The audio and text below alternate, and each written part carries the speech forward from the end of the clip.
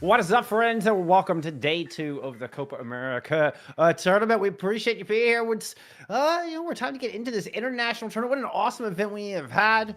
We've already had 4 rounds of play here, Dex, and we're about to head into your lower bracket quarterfinals for this international event. But my name is Jeff. We are here to get into day 2. We're gonna go into this lower bracket, and man, what an awesome event has been so far.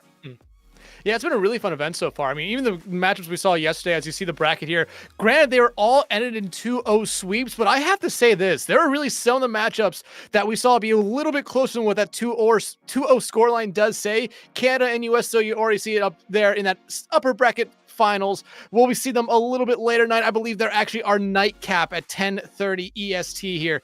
But you look at that lower bracket, we'll be starting there. Mexico and Costa Rica is going to be our first game, followed up by Nicaragua and Puerto Rico. And honestly, Bolskunk, I don't know how much you watched yesterday, but both these teams, I thought they really showed us a lot yesterday, even though they had maybe a little bit of an unfortunate draw to get everything started here.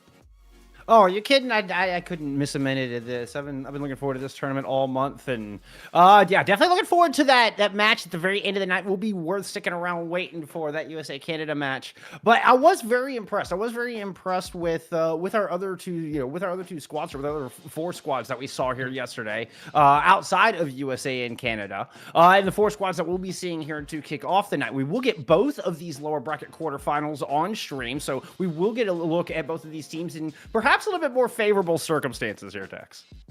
Yeah, absolutely. I mean, they were going up against what we'll probably consider to be the 2 favorite teams. Both these teams played either Canada or US yesterday. So now they're probably around teams where we could expect a lot of back and forth here today. Like we've already mentioned, Mexico, Costa Rica going to be our first game, followed up by Nicaragua and Puerto Rico. And then the game right after that is the lower bracket semifinals of the winners of these first 2 games here. And then already talked about it, that 10:30 EST time, Canada takes on the United States in our upper bracket finals to round up our night here. But I mean, Bolskunk, this should be a really, really fun day. And hey, we go away from best of 3s now to best of 5s. So first to 3 here in all of our games here tonight.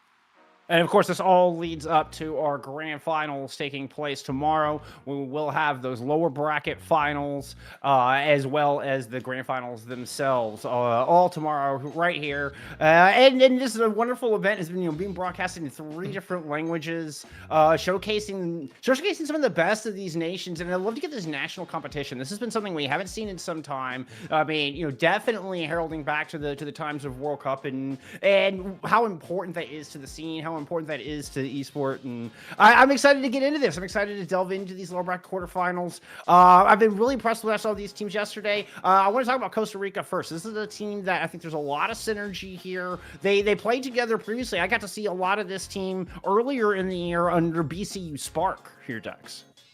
Yeah, I mean, 4 of the members on this team are part of BCU Spark. You also have 2 that are from Vulcan, 1 that's from Misclick here. But I mean, I recognize 2 of these names from casting South American masters, where it was WedTube and Jodello, who are part of some of the better teams down there, between Factor X and Zocorp, or Leaders, as they're known as down there. And they were players that really impressed me throughout the entirety of South American Masters. But this entire Costa Rica team, I mean, they had a really good showing yesterday in their one match. I believe it was against the United States. They started off, I believe, really strong, but once the United States kind of got settled down into that series, they kind of slowly started to lose a little bit, but they were still able to keep a lot of the fights close. And it was that synergy really stood out. And as you mentioned, Benji and Jodello were also standout players. When I had seen BCU play, those were definitely standout names. And WedTube as well. Players will be keeping an eye here tonight. That backline I think is going to be key here. But over in Team Mexico, this is a team that felt like had a lot of punching power there in that DPS line. With Zip really being a standout, and of course Elemental Guy is somebody I've recognized as well. Yeah, I mean, you have a couple players from NA Masters tier here, Elemental Guy and Lay being a part of Amplify. Elemental Guy being a part of Anomaly, and you have Phantasma and Lay being a part of Amplify here. But I believe me and Hunter were really impressed by this Mexican team yesterday, especially from Dot on that tank line. I felt like they were flexible enough to really provide a lot of problems to the other team. And you really saw when Dot was really on it, that DPS line was firing on all cylinders. Same thing with that support line. Mob actually played tank one map, swapped over to the support in that second map. And I thought no matter what, they still looked really good. So it's going to be a really fun first series of our night here. Interesting where our teams want to go. I feel this is going to be this opening match. Okay, for one, we're in lower bracket quarters, so there is no more safety net. There's no more room for for error for these teams. So it's going to be, I think, these teams falling into what they play best, what they think is their best picks, what is their most comfortable picks, one of the most comfortable compositions. And of course, what is their most comfortable map types, which we'll get figured out here in a moment. But I'm very curious to see how these teams lead now that I think they're probably under a bit of pressure yesterday. Actually, that they have to kind of play what's in the meta, play what USA and Canada and some of probably a little bit more contemporary compositions. Do things change up now that they're a little free from that? We'll say. I don't know. I don't necessarily think they have to change up much, because like I said, both these teams, they did go up against either Canada or United States, and I thought they really did hold their own for the most part. And if they're able to do that against those 2 teams, I think they should be able to do it almost against any other team here in this tournament, especially when we see what maps we have, because remember, this is going based off the Faceit kind of format here, where every map is picked at the start of the series, not after everyone here. So we do know that Survos is going to be our first map. Wow, I did not expect to see Sarabasa be map 1, but hey, I guess if you could pick it, why not? Dude, I'm so here for that. I think this makes for an awesome opener. What a great okay, I have always been in the opinion that we should use control to close out a series, right? Like as OG Overwatch heads, it was always the tiebreaker map was always control, always an amazing tiebreaker map. I think opening with Suravasa is a great changeup, and I love using this as a way to start the series. It's kind of you get some strategy, we get to see some interesting compositions, right? Like I think we'll definitely learn a lot about what our teams want to play immediately. But also, very fast pace and action packed. As opposed to once you get into a little bit more of the slower game types of escort and hybrid.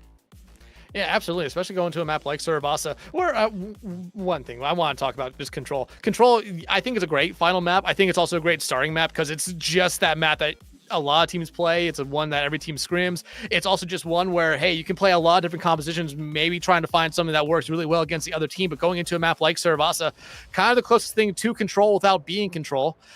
You can still see a wide variety of comps here, but like you said, it's a little bit more about speed here. You can't play as slow as maybe what you would want. So a lot of times I feel like that will put some teams on their toes here.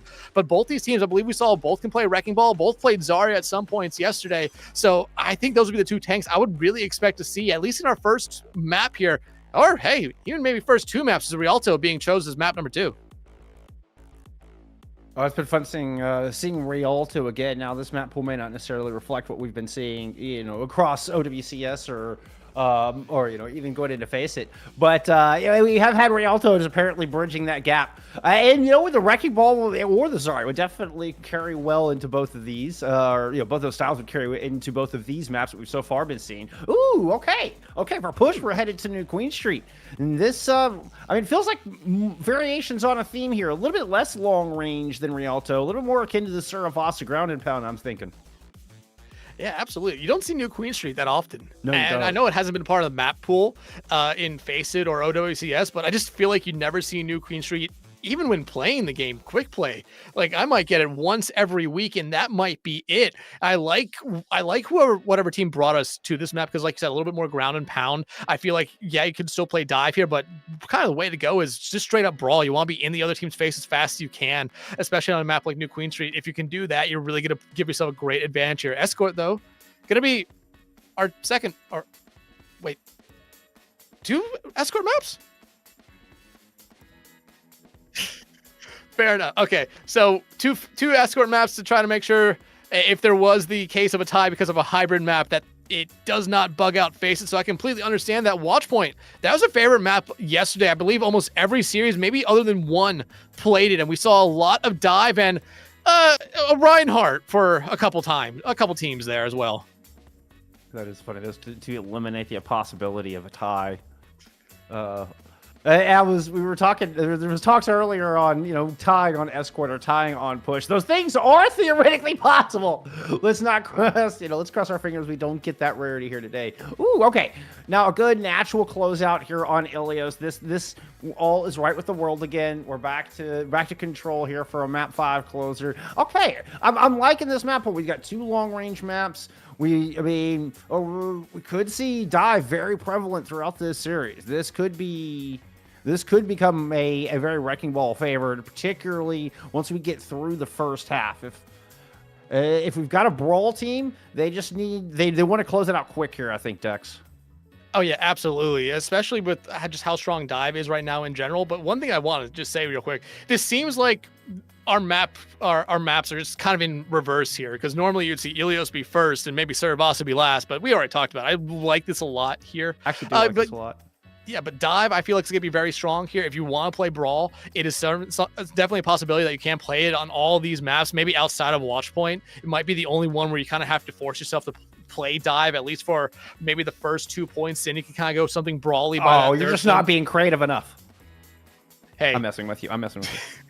Hey, sometimes, I want to see these teams get creative, but I don't want to see whatever the first fight was on Watch Point Gibraltar in our last series yesterday, where someone came out on Ryan, TP'd up, and just died. That's fantastic. You kidding? That sounds like every time I've gotten SRP check on my stream, we've gotten Cloudy on that map. I mean, you just got to get creative with it, Hey, eventually, if you're creative enough, it will work out. But unfortunately, it did not work out last night. Hey, it's fun for us. We are all winners. That's all right. I mean, hey, we had the car wash hold yesterday, which was really fun to watch. That led into what might have been led into the wildest 40 seconds of Overwatch I've seen all year. Because dude, Mexico. It was, yeah. Talking about Mexico squad. Stepping up in a spot where they almost got it done. Well, they almost put pressure in there. That one. Hey, like I said yesterday, I think every team did apply pressure to those top two teams that played them, but those top two teams just had the talent to really get over the hump here. I think though tonight, with one of these teams going to be able to go on a little bit of a run here through the lower bracket, we might be seeing a little bit of a different story with that lower bracket finals tomorrow. But heading into Saravasa here, remember everyone, no hero bans in this tournament, so the hero pool wide open, and that's going to allow us to see some really, really fun stuff, especially if you're looking at Costa Rica right now, who I think they're sticking with it. Yeah, going to be showing us a Roadhog here from Spooky on the other side of Mexico. I kind of expect to see this. And like I said, Mob, rest of them has support here, but they do play tank when they want to play Wrecking Ball, and they are one of the scarier Wrecking Balls in this tournament. I have to tell you this, Bullskunk. They do exactly what I love to see from Wrecking Balls. They have that chaotic kind of play style that really plays well in this Mexico lineup here. Oh, and then this is a full commit dive. We're talking Genji Trey here from Mexico to accompany Mov on the Wrecking Ball. You're going to be in looking for probably numbers there. D22 in the back line looks like your most vulnerable target. Oh, but losing Votu, not an ideal start. Elemental guy already low and a big hook is going to make life difficult on the hamster.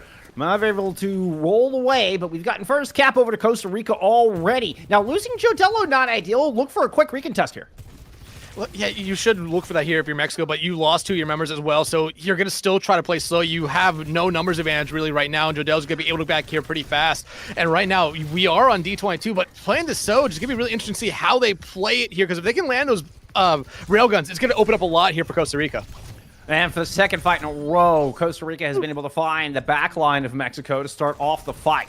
But Mexico does finally pick up their core with that kill on to D22. A very low Jodello gets topped up by the Suzu. But this leaves Costa Rica without some important cooldowns. Maybe they're in a bit of trouble, though. Oh, clipped the wall. Was not able to get clean down to the Mega and will get taken down. It is a big part of the Mexico attack gone. Now what do you do to put pressure on this point? You still have Spooky lingering around up there. 78% and counting. Raptor moves in within a quick assassination. We've had the Kitsu thrown back onto this point to help Costa Rica solidify this cap. Mauve has returned. There's a bit of a duel between our tanks. Element guy on the point is going to find a kill onto the Lucio as well. The pulse is landed, but the Susu is able to heal up Spooky long enough. This hog under so much to rest, though, and eventually the bacon is brought down, and the point flips for Mexico. Mexico, they really needed that right there. They had the numbers advantage. Got a couple late picks there, as well as that fight was kind of evening out as both teams are looking to kind of reset there. Maul finding Jodel out there, going to slow down Costa Rica, allow them some time. Allow Mexico some time here to really get set up. And you look at Mexico coming up here, going to have 4 really good ultimates, but Costa Rica is going to have the exact same thing here. However, I think the minefield here for Mob is going to be a big difference maker here. Really slow down Costa Rica, especially with Spooky on that Roadhog. Once those mines come out, especially if it's around them, they kind of just have to hit that rebreather and just accept that they're going to be taking the brunt of a lot of damage. But Mob, again, like I said, can be a big difference maker here for this Mexico squad. And one important target, finding a Wed Tube. Not allow them to catch up and kind of lap in this kit. No blade. We're going to follow up on Jodello as that immediately just got canceled. So a very conservative fight win here from Mexico. It only cost them those mines. Yeah, and like I said, I thought that was going to be the most important ult there for Mexico. They use it and completely splits off Costa Rica there. And yeah, it didn't help them at all that they lost a support pretty early on. Jodel popped Blade to try to get something out of there. Hey, they find one, and they find Layout, who did have that Kitsune Rush ready to go here. Nice boot by Vot to try to keep him away, but there is an overtime touch there. Yeah, Benji does get it, but a nice rundown from Vatu. Is able to cancel the overclock. The slack in on a low Wed Tube. Nice blade here out of Elemental Guy. And Mexico swings a 99-0 to claim market in the 1-0 to start off this series. And hey, nice comeback there for Mexico. They went down 99-0 right there, were able to get something to go their way, get that point flip back. Spooky will be able to find the hook there on the Mob, but they're not being harassed by 3 members of Mexico. Kitsuro's coming out here pretty early on as Mexico. They want to play aggressive. They saw big cooldowns come out. They know they have a huge advantage in that regard. They can leverage this into a first cap, but they don't really get the value I think that they were looking for. They get thwarted, and they do not get out the B either. So heavy investment from Mexico. I love the aggression, don't like the results. Now they're in a bit of trouble here. Kitsu being responded onto the point as Costa Rica is going to slingshot their way, and before this flashpoint even unlocks, they have unleashed 2 ultimates here to secure first cap. D22 is going to find a kill on an Elemental Guy. They've run the couple of players up the stairs. Looks like the supports from Mexico are just going to have to bail out. Oh, that is a greedy move, Lay. Lay wants this duel. Oh my goodness, is actually going to run Spooky away. I mean, I like what D22 going over to this Cassie instead to try to help with Mauve a little bit here, especially when Mauve's just going after this backline the entire time right now. Costa Rica, though, Mexico kind of playing a little bit split up here. Costa Rica just playing point. I really like that here. Mauve is trying to do what they can again, but still, you see that almost everyone on the other side for Costa Rica can do a lot as the beat comes out. Good disengage. Oh, as I say that, a couple kills coming to the feed late. Good picks from Costa Rica, really getting good value on the sound barrier out of Benji. It's at a crucial point here for Mexico. They will get spawns up just in time to get in for a good recontest for one final take at this point. Costa Rica, though, they're going to have both their DPS ultimates here, so they're in a really good spot, especially with D22 having the Deadeye. That is a good zoning one. Jodello hoping to find some value with this with the blade this time around, but the Deadeye, this one could be big. It's going to run off Maeve, who had Jodello cornered with the minefield along coast. Ends up for a 2-for-1 trade when it's all said and done. Maeve is going to return to kind of really tilt the balance in the back of a great Kitsu there from Lei. And once again, we get a 0.99 flip here from Team Mexico. I mean, if you're Mexico, you're happy with that. You use mines. I think you did exactly what you did on the first point. Split up Costa Rica there again. That Kitsune rush from Lei really just kind of put the nail in the final nail in that coffin for Costa Rica in that fight. Mexico now going to rotate into 3 ultimates here, 3 really good ones. And Jodello, the only one on the other side that has that ultimate ready to go right now for Costa Rica. WebTube, though, not that far away from a Kitsune rush. And in the past, especially in South American Masters, when they get that Kitsune rush out, they normally like to go on the offensive. And we've seen it twice here already. WebTube potentially lapping Lei here. Almost got this third Kitsu up. Lei has had 2 into this map so far. There is WebTube getting aggressive, and the Hawk finds Yotu. And that's just going to take the sound barrier out of the 5. Yotu didn't even get a chance to hit Q. Nice little trade back from me, but looks like there's no 0.99 swing back from Mexico this time. Costa Rica will flip this point. I don't see anybody even here for the... Okay, there was the tracer and the ball actually lurking here at the top of the stairs. We do get the yellow bar going. Does Maeve make it onto the point? They do. And 99% to Maeve. The sound barrier just barely hits them. Able to keep Maeve alive long enough. Do we get the mines out? Whole hog from Spooky. Trying to just...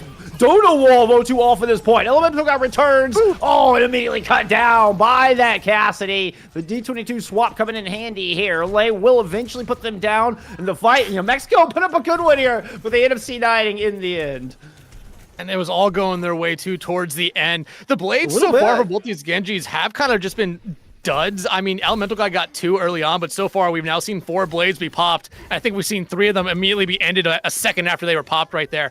But hey, Costa Rica able to win that point there. Like you said, a little bit of a C9. And now you're seeing Mexico make a swap here. Mauve going over to the Junker Queen instead. I like this for them here now, especially as these final 3 points are, I think, a little bit better for something outside of a Wrecking Ball. Yeah, you can still find those environmental kills and just a lot of area where you can go absolutely crazy. Raptor hasn't died yet. That's insane. What? Wait, what? I mean, okay. And as a tracer as well, normally very aggressive position. Speaking of aggressive, this has been a lot of ultimates invested in Costa Rica getting big value out of their sound barrier. Good shooting there out of D22. First cap goes their way. I think I read that right as Raptor hadn't died yet, but I believe we also just saw their first death right there. Costa Rica, though, third point capped first here for them. WebTube has another Kitsune rush ready to go here. Lei invested theirs in that last fight, not really leading Mexico to much. Instead, that over-aggressive playstyle ended up hurting them there, as Costa Rica just has a little bit more sustain to keep them through, especially with D22 on that Cassidy. They can just kind of play a little bit further back and just click heads like they've been doing so good already throughout this map. But with yet another Kitsu. God, gets these so fast. They do like to play aggressive when they have that ultimate. What a boop! Saw that, just barely saw the outline go falling into the gap. And the big point of that sustain is now gone. That Costa Rica relies on here to anchor on this point. Immediately take it away, and just one right click here out of Votu. They're going to get the Lucio kill over their counterpart as well, and a flip here for Mexico. The support line for Mexico getting credited with 4 of the 5 kills, I believe, there in that fight. I mean, multi-support lines have shown us throughout this map already that they are not afraid to get aggressive. They're not afraid to necessarily try to get their name in that kill feed here, and especially WebTube.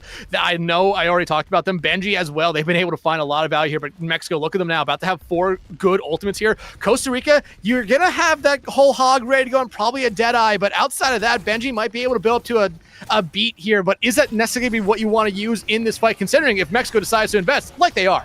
Elemental Guy needs to go find Benji right here, right now. They're going to go for the Wed Tube instead. They will get the carry. Here comes the backup, and it's a beautiful onslaught. Mexico looks so good. This was part of that personality I was talking about. You know, Junker Queen has not been a hero that we've seen a lot of in the meta recently, Dex, but I love Mexico leaning into this, their own identity, and this ground dive's looking fantastic. Yeah, I mean, Junk Queen really hasn't been in meta, but I don't necessarily think she's completely out of meta. She's one of those like little niche picks, and like you said, it shows some identity for this Mexico squad here. And Costa Rica, they're really not doing anything to really slow it down here just yet. Granted, it is the first point we've seen it completely, but the Consumer Rush out for Lei. Vatu also pops the beat here. Costa Rica put my ultimates into that. Yeah, maybe got put into the hole. They canceled the rampage with the whole hog. So they did. You're not wrong. Oh my goodness. Mexico invested 3 ultimates into that. In fact, the sound barrier was the only one I even saw hit the battlefield. The Kitsu's hard to cancel, but they certainly got no value out of it. Although Mexico did get the cap. So, I mean, there is that. It's 2 straight C9s on points right there. Costa Rica came out on top of that fight, but unfortunately there, I mean, they just didn't have a touch. Costa Rica, that was a great fight for them. WedTube, though, another Consumer Rush here, and here it goes. Raptor does land the stick, traded themselves for the silver bullet. DPS out of the fight. Kitsu on the stairwell and keeping them off at bay here for the moment, but they're going to get hooked right on in. Spooky says, get on into the mix. The water's fine. Actually ended up being quite deadly there for the Junker Queens. Yeah, you're not getting into a hot tub. You're getting into a pool full of piranhas as Jodello finds out Vatu right there. This point is open. No one capping it just yet. Costa Rica, though, is almost there. Going to be able to get the first cap here as they take care of Elemental Guy and Lei. Able to get out with their life here, but it seems like them and Raptor just need to try to find that exit door. Raptor not going to be able to find it. Lei not going to be able to find it. A little bit of a costly mistake here by Mexico. Just kind of staggering themselves back into this point. They're going to give Costa Rica a huge advantage here now. And you look at Costa Rica, have a blade here, have a beat. They're in a good spot. Mexico, all they really have is a blade. And yeah, Elemental Guy, their blade has been the only thing that has really popped off when we've seen blades so far this map. But remember, that was the first blade we saw. But hey, they already find D22 out and they're looking for more. Oh, they're just going to use the blade to, kind of put the icing on the cake. Jodello. Actually, okay, so Elemental Guy's blade gets canceled. Jodello does as well. Benji's beat is faded, and we're down to a very broken fight. With the 2 tanks here left on the point, and Mexico's got themselves a clean edge. The Suzu will keep that going as Raptor will find those final 2 kills, and we get a flip. I mean, for the cost of the blade on the side of Mexico, you got rid of the blade and the beat from the other side. You put yourself in a much very favorable spot, in my opinion, here. But you look at Costa Rica, whole hog, Deadeye coming up here. So you have some good zoning ultimates, but you're walking into another Kitsune Rush and the Rampage from Mauve. Again, the Rampage really didn't find much last time because they got a whole hogged off the map. Vatu, though, beat ready for them here. And that's not who you want to see pull first. Jodello just absolutely smashed Elemental Guy's ankles. Those poor ninja feet are pointed the wrong direction. Deadeye on to the point. Suzu to protect. Now we're going to get the sound barrier re-engaged. Coming from Mexico, right at the back end of the Deadeye. A huge rampage. That one does find both important targets. The cleanse is used on the Spooky. And they got to hook in, but they've got to get off of this point. You're not able to hang out. They were right in the middle of the pack. Benji gets caught down trying to get their hog out alive. Votu comes up with 2 of those final blows at the end, and we get another flip. Yeah, I mean, Costa Rica actually in that flip there mid-fight was huge for them. Puts them at 99%, and you force Mexico to basically use all their ultimates. And look at what you have here. You have a Kitsune Rush, Spooky getting off the hog here, going over to the Zarya instead. Maybe a little bit late for them, but hey, if you're going to throw it out here, now might be the best time to do it. No ultimates really ready for Costa Rica outside of WedTube's Kitsune Rush, which I believe that's their 5th or 6th of the map. They've been building these things very, very quickly here, and they might need this Kitsune Rush here to be the difference maker. Oh, and Kitsu and Zarya, it's just like peanut butter and jelly. There we go, thrown right over the point, right in front of Spooky. Let's just gobble all that up, all the bubbles in the world. Good desiccation from Mexico. They've been able to kind of play on the corners without giving over control thus far. Just a couple more seconds left in this Kitsu, and they're going to swing back onto the point. Marv ends up taking a lot of damage, but Elemental Guy's able to find the take on the other side. Jodello just tried to play protection for their own backline, but they can't. Mexico will take map 1. I mean, a great map here for honestly both these teams in Mexico. That shows a lot of resilience throughout this entire map. I believe outside this last point, they never capped first. They were always coming from behind. First 2 points were almost 9-9-0 both their way. They C9 the second point. The only reason this map didn't end in 3, but just overall, a really, really great showing here for Mexico, and especially making swaps, I think, at the right time. Remember, they came out on Wrecking Ball. It was working for them until it really didn't. They go over to the Junk Queen. It works very well for them. Forces out that swap very late to the Zarya, Would have liked to see it a little bit earlier, but like I said, if you were going to make that swap, probably when you did was the right time. But I think losing Jodello first before that Kitsune Rush came out in that final fight was the big difference maker there for Costa Rica. Just being down one, yeah, the Kitsune Rush can do a lot for you, but it just was not going to be enough without Jodello there.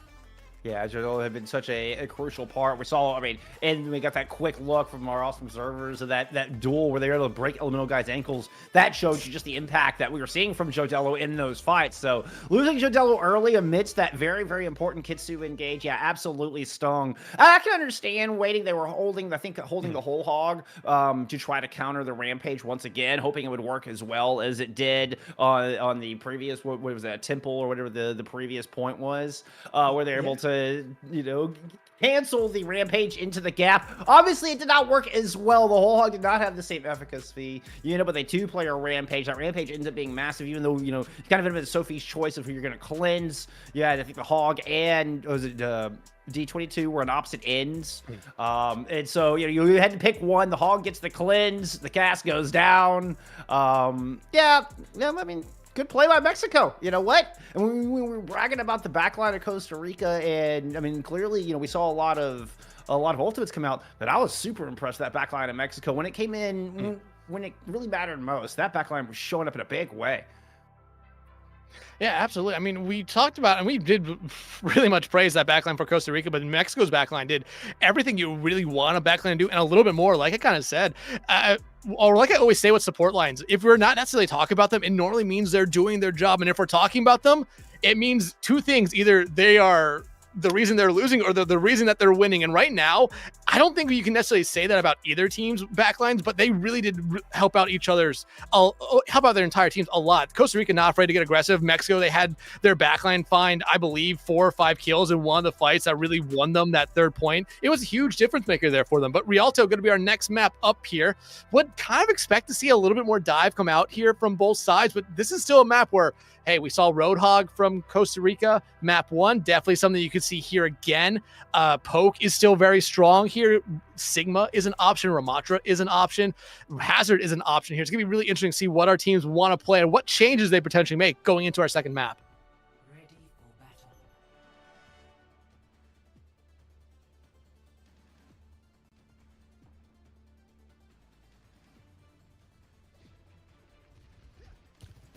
We are going to side swap there. So, okay. And we're back. Hi. In case you missed us, in case you forgot what we looked like, we didn't get a side swap here. Mexico is going into the red outlines, and I was trying to think of. They showed us a little bit more of that dive, right? They showed us when we're seeing. Wait a minute. Are we okay? Yeah. No, this is right. This is right. Yep. And we're seeing elemental. And we're seeing actually seeing Dot come in though. So and Mauve go over into the support role, and Mexico heads on to this attack. Yeah, like I kind of said, Dot normally comes in when they want to. Mob normally plays tank when they want to play Wrecking Ball. Dot normally comes in for everything else. Phantasma is also in here as well for Mexico here. So some subs coming in for Mexico this map here, but Costa Rica already kind of just getting almost ran down by Mexico here. Already just seeing them give up that first kind of corner here. What a lot of defensive teams do because they really want to play for the second corner instead because it's just outside that attacker's area, outside their spawn. So it gives them a good spot. And Spooky going to be able to find Elemental Guy to get everything going here. Yeah, good opening pick, and now we're seeing the defense get very aggressive. Yep. An entrenched lay plate on the side. Actually gonna find that kill on to Benji. Send Benji into a swim, and she can bite off way more than they can chew, and that is an enormous error. This is gonna give up some room and take a lot of the speed out of Costa Rica's defense, and there you go. It limits a lot of the options. Mexico knew exactly when to pounce, and this is where that propensity to dive really shows up from Mexico. They saw that vulnerability and knew exactly what targets, hitting the pressure points of Costa Rica's defense. But to be able to find Phantasma out there, yeah, it's going to help him a little bit, which is coming back because Costa Rica does have a little bit better of a spawn advantage, but still, Phantasma should be able to get back pretty quickly here. But already, Mexico just kind of breezing through 1 HP in a dream, and too bad that dream is no longer anything there for Elemental Guy. Yeah, Phantasma's death they might be able to recover from, but losing Elemental Guy before Phantasma gets back. Now you got a difficult choice here. You can see Mexico still hanging around. They're able to take advantage of Jodello's overextension. This may prompt them to try to invest. Kitsu from this defense, a small throw in the nano, you betcha. Goes in onto Dot, trying to build up towards Lay's Kitsu. They're able to run out the defense back through the archway. The cart is starting to make more progress as Dot goes to try to hold the bridge with their self-destruct. They're going to drop that. That's going to clog up the choke. We do still get a contest despite the close quarters bombs, but the rematch flattens Jodello. That's how that's supposed to go. Spooky will knock it back in mech, and we're going to get a cap from Mexico. I mean, Costa Rica's going to try to hold it as long as he possibly can here to whittle down that time bank, but it's not going to be much of a hold right there. D22, last one alive, turns around for a brief moment to see if maybe they could escape, and then they kind of just realized, yeah, there's no escape from this one here. Mexico, though, they came out of the gate on fire, immediately put Costa Rica in a spot where they did not like it. They were already kind of backing up off the initial start there, and you look at Mexico now, a Kitsune Rush ready for them, a Blade ready for them, Bola shot ready for them. Bola, in my opinion, here, Bolsko might be still one of the weaker ultimates, but hey, if you can land it onto someone on that support line, you're leaving it right there for Elemental got to clean up. It can be comboed beautifully, though. I can see it comboing with this blade nicely to pull everybody together. Elemental Guy's going to pull out the blade and combo with the Kitsu instead. Chops right through Benji. That was an Ajax. No sound barrier for you, Benji. Nothing to save this Costa Rica defense. And Mexico is going to turn this corner here on point B. I was going to say, was that an Ajax? Because I saw 0%, but I saw no one with shields around them right there. D22 going to be able to find one out there. His Elemental Guy gets a little bit punished for the hubris there, going really far up. But now you're seeing Costa Rica make some swaps here. The D.Va going against the D.Va on the outside was not working for them. Going back over to the Zarya instead. We saw very briefly last map, and now going into this one here, it has to be a little bit of a difference maker. But you lose your overclock ready to go there quickly as Phantasma finds D22. Yeah, Jodello trying to respond. Does get the final blow on the Dot. Fade away. Oh, hit the deflect. Phantasma gets the nano boost to help them survive through their own explosions from the take aim bolts. Now they're trying to get some value out of that nano boost, but unable to find any targets. They're going to regroup here on the top side, but a recently swapped Zarya greets them there around that corner. Jodello has gone down. Phantasma able to get a pick, though, somehow through that mess. And now Mexico is trying to push up, but they've run right into an overclock and a Kitsune rush here out of the defense out of Costa Rica. It's been a bit of a battle here, but down in the low ground, D22 comes up with an important pick to help this defense stabilize. Nasty sleep there at the end, but there's a little parting gift there from Mauve. 3 kills right there for D22 in a moment where you really need something to go your way for Costa Rica. You find it. You need something to really just stabilize. Give yourself that moment to catch your breath and just refocus in. And you found it right there. And that's all you need. But you now look at Mexico making some swaps here. Dot going over to the Winston instead. They want to try to really make Spooky's life a living hell. Hell, they want to make everyone's life a living hell on that other side because there's really no one on the other side that can slow down this Winston here. Lei, though, has his Kitsune Rush ready to go. And they find their counterpower out on the other side. Oh, what a beautiful start. And we're going to get the blade out of Elemental God. Dives into the back, trying to dance around the beam of this Zarya. Spooky charged up at 95 towards their own grab. But what a Kitsu aggressively placed here through the third archway. This is going to keep the defense of Costa Rica at bay. They're going to try to re-aggress from the high ground. There's the sound barrier down. Running into the backline, I'd expect the grab to follow, but they haven't been able to find the targets with it, and they didn't find really much value. As I say that, Red 2 is able to get a kill on the Elemental Guy as the sound barrier fades. Now it's going to be a nano versus a grab. I don't think either are going to get invested. With the tank going down, Mexico are going to just beat feet out here. I don't even think most of this team is going to be able to get out. Yeah, Mob's not going to be able to escape. You're going to have Lei. I thought Lei might be able to get out with Phantasma, but you're still seeing some more swaps now come out from Mexico. Elemental Guy going over to the Pharah instead. I like this here. You're really banking on D22 being able to shoot you out of the sky here right now, or not being able to shoot them out of the sky, and I like it. They're going to be able to get a little bit more burst damage, especially on that backline of WebTube is immobile for a brief moment. They probably will not be alive that next moment here, but like you said, that nano ready from off here. You're looking to give it to Dot. You're looking to give it to someone who's going to be able to cause a big kind of ruckus. Dot is probably the one you want to be giving it to here. Trying to play around the grab. They're able to knock Spooky down to the low ground. But you see Mexico quickly just kind of back up and disengage. They're being cautious, being surgical on this approach. That's the nano boost in onto Dot. That was what they were waiting for. Move it in, try to build up the rest of this Primal Rage. But got to be careful. You're already losing reinforcements. Dot's able to pick up one as the Primal comes out. But it's been doubled down on from the defense. Jodello getting pushed way far back. But they get back into safety. And Costa Rica are going to hold. As I say that, Mauve comes up with an important kill. 10 seconds to go. Costa Rica still holding on to 2 ultimates right here. Mexico, they really don't have anything. Phantasma, they need to get back in this fight quickly to build up to an overclock and to have something like D22's overclock from last time around. But hey, speaking of D22's overclock, running into not only that, but a Kitsu. And Elemental Guy gets the business into both. Oh, and the slide in to finish off Phantasma. A well-placed disruptor shot will force Lay out, and this entire Mexico offense is just been put all the way back into spawn.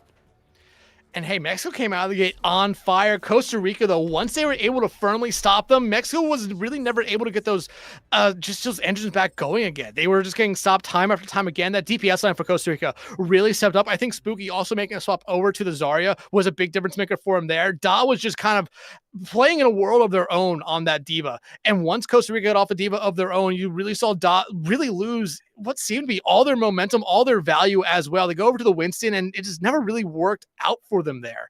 I mean, at the same time, you had huge plays come out from Mexico, but Costa Rica, D22, after having a little bit of a quiet first map, in my opinion, they reintroduced themselves to us very, very well in that first round there. 14-4. Silver and damage behind Elemental Guy on the other side. It's not actually either of our tanks that lead the server in damage right now. Yeah. And I mean, right now, Costa Rica, I'm not surprised we're seeing both these teams, or Costa Rica, go back over to the Diva. Dot sticking with the Winston's a little bit more of an interesting one here to me, but I really think they're sticking on just so that they can help out Mauve, who's still playing that Ana, who they played that Ana throughout the entirety of the first round as well. And I thought it was a little bit of a mixed bag of finding value. The one nano they had threw it over the Dot, but it just never really worked out well for them here. I think Costa Rica, they're playing a very aggressive kind of style of dive here. Same thing for Mexico, but Mauve being on that Ana, it's going to make it a little bit of a slower one for Mexico, one where you have to be a little bit more methodical because you always have to have someone there to peel back for what is almost essentially the sitting duck of that Ana. The unplayed low ground. Now that's the counter is going to be, you can use these nades either to just engage on or to draw out Suzu to give you something else that you can engage on. So keep an eye on those purples there on the top left-hand side of your screen. Jodello's already eaten one of those. We're seeing Spooky low, eats another one. Big purple, already low on health. That Kitsu used in. Wettube's able to keep their tank alive through this, but Mexico are winning the cooldown trade here thus far. An aggressive push out of Spooky. They're able to move out in D22. Finds Lay. They're out of the back line and cuts through half of this unusual double flex support composition. D22 heating up. And those pair opening kills is going to be enough here to at least get this close. We might get a recontest though. And right now, this entire map, whenever Costa Rica needs something to go their way, they just have to look at D22, able to find the first two opening picks there, and now they're playing really aggressive. Mexico is basically just going to have to get over this first point essentially for free and just take the respawn swap here and go back. There's going to be a little bit of a stall here as Lay getting taken out, Elemental Guy just stalling it out, but 5 minutes here, Bullskunk, for essentially Costa Rica to get to that second point. Costa Rica are going to be able to try to anchor this hiker. Wake up. We did see the nade come in, but Wettube had to Suzu that one up. And Spooky was too busy admiring their sleeping target there to DM that one. I blame Spooky for both of those, by the way. I'm just saying. Spooky's gonna get DMX self-destruct here on the high ground inside the Opera House, but Elemental Guy's on him like a bad smell. And Smokey will not get back into that mech. Jodello has found several persons into the back line. Oh no! The comms were that fair. Lay just looked completely caught off guard. Like, wait a minute, why is there a Genji behind me? Where did you come from? And this Kitsu blade combo is gonna be good enough to get Costa Rica over around this corner.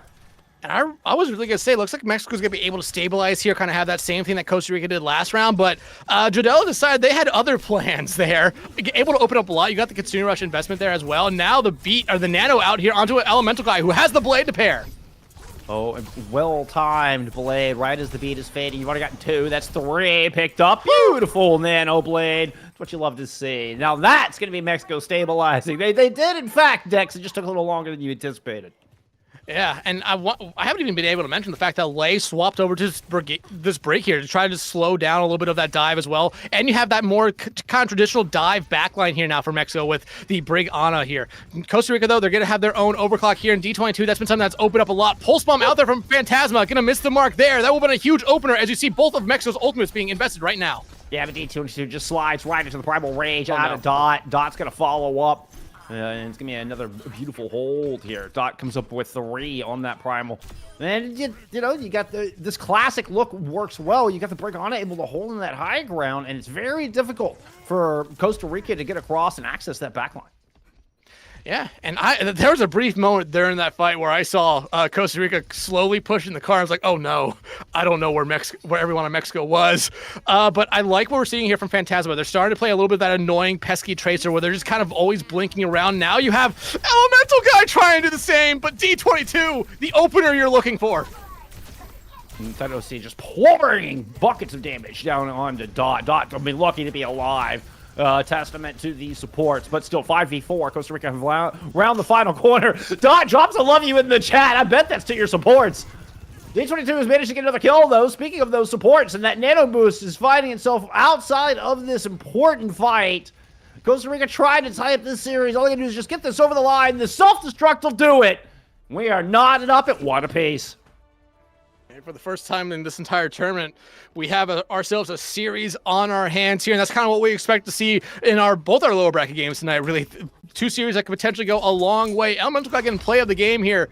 I believe this was their 4K blade that we saw here towards the end of that second round, but I think this was a good coming out party here for D22, who, like I said, struggled a little bit on the first map at times, but it seemed like on this map, whenever Costa Rica really needs something to go their way, D22 was the person that really brought them a lot of success, being able to find one or two early picks that allowed them to play as aggressively as they really want to.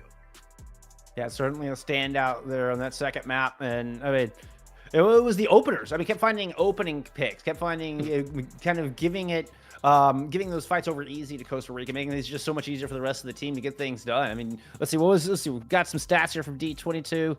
It was, I've got it pulled up right here, Dex. I got you. We're looking at 24 and 8 at 9.8k damage there in that one. Fantastic map there out of D22. Yeah, and Drdello, their counterpart, their partner there on that DPS line, 25 kills as well. I mean, you look at the DPS line there for Mexico, only able to get 30 elims, almost 50 for the other side. A big difference right there. And I mean, we talked about Mexico's DPS line a lot in that first map. You talk about Costa Rica's DPS line a lot in the second map as well, being a big difference maker for them. I also think one big difference between rounds was the fact that Dot decided to stick with that Winston. I thought the diva we were seeing from them very early on worked incredibly well against the diva that we saw from Costa Rica on the defensive side there, but they decided to stick with Winston on defense rather than playing that diva. I think it would have been a little bit different if we was seeing that diva v diva there for the moment. Yeah, at least you would have potentially adjust, right? It's not like you can say, okay, now that we've learned this, let's, pick our maps accordingly. Like, no, that bed has been made. And so you got to hope that you had it figured out here at the beginning, that you had a good read on your opponent from the get-go.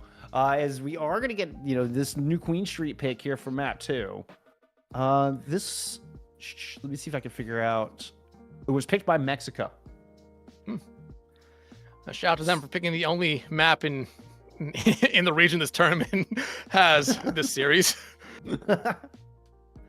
But I mean, we talked about it when we saw this map picked. We expect a lot of ground and pound here. Yeah, you could still play dive, especially with both of the control point or both of the points on this map having high grounds that are very difficult for the attacking teams to normally deal with a lot of the times if you're not playing dive. But I mean, going back and forth so far, we've seen both teams kind of flex about what they wanted to play. Mexico has shown us really nothing but dive. We did see Jungle Queen for a little bit on Cervasa and worked out very well for them. It'd be really fun to see that again for them. But would that mean Mob's going back over to tank, or is Dot staying in here for them? I think that's gonna be a big thing depending on who we see at tank, what we normally expect to see from Mexico. Because I think if it's Dot again, we're gonna be seeing nothing but dive from them.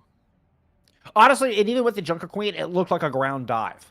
Like we were still playing with the Genji Tracer. You're still playing with a Lucio Curie backline. It wasn't the slow, like, Brigana backline kind of Winston dive. It was the very fast setup, highly mobile. You shout and speed and Lucio to get in and converge on a target. Like, it was this hyper...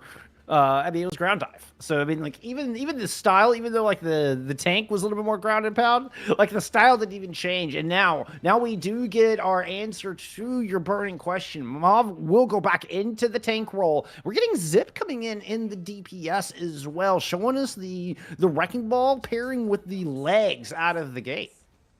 Yeah, and you have Vatu come back in as well. That was the one person that came out, so Mauve could move over to that support line there, so Doc could come into play. And on the other side, Costa Rica, I think they're really like the Zarya that's coming out from Spooky, especially going up against Mexico, where Mexico has kind of struggled to deal with it every now and then from what we've seen so far. And going up against that Wrecking Ball on the other side, I think it's actually a little bit favorable for them here.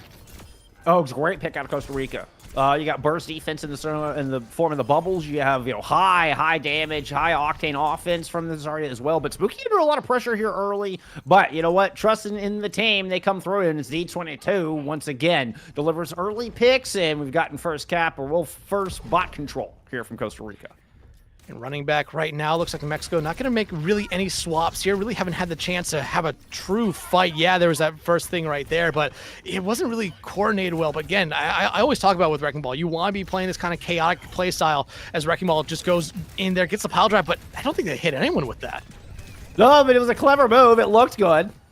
I'm not even cool, sure yeah. if it was intentional, if it was on the back of the boop there. It almost looked like Benji booped him out of the window, and Mauve just kind of rolled with it and landed on the bus.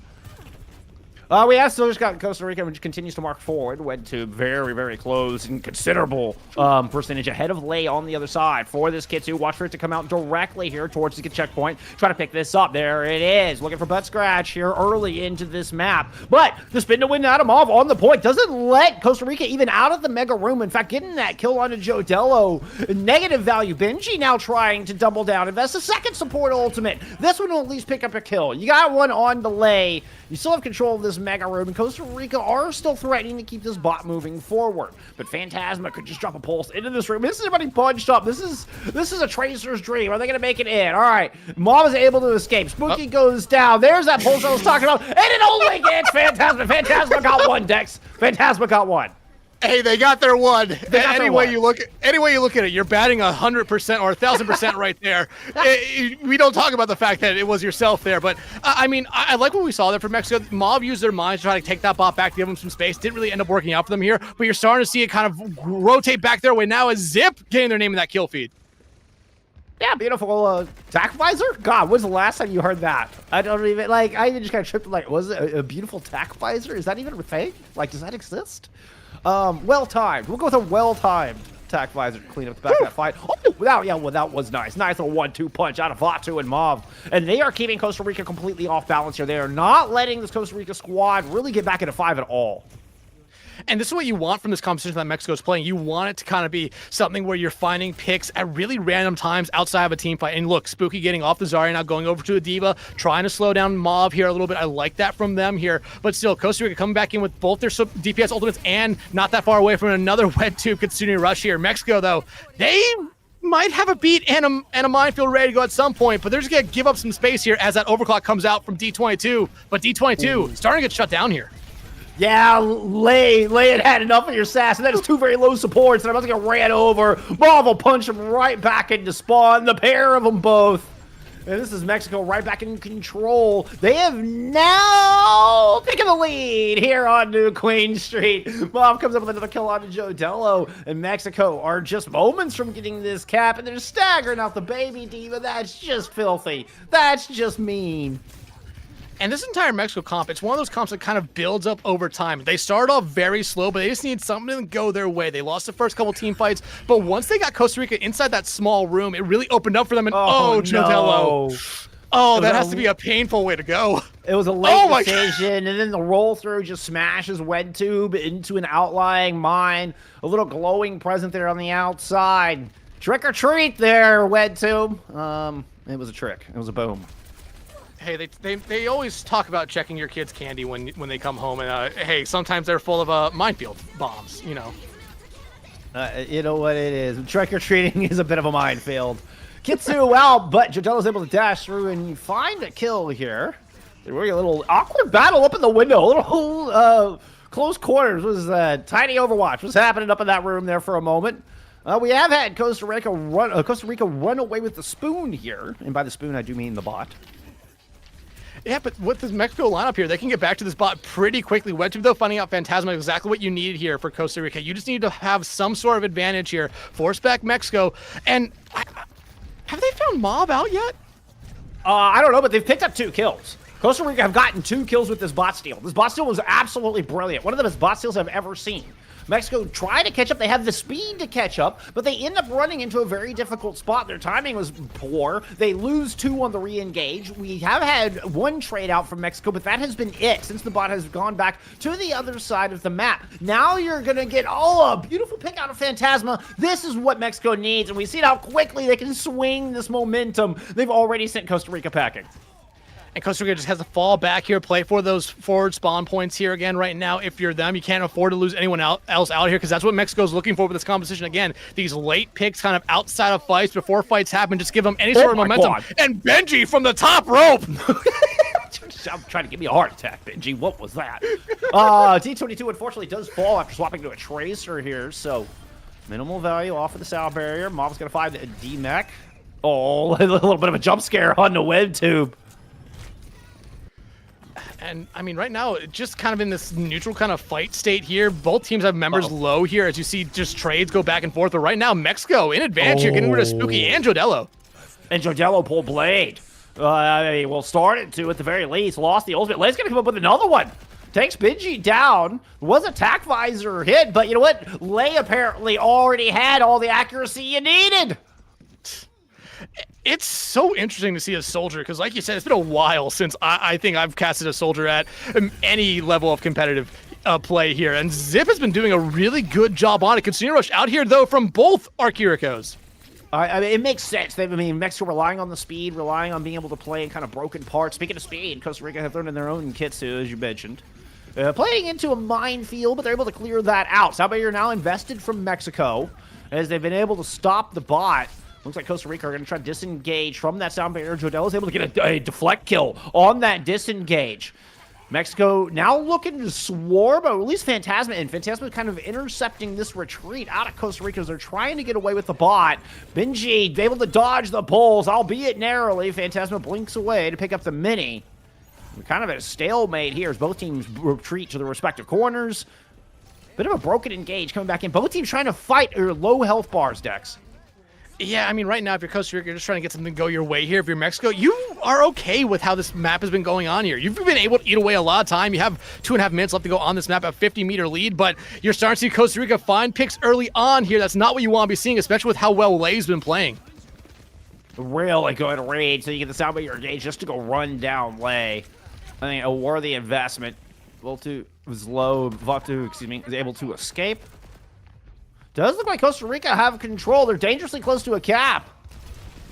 Spooky with the self-destruct. They're just backing up, looking for all of the highly mobile Mexico targets. You got 2, 3 converging in. You're trying to prevent this cap. Lays low, but close to a Kitsu. Needs to survive.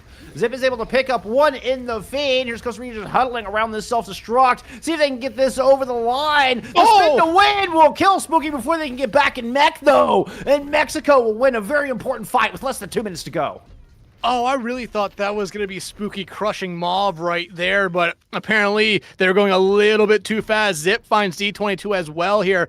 90 seconds left to go, and you're still staring down the barrel of a 46-meter deficit right now if you're Costa Rica. You are coming up to some ultimates, but unfortunately, Mexico, they have ultimates as well. About to have 4 ready to go here. The mines still being the biggest ones here. They've been just really key for a lot of the fights here for Mexico, but the consumer rush is out again from both sides. Mexico's just do such a good job of playing in their Kitsu. Getting good value out of it. This one with the mines. Jodello trying to swing a 3v5. Pull that! Votu will get cut down off the wall. And you know what? You've at least got 1 kill going back in your favor. The bot getting away from you here if you're Jodello in Mexico, though. And again, Mexico has these forward spawns. Mexico just got these forward spawns back. Going to be adding on to their lead here with 45 seconds left to go. Costa Rica, another swap coming out here. The Jungle Queen now for them here to try to slow down Mauve, who, again, I don't think Mauve's been killed this map. Wouldn't surprise me there from Mauve's wrecking ball. But right now, I mean, if you're Costa Rica, you need to find some sort of advantage here. You're struggling to do that as we've just seen a lot of disjointed fights here. And I think basically the last 5 minutes, Pulse Bomb out there, not going to be able to find anyone. Zip! They took themselves out. How did that happen? How did that happen? Rockets. Oh, my goodness. All right, 10 seconds to go. Costa Rica, can you get that footing? Oh, Jodello going down does not bode well. We got sound barrier here for both of our teams. Benji is low. The sound barrier is highly necessary. This needs to be the best beat of your life here, Benji. Try to bring Costa Rica back in this tied series. All right, you've got control of the bot with lay down. It looks like Mexico's just going to disengage, but you've got Costa Rica here approaching this checkpoint. This will have to wait through butt scratch moment here. I think once overtime commences, it just kind of pauses for a moment before going on. Nope. Yeah, there's the pause. But Mauve has this minefield ready to go here. Like you said, the beat, I think, is going to be very important just to keep them alive throughout the mines. The mines, they are spread out. The beat is out. Jodell going to be able to find up a huge early pick here, but they need a little bit more. Good job from Wetu, able to back away, stay alive, importantly, and get that Kitsune rush into this fight.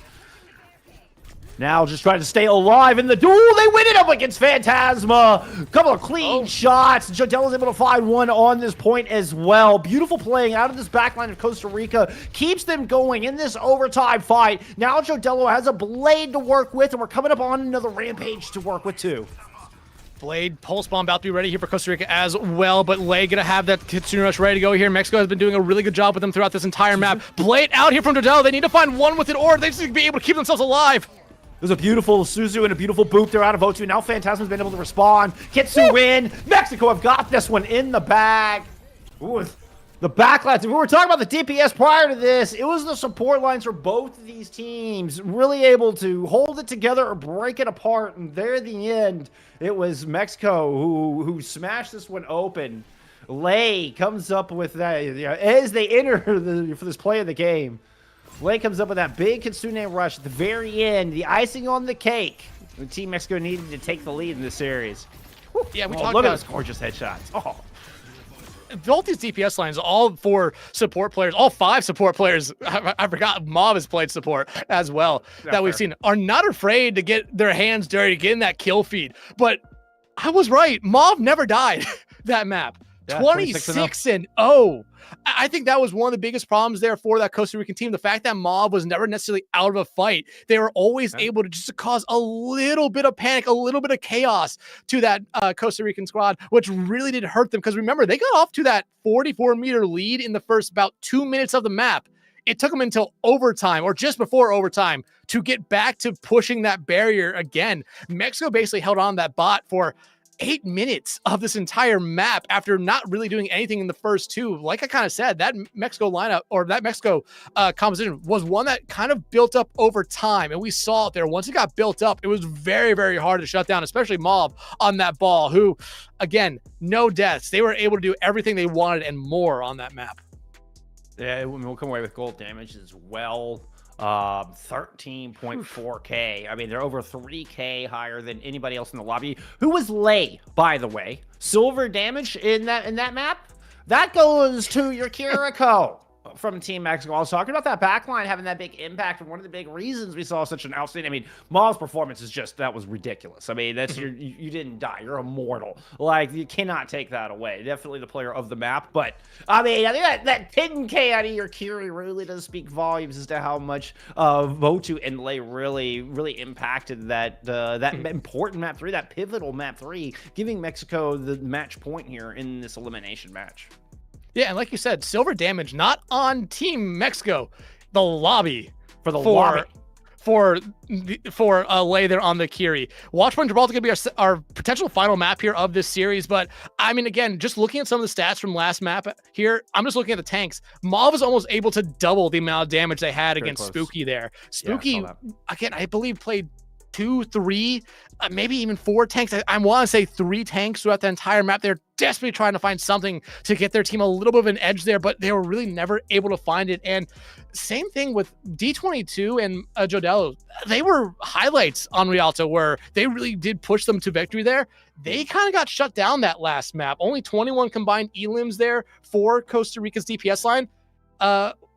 Ghosts themselves had 21 that map. So one DPS player on the side of Costa Rica was able to match the entire contribution from Mexico's DPS line here. But watch point here, Bolskong, dive have to be the thing we're expecting here, but is it going to be Mauve sticking on the tank here for Mexico, or is it going to be Dot coming back in? Because they seem to want to play Dot a little bit more on these maps are really defined as dive maps because they can play Diva, they can play Winston. We've only really seen Mauve play the Jungle Queen and the Wrecking Ball so far.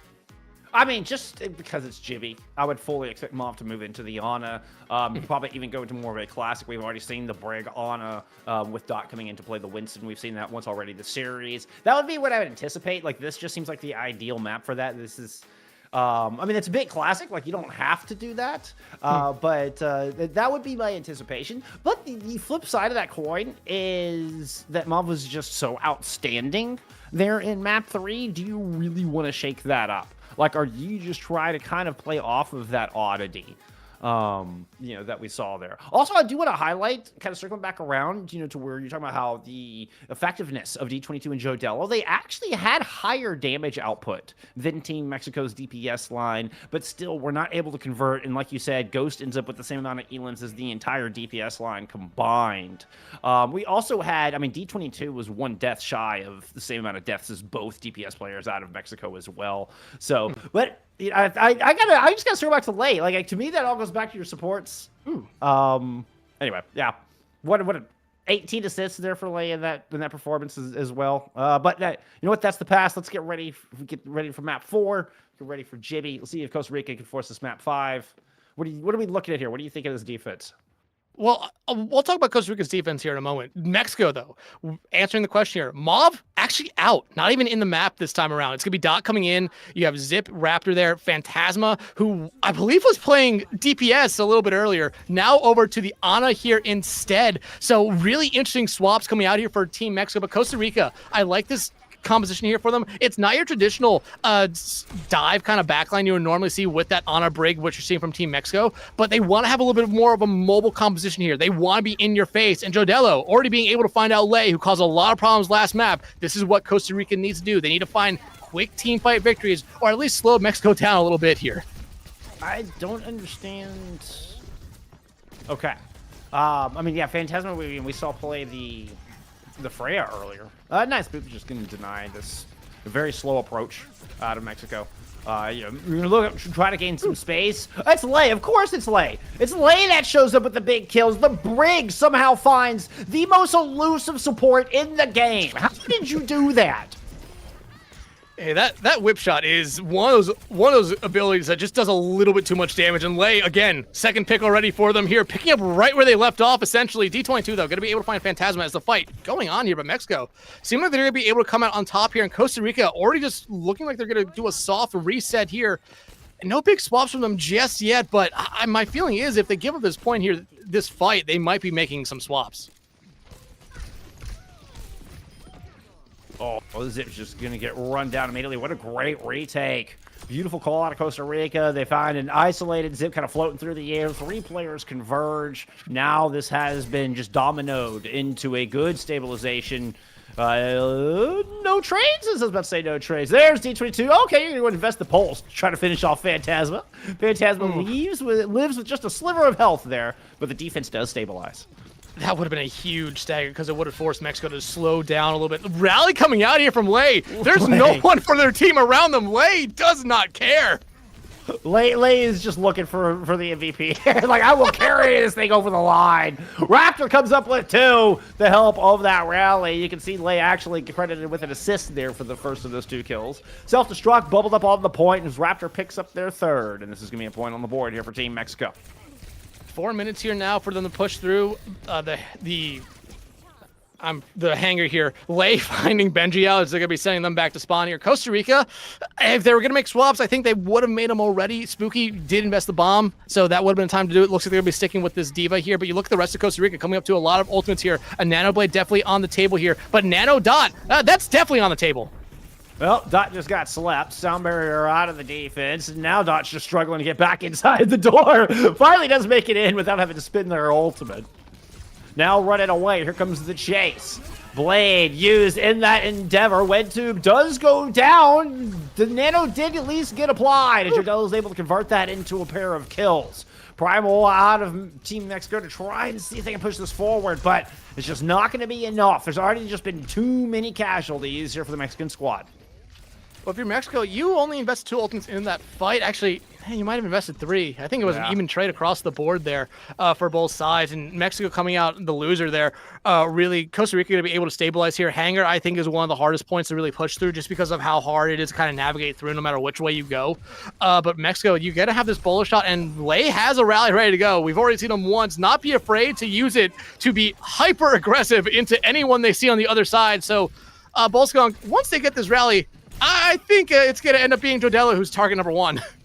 It was almost it. The dash away originally back into Mega Room. You saw Lei turn that corner and wanted it, but it was under too much duress. I think it was D22. Was able to put that pressure in, got a pulse bomb killed. Now down in this fight, though, has been able, Raptors snuck out some percentage. That was a really smart move to go anchor the cart. You drew Jodello back and baited them into like a 1v4. Now Mexico popped the rally. Now they've got a huge advantage, and they're just going to slam this thing down. Yeah, there you go. That was icing on the cake there. Lei used that rally right there in the doorway, I believe with like 10 health to keep themselves alive, and it ends up coming out to be something that not only wins in the fight, but wins in the second point. However, we were talking about this map earlier on when we saw it be picked. This is the point where I really could see teams go away from playing dive, something over more to a brawly kind of play style. And if you're Costa Rica, you have a bomb coming up here. If Spooky doesn't really find anything with it and they die before the remake, I would not be surprised to see him go over something a little bit more brawly here, like the Zarya. We've already seen them play a decent amount throughout this series. Oh my goodness, Coco Bomb! How did you get that? How did you know, shot? That is not how that's supposed to work here, Dax. Come on now. Hey, we had a 3K Poke Bomb yesterday. I don't know if you saw that, but it is back, baby. Let's go. I'm all for it. I'm all about it. Oh, look at Lei. Look at Lei go. You're like the most aggressive main support I have seen in a long time. Goodbye. Zip is going to take Jodello down with a well-placed bolo shot, and you've got a nano boost to work with here for a 5v4. Mexico trying to push around this final corner. Raptors are going to land a pulse on to Benji. Sound Barrier and Blade taken out of the fight here at a crucial time. Low on health, Dot takes to the skies. Excuse me, that was the bomb already been used just in a defensive manner. Now we're going to get Zip coming up with a pair of kills. Nano's still in the pocket, and Mexico are on track to get this cap with over 2 minutes remaining. And like Spooky did a good job keeping themselves alive there while still contesting the cart. Raptors are going to be able to find Wed 2 out just after they pop that consuming rush, and now this is something that Costa Rica definitely needs to find a lot of value off, but they lose Spooky. It's going to have to be down to Jodello. They're not in here. They got a bit of the sound barrier. Now they're pulling out the blade late. They do find Lei. 1, 2 on to Zip. That is enough. 1.3 meters for the cap, and Raptors going to come up with that kill. Phantasma is still alive. Primal Rage on the front line. You're able to beat Benji all the way back towards the spawn door, but D22 is here to pick up the slack and contest the cart with less than 1.5 meters to go. Spooky swaps it over to a Mog, and Mexico kind of peters out here. And Spooky immediately going right back over to the Diva instead here. Rally now coming out from Lei. They want to go in here. Bolskog, they're looking for more. Jodello does actually find value with the dash. Zip doubles down, though, for revenge. Bubble up, and Spooky is forced to try to take back their own point here right in front of the shuttle. There's just not enough armor in the world. Phantasma will take down the pilot with the anti-nade. Ooh, still got a couple players left here on this defense, but the focus fire is good here from Mexico. One by one, they're able to clean it up. Jodello low, Suzu able to get him top back up. No ultimates for this defensive chove Costa Rica to work with to try to cheat this, and Zep continues to hit shot after shot, push Mexico over this line, try to carry them into the lower bracket semifinals. And the pulse bomb coming up there a little bit late from D22, but all it found was the bubble right there from Dot. But hey, Costa Rica, I think they did a good job there towards the end, at least just eating away some of that clock. Mexico definitely was going to be able to complete that map there unless we saw an incredible turn of events, which I think Costa Rica was potentially only one fight away from really being able to do that. Wed 2 was about to come out with the Kitsune Rush, and that has helped Costa Rica out several times already throughout this entire series. But Mexico, I mean, they came out and Lei, again, they were the first one to die in this entire map. Well, as you can see there, Lei has almost the same amount of elims as I believe both their DPS players. It's hard to know who's their DPS player. Like, what do you call their DPS player right now, for one? Okay, I kid. Phantasma is doing fine, doing just fine. I still don't understand it.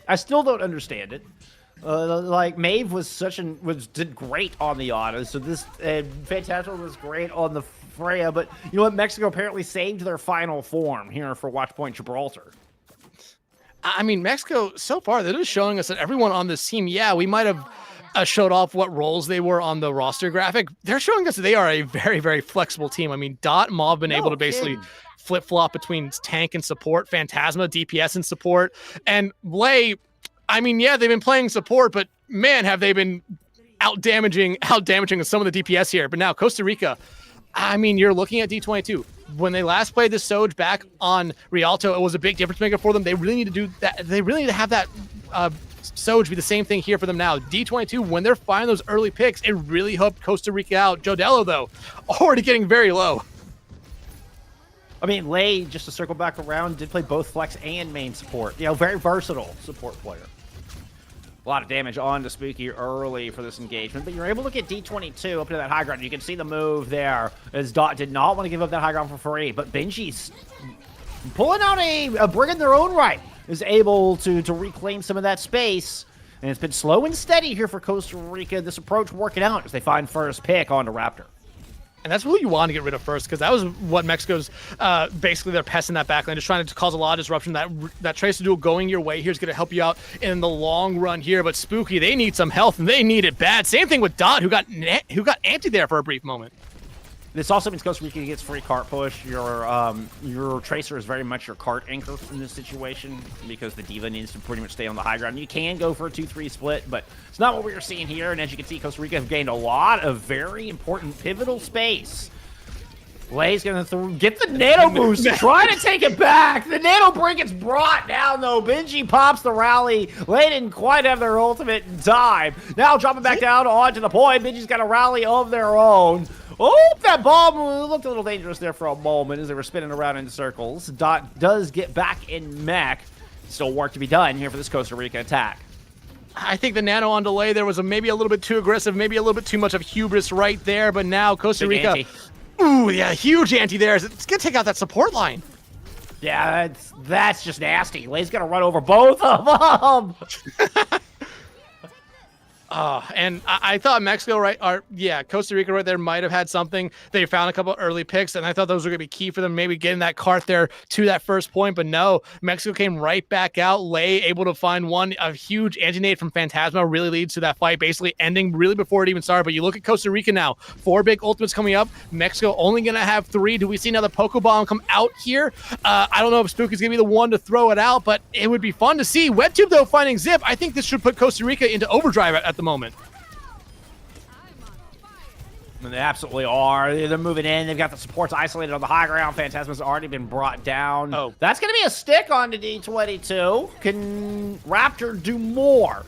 Defense still have a +1 advantage, and that's exacerbated by the self-destruct finding that kill onto the pilot Dot. The rally of Lei won't get it done this time. Hey, you know what? You did get the nano boost out, I suppose. Lei's rallies this round have not been favorable for them because the last 2 times they've used it, they've immediately died. But Costa Rica finally able to get that first point right there. 3.5 minutes for them to push. Did basically cost all the ultimates they had ready to go, but like you said, got rid of the rally and the rally from the other side here. But right now, I mean, if you're Costa Rica, you kind of need to push through this point here very, very quickly. Benji going to have their own rally. You're looking at the DPS line, about to have both those ultimates as well here. So Costa Rica, they do have the tools here to really keep this card rolling here, but they need to be able to find some picks early on because Mexico, once they find one, they normally find a couple after, and that is the player who you need to be finding these picks. Very smart positioning there on a D22. You can see they were just waiting, poised there to protect the backline with a beautiful headshot out of the railgun. Yep. Unfortunately, the nano boost on the Dot means you lose your Ana, and that is just, I mean, the most important target. You're not able to keep them alive. Costa Rica trying to back away, just tail between their legs. Lei is frontlining. And you sound surprised, Dex. You sound surprised. I'm not surprised at this point. I just still kind of find it funny. You wanted to point it out. I mean, I don't blame it. Yeah. But Costa Rica right now, I mean, they're still holding on these 3 ultimates. Mexico did invest 1 there. Raptor now going over to the Genji instead here. I like to swap here for them going into Hangar. But, oh, that's going to be a kill on the wet tube. Pulse Bomb from Jodello as well. Finds nothing but floor. Lay's able to batter them down, a little mace to the face. You're looking at 2 minutes left to go here for Costa Rica to get something done. And remember, this is lower bracket quarters, y'all. That's this stagger is dirty. It's now or never for Costa Rica. They've got to get through this hanger, or their tournament is done. You still have 2 minutes right here now for Costa Rica, so you really are not in that panic moment just yet, but you're about 1-2 fights away from being in that panic moment, especially with Mexico building up to their own ultimates. Lay another rally, and normally when Lay's had rallies for this round, it's normally ended up working out very well for Costa Rica because Lay likes to play very aggressively with those ones, putting them in bad positions almost every time. Bomb about to be ready here, though, for Spooky as that take-aim shot almost taking out WebTube there. Lay looking to go for another need engage. This one gets thwarted. No, and Lay goes down again. Oh my goodness. Yeah, you were not kidding. You know what? You at least trade out for D22, the OC out of this fight, as well as that rally out of Costa Rica. But you have WebTube's ultimate. Can you give it alive? An important play as Benji dives in to help protect against the ingress from Raptor. The Nano Boost makes it out onto Spooky, and you're able to escape Mega Room. Spooky fighting a kill, and Costa Rica able to pick up a little bit of progress here, finally in hanger with less than a minute to go. That remake did a lot of damage on the Dot. Dot should immediately get demeched once again. Lay down for the second time in this fight, and it's gonna be 2 points on the board. Yeah, unless we see Mexico do something insane here, but no, not going to be able to do this time. 2 minutes, though, now for Costa Rica just to complete the map. And at this point, I think that's all you're looking to do here. Just complete this map, force an overtime round, keep your map and play, and tournament hopes alive here. Mexico, though, I like what they did there. They stalled out that card as long as they could, but Costa Rica, they had to heavily invest. Good job there by Benji keeping WebTube alive, because I believe if WebTube failed there while they were being harassed by Raptor, you would have not seen Costa Rica cap that point here. 100. But still, you do not have that much time left, and you do not want to be seeing Jodello go down first. It's Zips with that high ground position, just playing on that little crosswalk bridge up there. It was built up towards that bolo shot as well. Runs D22 off. It was kind of a battle of your hit scans. It was a really important, for D22 to try to hold. But now here comes the ultimates as Mexico smells blood in the water. That is a nasty nano blade and a quick cleanup for this Mexico defense. Spooky going to be able to just safely fall back, and I like what they're doing here. They're allowing essentially Benji to get this rally here pretty early on. Nope, WebTube's just going to take all the healing. Never mind.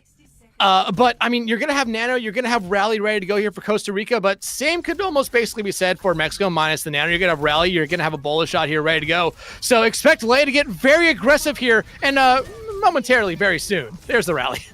Oh, the Nano and Genji just gets booped down below. Lay holds the rally up onto the high ground. Not sure the bolo shot connected, but I know all the kills are coming up Mexico. And this defense with another flawless hold. Not a single pick for Costa Rica in that double support ult engage.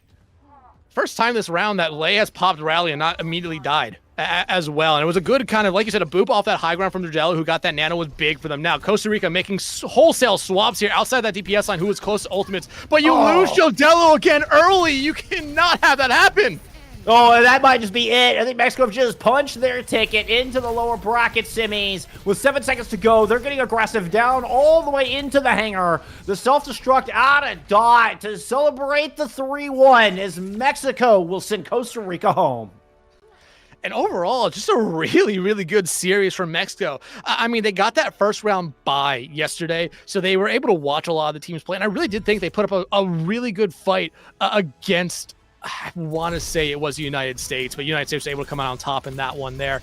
And we saw the pieces there yesterday. I just said they needed to have a little bit more consistency, and we saw that throughout this series here. Costa Rica, on the other hand, still put up a hell of a fight. They had a lot of consistency, but it seemed like every map that Mexico won, it was a different player that was popping off for them. In that final map, it was definitely Lay, or the final 2 maps, it was definitely Lay who was making a name for themselves. Mauve in New Queen Street, going deathless there was insane, so they deserve a lot of the credit there. But Lay, I think these back half of the series was the player to watch here for Mexico.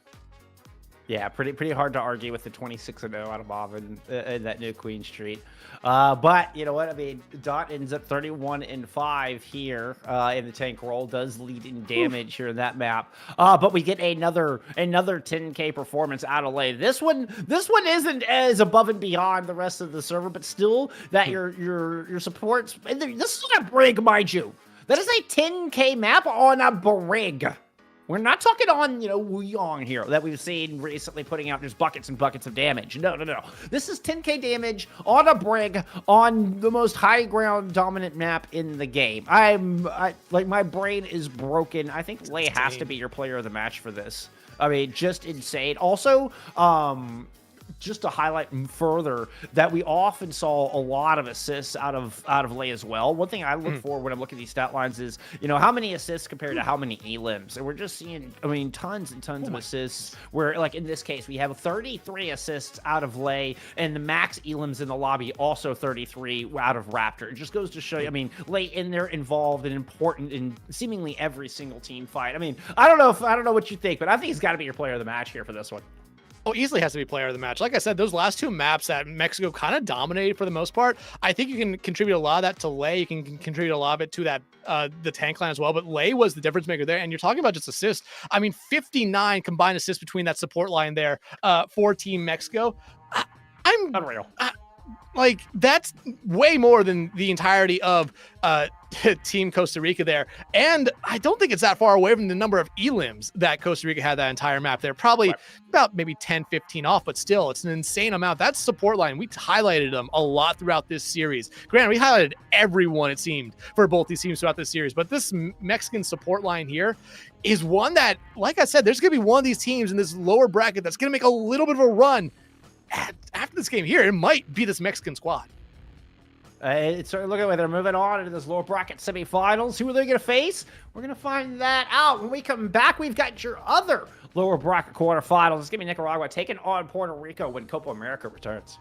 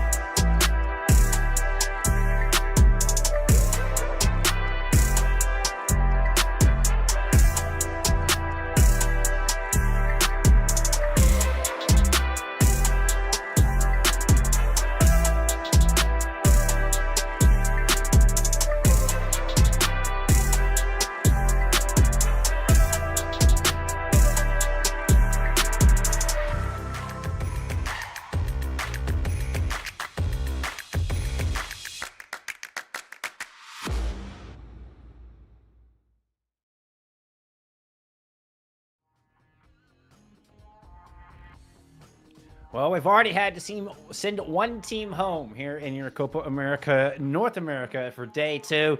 And we're about to go down to top 4 as we head into our second lower bracket quarterfinal match of the night. My name's Jeff, returning here with Dex. We get ready for Nicaragua taking on Puerto Rico. We already had one banger. I was expecting that one, to go the distance here. You think we got another Map 5 banger on our hands here, Dex?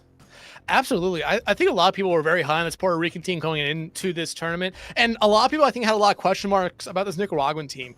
Me and Hunter definitely had a lot of question marks about it as we were doing the roster reveals. But they really impressed us yesterday, even in their loss, I believe it was to Team Canada. They showed us a lot of just fight. And I think it will go really far in this series here tonight against Puerto Rico, especially with Puerto Rico having a really good roster as well. Nicaragua, they have a good roster, maybe one that not a lot of people know about here, but you see it here. Guillaume might be one of the best tanks in this tournament. Yesterday, at times, they were able to take over the series. Yeah, they still ended up losing 2-0, but Guillaume was a standout. Same thing with everyone on this team. That DPS line, scary, and no matter who they have in on that support line, whether it's Flatter or whether it's QMaster or Espionas, it's just, you cannot go wrong with this roster here. And I actually kind of like the fact that it's a bit of a smaller roster. We see a lot of these big, enormous kind of bloated rosters here in this tournament. This Nicaragua roster, they're sticking, very clean, very tight. And it kind of gives you, I expect to see the exact opposite of what we saw from Team Mexico, where we're like, wait a minute, I wasn't expecting this person to off-roll into this and we're moving. I don't think we're going to see any of that here. I think this team is pretty set. They're going to stay with Guillaume in tank. And I really like that. I think it's going to give you this synergy in, if Nicaragua are going to move on into top 4, I think it will be on the back of that tank play. Yeah, and absolutely. And one final thing, there are 2 sets of 2 on this team that have played on the same team.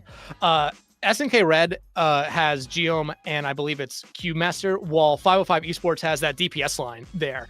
And that was something that me and Hunter really saw a lot in yesterday in their series, was the fact that there was a lot of unity across just this entire team, especially with the DPS line being very familiar with each other, and that tank player and one of those supports being very familiar with each other. It opened up a lot of possibilities for them yesterday.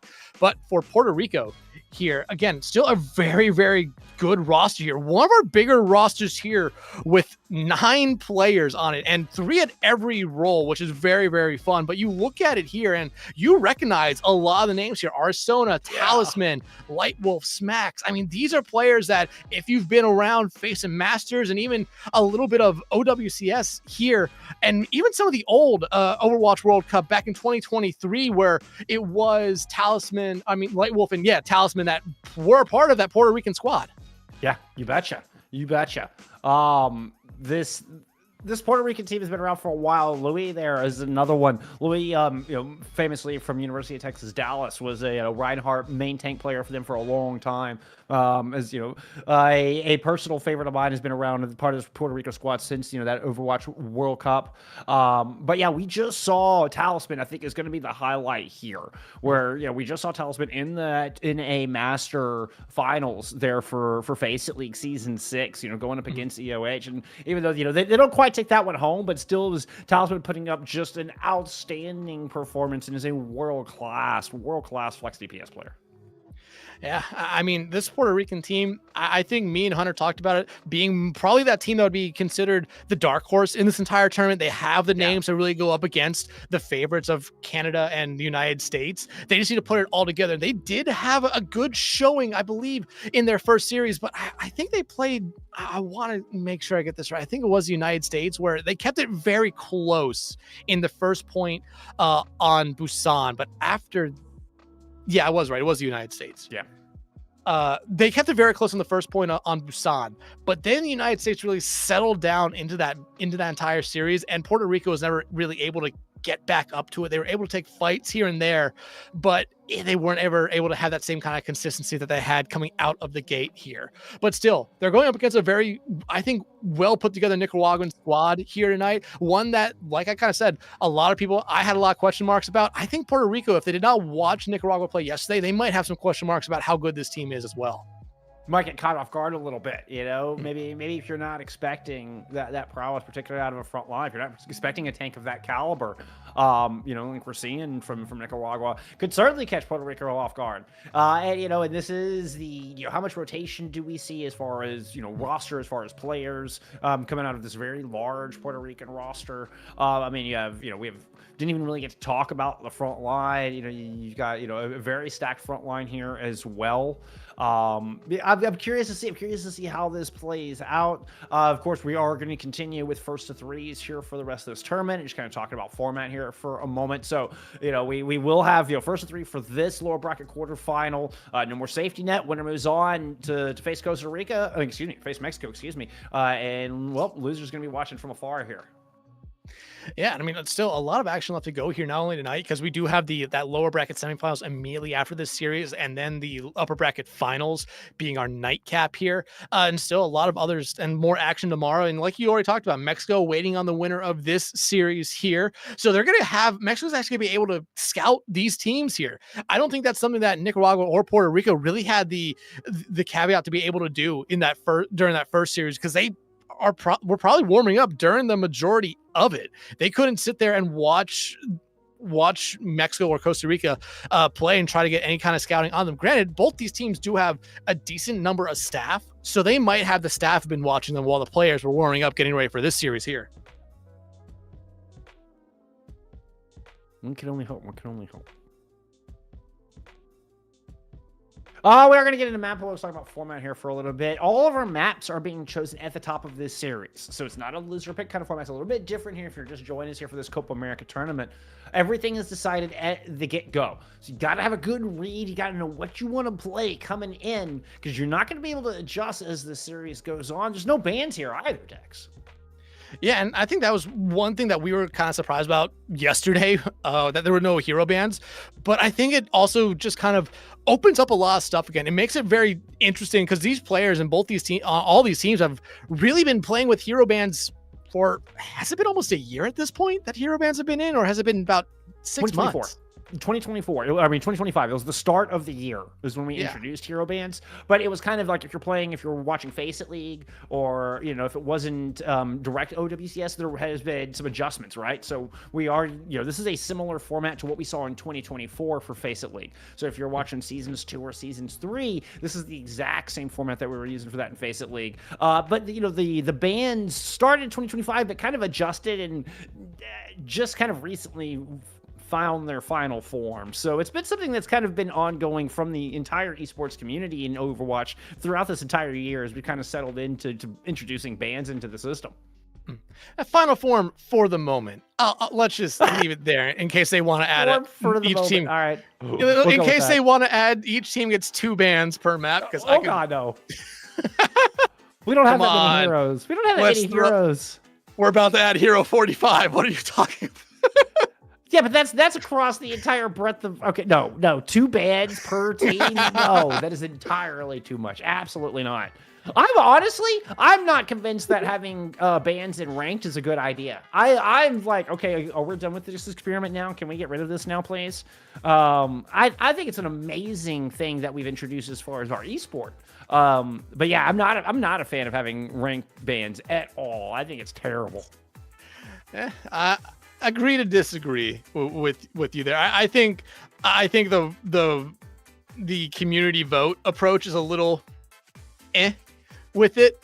It just needs to be a little bit more refined. But I mean, hey, you're seeing the series start off exactly kind of like how last series did with Sarav and Rialto being our first 2 maps. Runasapi, though, coming in here this time around. Runasapi and I believe it was New Queen Street were actually the only 2 push maps in this map pool. So we're seeing the other one show up here as what could be our first decider map of the series.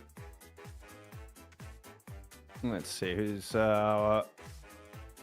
you do have map bans, by the way. So even though we don't have hero bans, we do have map bans. It is Watch Brawls are actually getting banned out by Nicaragua, so we will not get that repeated. Shabali and Route 66 for Puerto Rico to choose from. I think this is a pretty interesting pick. Do we go Brawl or do you go high ground? It's Route 66. What does this tell us about Puerto Rico? They either want to play a little bit in your face, or they want to be playing that dive or poke. Because I think Route 66 still really does lend itself well to dive, especially if you're a team that's an attacking team that's going up against an attacking team or defensive team that's really just sitting on big Earls there, just having that high ground. You want to be able to get up there. We saw it a little bit yesterday from Nicaragua when they played, I believe it was Canada. They were able to actually kind of just roll through that first point because they were able to just collapse in on Canada, give themselves a great opportunity. But then Canada, they woke back up in that map and basically held spawn doors for the next 3 minutes. I think it's also interesting that Nicaragua banned out Watchpoint Gibraltar. Right. I think that is very, very telling on what they don't want to play. When you're like, no, let's not play the most like Winston Diva-centric map in the game. Just Puerto Rico. I don't know. Maybe that's a vulnerability. Maybe that's an area where Puerto Rico is there taking notes going, okay, maybe we can play the dive against them.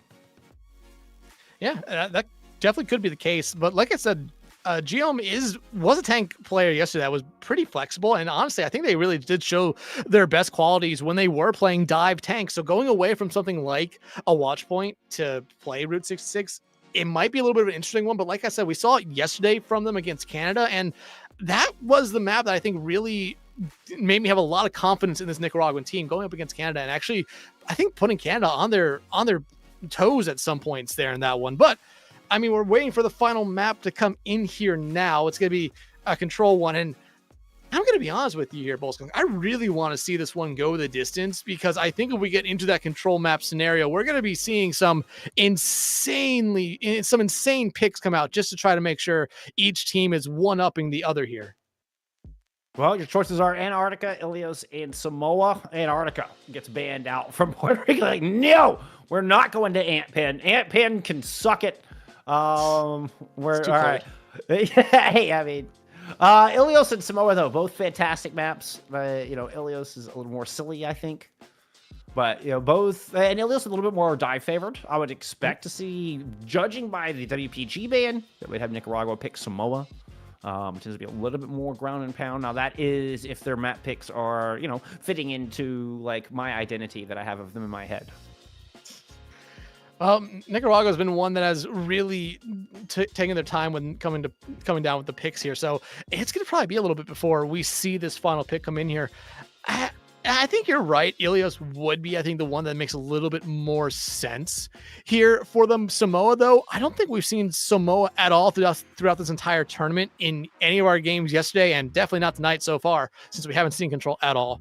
But it would be fun to see it here. However, while we wait for this final map pick to come in here, we didn't mention it during the first game, but hey, we have a bingo card here that you guys can play with. Get bingo here a little bit. We had an Ajax map 1, or in the first series.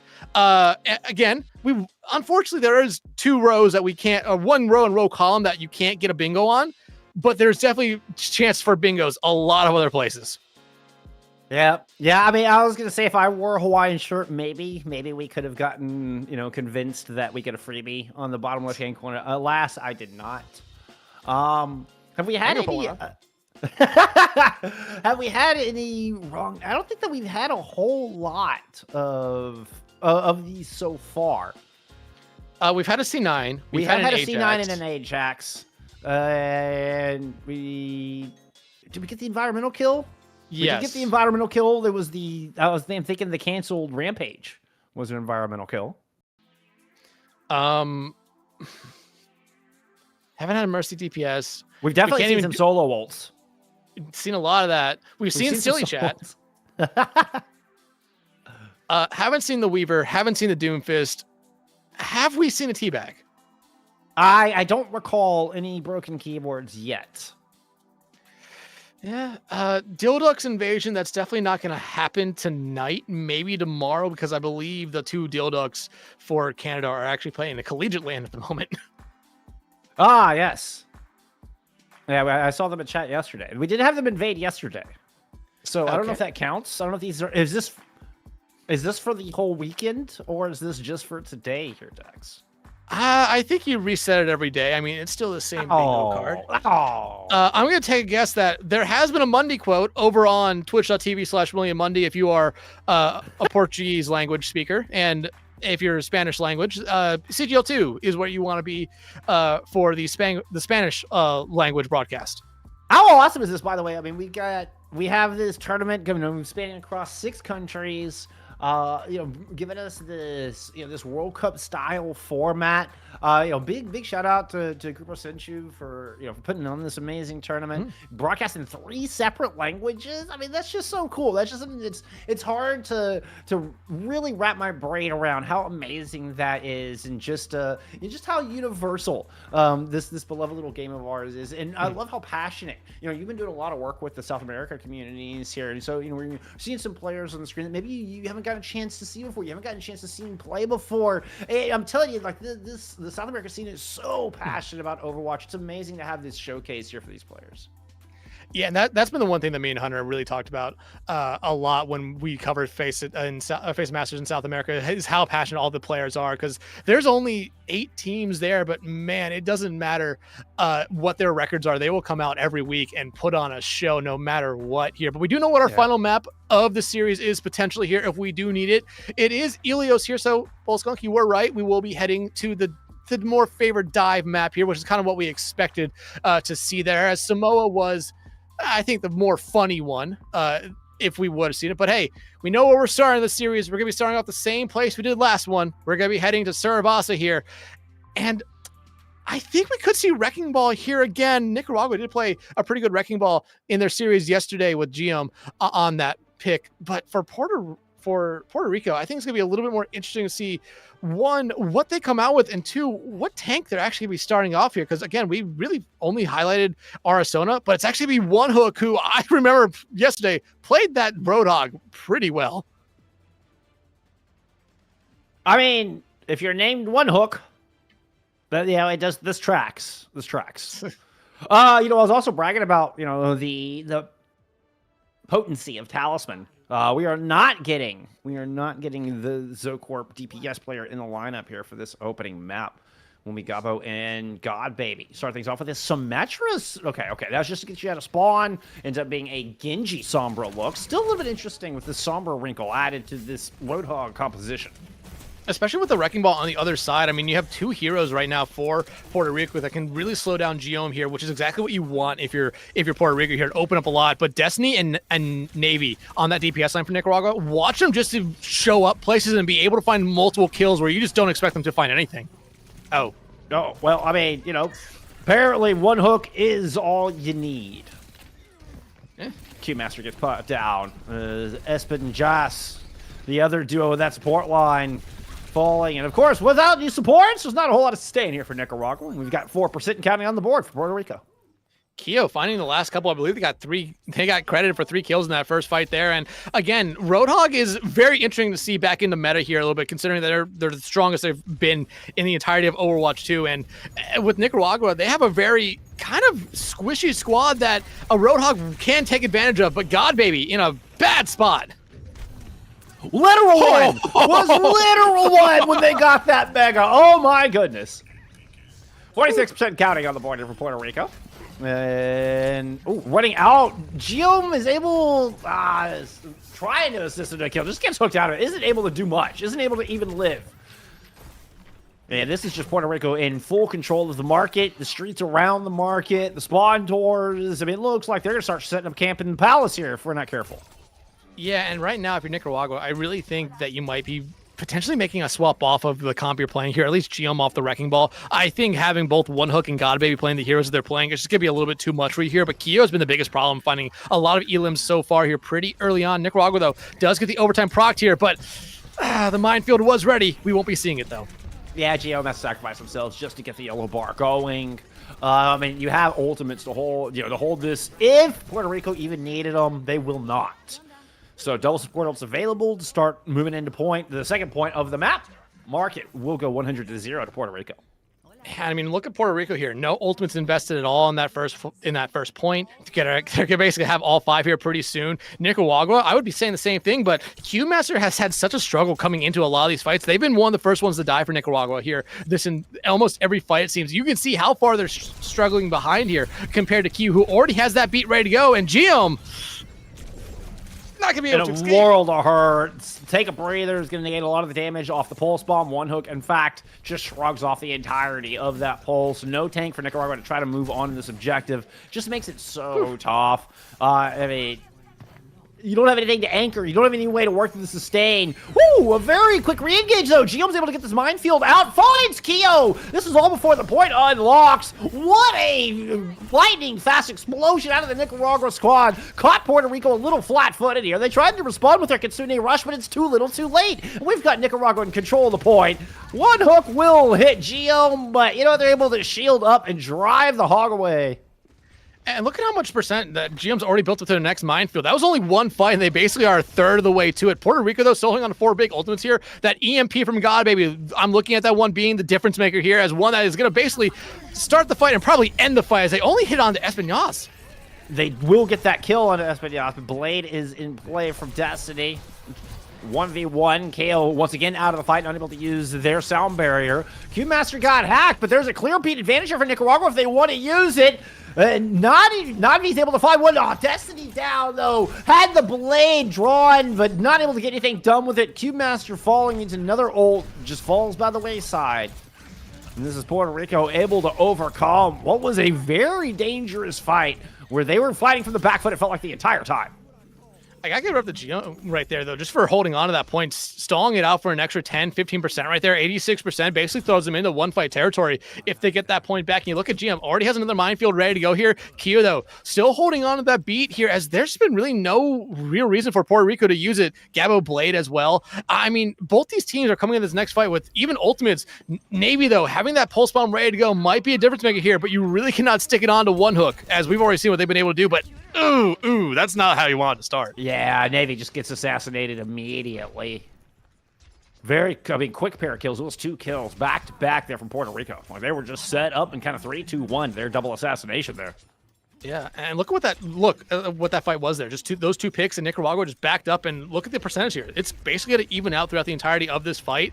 So Nicaragua, while they had a couple fights there in that while they first had that point cap, only one is going to be given right back up. And Espinoz finds God Baby out. That's exactly the start you're looking for.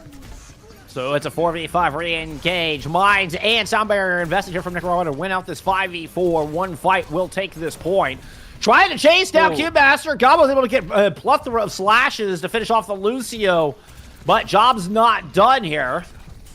KO will find Destiny. They've got the hog in a corner, but they just cannot wrestle one hook down. It's a beautiful play from KO. And will kind of hold up above one hook and keep them topped up through that entire onslaught. And Puerto Rico will win out that all-important fight to move up 2-0 here on Surabasa. And I think if you're Nicaragua, this is going to be the time right here where if you want it, or where if you need to make swaps, you're making them now. If you stick with what you're running, you're basically sticking on it for this 3rd point no matter what. And it doesn't look like we're going to see any swaps come out for them. Puerto Rico, though, I mean, they're going to come in this next point here with 3 really good ultimates. Max has that Kitsune Rush ready to go, and we saw how potent those Kitsune Rushes were in that first series, and I imagine that they're going to stay as potent so far throughout the rest of the night. But one hook, whole hog ready to go here, and this point in particular is a dream for whole hogs. Chase down here from Gabo. Not able to lock down Q-Master, but their teammates have gotten the work done with Smacks. Oh, that is a nasty hook. Smacks investing the Kitsu is what I was going to say. Really the big important ultimate there, and Puerto Rico will grab first cap. And still, you only invested that Kitsune Rush there. You're still holding on to your whole hog. You're going to have an EMP not that far away from a beat. Now, though, you're seeing Nicaragua. Look at that. Almost wholesale swaps coming out from them outside that support line where Espinoz does have the Kitsune Rush here. But Geom going over to the Zarya here. I like it here for them. But again, is it a situation where, like last lap, where it might be a little bit too late for them? Yeah, I mean, EMP ends up getting it done here early. Double hold investment. Master will go down. But this is another big hole. We're getting one last chance here for Nicaragua. I think the good part about that fight there for Nicaragua is that it was, 1, very early on the percentage, and 2, that it ended very quickly. They're going to be able to come back in pretty fast. They're still holding on to their own Kitsune Rush here. And if they play fast, they're going to be able to get going here before Puerto Rico has the beat, has their own blade. But they need to get fast here. And God Baby is now being a pest in that backline on that Sombra. Kitsune to get Nicaragua to the point. Trying to just the newly swapped Zarya. At least able to push one hook away. Almost got the flip. Okay, there's the flip. But 84% is really not going to matter much. It's kind of all or nothing here for Nicaragua. Destiny trades themselves for the Roadhog, and that's a favorable trade there for the Nicaraguan squad. Navy finding that pick, and they should stabilize. That is a reticle right there. God, baby, they're going to be able to... Hey, if it works, it works. God Baby, they're gonna be able to find Navy out there, who you did not really want to see fall there late, because now God Baby is gonna kind of be hanging around. However, you saw both your supports here missing that, dodging that hook there is huge here now for Nicaragua, as they need to find something here early. But Keo starting off with the beat. Oh, Nicaragua try back with the boom. Geo barely keeps the feet on dry ground. Couple of good shots though. Finds Epinios early in this. There's that grab into the back. It's going to find two. The Hawk slows them down, but will not stop Geom as they move forward to claim both of their quarry. Caught in the grab. One Hook eventually just stays with him, is able to get that kill. But we are down to a 2v1 on the point. It is just One Hook here trying to hold on this 99%, trying to finish this map here for Puerto Rico. It's going to be Q-Master dropping the cell barrier. Destiny returns in to throw pulse into this. One Hook is low. We do have Smacks getting a Kitsune Rush back into this fight. Trying to get One Hook. I mean, just stabilizing. Blade is up. Gobble's able to cut through Q-Master, cut through Destiny. And a third on Espinosa will finish the map. Puerto Rico will start off with the 1-0 lead as they claim Saravasa. A really good map here for Puerto Rico. Nicaragua, they got better as it went on, but they weren't ever really able to put together consistent number of fights there in a row. I mean, you look at the stats here, most amount of death on the side of Puerto Rico, 4 coming both from that DPS line, but still that support line able to stay alive a lot. One Hook only dying once, and hey, if you didn't have your environmental kill, well, there it is right there in that bingo card. But still, an excellent map all around here from Puerto Rico. Seeing One Hook play that hog throughout the entirety of that first map and really put Nicaragua in spots where that competition they came out of the gate with just wasn't really going to cut it for them. The Wrecking Ball was going to get stopped, whether by hack or whether by hook, and you need that Wrecking Ball to kind of have free reign, much like what we saw back on New Queen Street in the first map, or in our first series, where the Wrecking Ball had no counters to slow it down, and it never died, and we saw what happened in that map. And the stark contrast here, as Geom ends up with most deaths in the lobby, is tied with both your DPS for that. But that, yeah, is nearly 50 deaths for Nicaragua on that map. They come out 47 is going to be the total number of deaths, compared to 13 on the other side. Yeah, like I said, Nicaragua got better as that map went on. They started to get settled down, but I think Puerto Rico just came out on fire, and Nicaragua, it took them a little bit too long to make those swaps. Like I said, going into that third point, they needed to make the swaps there. They decided to take a fight, and I think just taking that fight was the wrong thing to do there. I think the Zarya would have worked out a little bit better if you came out on that third point, but I understood why they stuck with the Wrecking Ball. They wanted to see if it could work out there. It just didn't end up working out for them there. But hey, Rialto is going to be our next map here. So there's still a lot of chances here now for Nicaragua to come back in. Like I said, Geom is a very flexible tank. I do think they can come out here and play a little bit of a better map, but Nicaragua, they need to kind of step it up here, because Puerto Rico, they did have their moments there where they kind of allowed Nicaragua to really take control of that map at times, but Puerto Rico, they seem to be very locked into what they want to do with that composition. By the way, according to behind the scenes here, apparently a full hold will complete a bingo for us tonight. So, or an Ajax.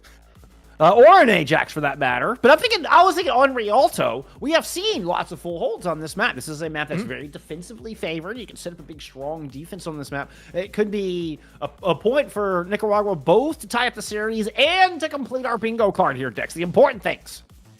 Yeah, the important things here. I mean, we're also a draw away as well, which could potentially happen on this map. Very difficult, I will say that, but it is a possibility. This would be a very difficult escort map to draw.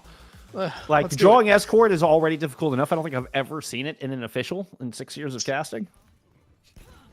But it has to be on, like, Dorado, right? Where you have, like, the big door gate there that you can hold on, and then somebody else gets held on the same big door gate. Hey, First time for everything here. Nicaragua, though, I mean, GM going over to the hazard here. I like this. Flata and Q-Master, very mobile backline right there. But you look at Puerto Rico. big swaps coming out there from them. God, baby, remember, played that Sombra the entirety of the first map. Now showing us that they're going to be the tank. Coconut, I believe, is coming in here to play the Freya. Smacks and Keo still sticking on that back line there. They did a really good job, but still Wu Yang coming out here for the first time tonight from both sides as well. I like what we're seeing here from Nicaragua. Same thing with Puerto Rico. I think you just need GM to really take a lot of that space here early on from Nicaragua, allowing someone like Navy to land a couple of those take aim shots.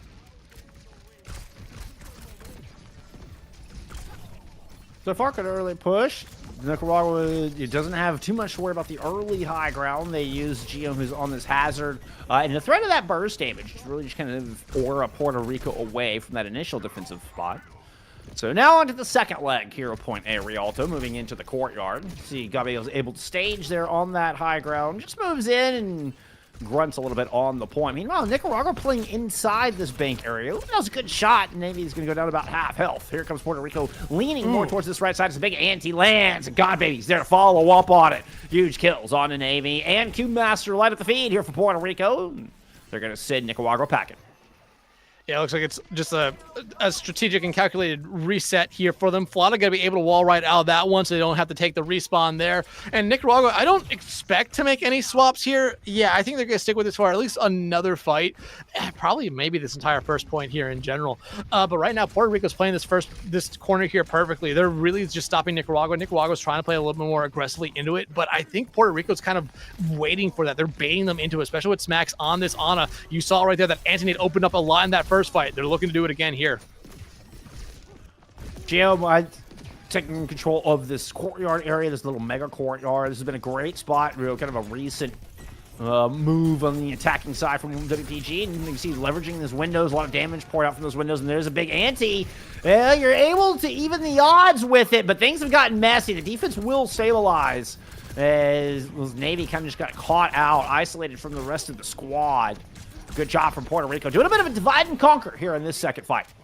Yeah, Nicaragua tried to flip the map right there, which can work out sometimes, but, I mean, even though you got rid of, I think, the biggest problem on the other side being Smacks, the antis can just absolutely decimate this Nicaraguan squad. All right, now, you kind of just put yourself into a bad spot, because even with flipping the map, Smacks was rotating back to the entirety of their team here. Ultimate's going to be ready here for both sides. Puerto Rico about to have a full house, ready to go. Nicaragua, they're going to have that same full house here, but it's going to be a little bit into this fight, so Puerto Rico, they can go fast here and really win this fight early. Yeah, especially with Flata not quite caught up on the sound barrier. It's going to be the Nano Blade out of Gabo into the Mega Courtyard. And Flata will not get that beat into this fight. Ends up being the focus. Great focus fire. Oh, a lot of damage. Just kind of deflected back in. You can see all the assists from Smacks in that one, too. 2 ults for the price of 1 there, and you're Puerto Rico, you will gladly take that. Smacks the only one to die so far for Puerto Rico, but, I mean, Puerto Rico's just been playing an incredible defensive round here. Nicaragua, though, they only invested 1 ultimate in that fight. They're about to come up to their other 4. They're in a really good spot here, especially if you can land a big downpour here from Geom. That should open up a lot for you, because there's really nothing on the other side that can cancel it out outside of that tidal blast, which is right there. There was Gio who actually got the a blast. Well, as I said that, it was Flata who received one as well. Both teams unleashed, and the defense finds the goods. Cube Master getting caught in the business end of the Tesla cannon. It's going to be another big hold with not another flawless hold even there from Puerto Rico. I like this here from God Baby. If they can find 1 pick here, it's going to be a detrimental stagger, but they're not going to be able to do that. Now, God Baby just needs to get out. However, they have the get out jail free card with the Primal Rage here ready to go. But you look at Nicaragua, still holding on to 3 ultimates. That beat from Flata, they might have to invest that early just to get through the choke here, but already God Baby in that backline. Gabo's able to deflect the downpour, but can't block the blade out of Destiny. 5v4 here for Nicaragua to try to extend this map too. Geom and Cube Master both low. You need both those players to stay alive here in Nicaragua. It's too important. You need that heals. It's just Lucio heals now from Flata to try to keep this Nicaraguan squad alive. It's looking like the damage is just too much. God Baby will force you off with that primal. And it is a full hold. Completing our bingo. Here, Dex. And Puerto Rico, just a handful of meters away from match point. 1 column down, a couple more. We could have 1 row here finished up if we get an Ajax as well. So Bingo doing very, very well tonight. But another thing that's doing very well so far is Puerto Rico. I mean, that was just an incredible defensive round there for them. Again, I believe only 1 or 2 deaths maybe throughout the entire first round. It was just the 1. Yeah, I mean, Nicaragua, they had an idea there. They wanted to get rid of that backline, especially get rid of Smacks, because like I said, I think Smacks was the most vital piece to that one, especially with Antes coming in there from them. But it just Puerto Rico really didn't allow Smacks to get bullied that much. Yeah, Smacks was the only one to die, but outside of that, you saw him playing a very, very well calculated and just well set up defense there. Nicaragua really struggled to find anything as well. And now coming out of the gate, Puerto Rico teasing us with a hog here. And I mean, this is definitely something you could do here. You do have a minute or two here that you could say like, hey, we have the opportunity here to try to come out with something that maybe Nicaragua won't expect. But you look at Nicaragua here, I like what we're seeing. Really much a traditional kind of dive backline, especially with Guillaume playing that diva here. Navy, though, on this Freya, you really need to be able to find a lot of value here, because Coconut on the other side last round was able to do so much. A lot of bursts led to a lot of value there for that Puerto Rican squad. Teleport across? Cheeky hook? Nah, nothing there. All right. Like the idea. Hi, God, baby. I know. It was a worthy attempt, my friend. What are you swapping to? All right, we're all back in. We're going Winton. All right. Let's get some Wintons in chat. The wonton is here right now. And I mean, if you're Nicaragua, you will gladly kind of take the free 30 seconds I just gave you here, but you already look at the distance here. 20 meters away, you have to play up close. And I just don't know if this Nicaraguan composition is necessarily built for these close quarter battles. I will say that there's nothing from Puerto Rico to fend off anti-names. You need Q Master to just start landing the most monstrous Bionade you've ever seen. You have no Suzu, you have no defense matrix. There's Guillaume is actually the one who gets hit. It's Smacks who puts in a big purple. Is going to force that tank back a little bit. You see Guillaume hanging out on that corner and trying not to let this cart get any further. So God Baby moves up to the high ground. Fouls an isolated Flauta. Flauta, you're in a bit of trouble up there. Destiny moves in for some peel, and Navi is able to find the kill. So good defensive hold, though on a nice edge. Nicaragua were holding on until Gabo moved in for that kill. Now things are getting a bit dicey here as Puerto Rico starts to leverage this into more and more picks. And this is looking like a 2-0 lead. And yeah, honestly, it's going to be Puerto Rico winning this map pretty handily. One of the most dominant maps, I think, of this tournament so far here, going Puerto Rico's way. Keo not dying at all throughout this map here for them.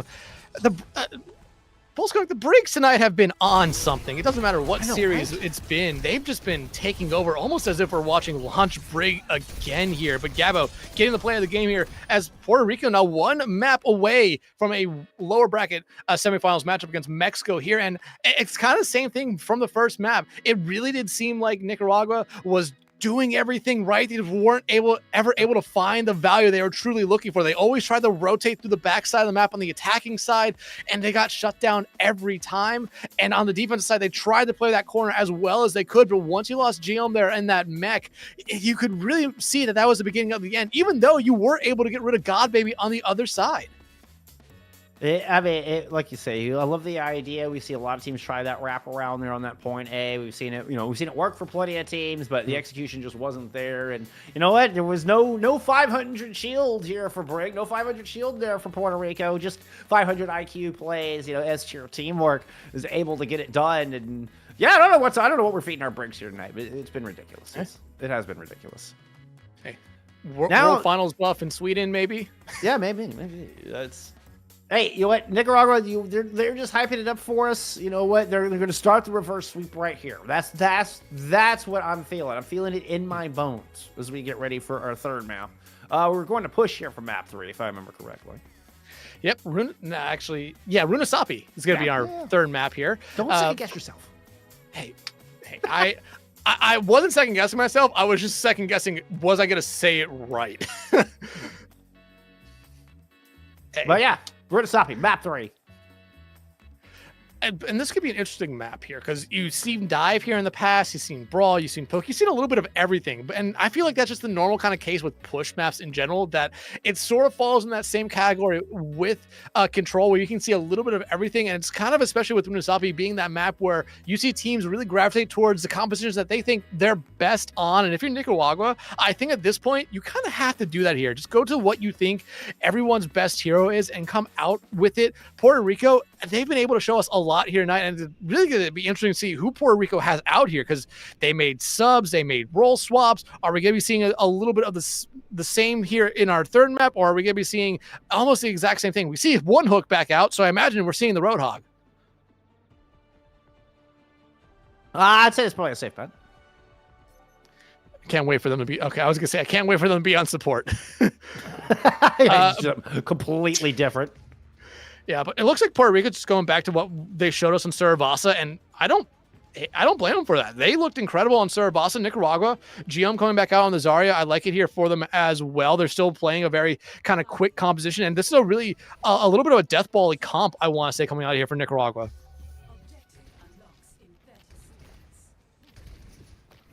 We'll have Flata staying in for him here on this Lucio. Yeah, just play it brawl, play it slow. There's definitely a P. You got to get your Zarya charged up to be effective. I read somewhere like the Zarya starts losing effectiveness. The fight goes on too long. So it's like you got to get up to some max damage and then boom, get in and get that burst damage down and get those kills. It's what Nicaragua are going to be looking for here. And for Gio and Navi to be responsible for a lot of that. Look at this rotation. Enormous rotation. Big bubble does keep Keymaster alive through the hook, but one hook does still eventually locate their prey. And the Fisherman starts off successful, finding first blood, making a couple. Now this has been traded. We're in a 3v3 after Destiny and Flata are able to light up the feed. Oh my goodness, and Navi unfortunately falls right in the lap of Keo. And Flata goes down, so Puerto Rico will win out this 3v3. Yeah, but they got some distance on the barrier right there, which is something that you cannot necessarily argue against. You got a little bit there. It'll help you now if you're able to get the bot back. But again, once Geom died there, that was basically the end of the fight. And you did mention it right. Like a lot of people do talk about as the fight goes on, Zarya loses a lot of value because those bubbles start going away. If you don't have the bubbles on a good rotation, you're putting yourself in a bad spot here. But Geo's been able to build up this charge pretty fast. But already both bubbles are committed. Right there. Right, and so Gio can't risk going back in, even though we see, 4 players here for Nicaragua, and obviously they want to get to where they can test this checkpoint. They have to wait until those cooldowns stabilize. Gio is threatening here, has both bubbles ready to go. I believe has all 5 players here. 3 minutes to try to protect this card. They're not even going to make it up there. That's checkpoint picked up here for Puerto Rico. Not even 2 minutes in. But you lose Keo right there. Smax was low. And, this is a point here for Nicaragua. If you can find 1 or 2 more picks, Puerto Rico's definitely going to back up, especially losing God Baby right there. This should just be a decommit here from Puerto Rico. But, hey, at least you find Flata on the exit. Yeah, it was a good, Nicaragua able to win the fight. But given the checkpoint, I think Puerto Rico is fairly happy. Actually, they do not get the close spot. So Smax, Gombo, and One Hook group spawn, but they're all the way back. And that's really going to help out Nicaragua here. You look at what they're coming up to here. They have the grab. They're going to have a pulse bomb, Kitsune Rush. They're going to basically almost have everything. Same thing for Puerto Rico, but God Baby. God Baby, after having an excellent map last round map on the tank, starting off very slow here on the Sombra, very far away from an EMP. 2 players caught in this Graviton Surge. Kitsu and Suzu to try to keep One Hook alive through it. So far, successful, but the pressure continues to mount. Low, Giant gets brought down, but Destiny drops a beautiful pulse there to find KO. Win out this fight, giving Nicaragua this checkpoint. We're all tied up here on Runasapi. Tied up, and now Lee going over to Nicaragua here. However, you're going to have to just kind of back up here. Zarya, you don't have your Zarya with you. Flata's still up here with the team, and you really just need to decommit from this one here and try to get the quick reset. But hey, if you can find God Baby, you might be able to stay in this one here. Yeah, I know, that was just way too risky. Now you're not going to have Navi in for this next fight, and you risk giving up this middle ground. I think you'd been better off fighting here in the middle of the street. Now you're going to have to back up all the way to your own checkpoint if you're Nicaragua. Yeah, and look at Nicaragua. They invested a lot of ultimates in that last fight just to get that forward spawn. They only have the beat now. Puerto Rico, EMP, whole hog, beat, pulse bomb. They understood what Nicaragua was going to do to get those forward spawns. The EMP out finds 4. Yeah, including Flata. Flata's not able to get the sound barrier down. Geom falls. Yeah, ends up being a 3-for-2 trade. Destiny, see if they can just do this all by themselves. 1Q Masters try to find safety. Recall has already been forced. It's a 1v3 there for Destiny. And there's just no overcoming that one as Puerto Rico will reclaim their lead. Puerto Rico reclaims the lead, only invested 2 ultimates into that fight, and they still have a beat, not get that far away from Kitsune Rush and Gabo, waiting for the perfect opportunity to drop this pulse bomb here. Hook gonna come out there. I think the Suzu basically denied anyone getting caught with that one here, but now Puerto Rico building upon this lead, a little bit over 10 meters now, but Navi, this is their coming out map so far as they find God Baby out early. So I'm talking about Vlada's got to hit a 5-man beat, and Puerto Rico was just forced off of this bot immediately. It's a good disengage. As I said that, Navi finds one hook. I was about to praise their disengage, then I looked, I was like, nope, never mind, it's Navi. Navi's showing up big time here for Nicaragua. Oh, I'm so sorry, Navi. Oh, I take full blame for that one. I like that disengage though from Puerto Rico. They saw the beat come out from Nicaragua. They understood the situation there. They didn't even invest any ultimate they had. They already lost 1, made it 2. Pulse bomb sticking out. They're going to be absorbed by the bubble. But oh, that's not a hook you want to be a part of right there if you're GM. So the excellent disengagement from Puerto Rico leads to what's going on right now. Puerto Rico now going to get back these forward spawns back to the bot and add on to their lead as Nicaragua, they invested the beat. But again, it's just a great disengage there as now you're seeing God Baby come alive. Fine, Destiny, who's been so potent here. Kitsu is in play out of Puerto Rico, and so far Nicaragua are just playing their distance. See right clicks from GM trying to build up towards this Graviton Surge, looking for something to match. Destiny has respawned. Yeah, they're on the left-hand side of your screen, pushing in with the pulse bomb. Sound barrier in from KO, hits 4. Does not hit God Baby. Makes you wonder where God Baby is. There in the back line. Got completely found out. Oh, Destiny! Destiny just got found out as I believe that was a broken keyboard, putting one into our feed. But Nicaragua have reasons to celebrate here. Tech's a very important fight win. QU's beat, did it go off? Did not see. Actually, no, yeah, it did go off. It was at the start. It hit everybody from God Baby. It hit everybody but the Sombra. Yeah, it was at the start of the fight. My bad. But if you're Nicaragua, you needed that fight to go your way. You use the grab there. You use Kitsune Rush. But look at Puerto Rico. They also invested into that fight as well here. You're going to have the Pulse Bomb and your Overclock here, which Navi and Destiny have really had a good map so far. If you can find 1 or 2 picks off that, you're going to get forward spawns back, and you're slowly going to start to eat away into this lead. And getting rid of God Baby, that's who you want to get rid of first. It was both DPS ultimates invested in, though. The OC ends up being the zoning ultimate to set up that big stick out of Destiny. And Nicaragua really starting to feel themselves here, Dex. There's still plenty of time here for them to make up this last 40 meters they need. They say Runasapi doesn't even really start until the final 3 minutes. Genome getting in the face of one hook. One hook, a rare miss there from the hook. Has to go to the whole hog to try to just see if they can stand their ground on this corner. But Nicaragua, they're not really dissuaded. God Baby goes down immediately. Genome's able to pick up an important kill. Cube Master layers on more. Now this bot starts to march forward. One hook surrounded, caught in a grab, or at least just caught. They were just stuck. I don't know what there was a big laser light show on. It looked very Grav-like, but it was just the overwhelming aura of Nicaragua coming alive here on Runasapi. Nicaragua is at least going to be able to cut into this lead by half here. However, the EMP ready for the other side is going to be able to do a lot, and Smack's not that far away from their Kitsune Rush here. Nicaragua doesn't really have a lot to really go into this fight early on. Flawed does have a beat, but you're waiting for GM to really build up to their own graph here. But there's the EMP out. Does land on the 2. Flaughter gets a perfect beatdown, hits all 5 with it. That EMP, completely null and void. Gobbo with an ambitious pulse bomb, misses the mark as well. Smacks his Kiri, Kitsu has faded, and Puerto Rico now find themselves caught in a massive grab. Nicaragua are doing this thing. You've got to be kidding me. One hook, tucking tail, turning. Oh man, if a Roadhog had a tail to tuck, it's firmly between their legs at the moment. The lead has gone to Nicaragua. The lead, now they're in the home stretch as well, but if you're Nicaragua, you might want to back up here. I don't believe everyone's here, but you have 4 members. Pulse bomb out from Destiny. I think that was a misclick right there. There was no one by where it went down, but you're so close here. Nicaragua is feeling it here. It does the reverse sweep start right now. Yeah, don't let the nerves get to you there, Destiny. You've almost got this. Kitsu in play, and Destiny's able to fight. Smacks. Beautiful one clip to take the head down. God Baby is in spawn. The Kitsu here to celebrate. It should just be the icing on the cake. Nicaragua will full cap. What a comeback.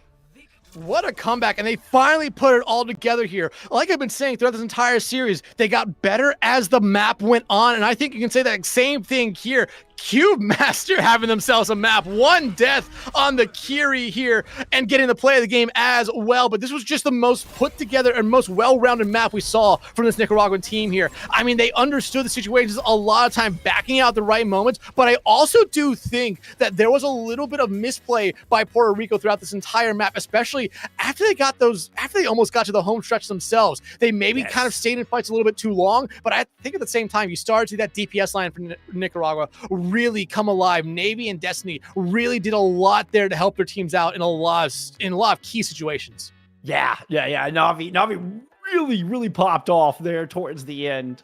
I mean, yeah, we start seeing, we see the little broken keyboard there from Destiny. Yeah, they end up kind of getting popped mid-teabag, but you know what? I think the aura move worked, right? You got in the head of Puerto Rico. Nicaragua have made a game here. You love to see it. You love to see it. I'm so excited to see this go to a map 4.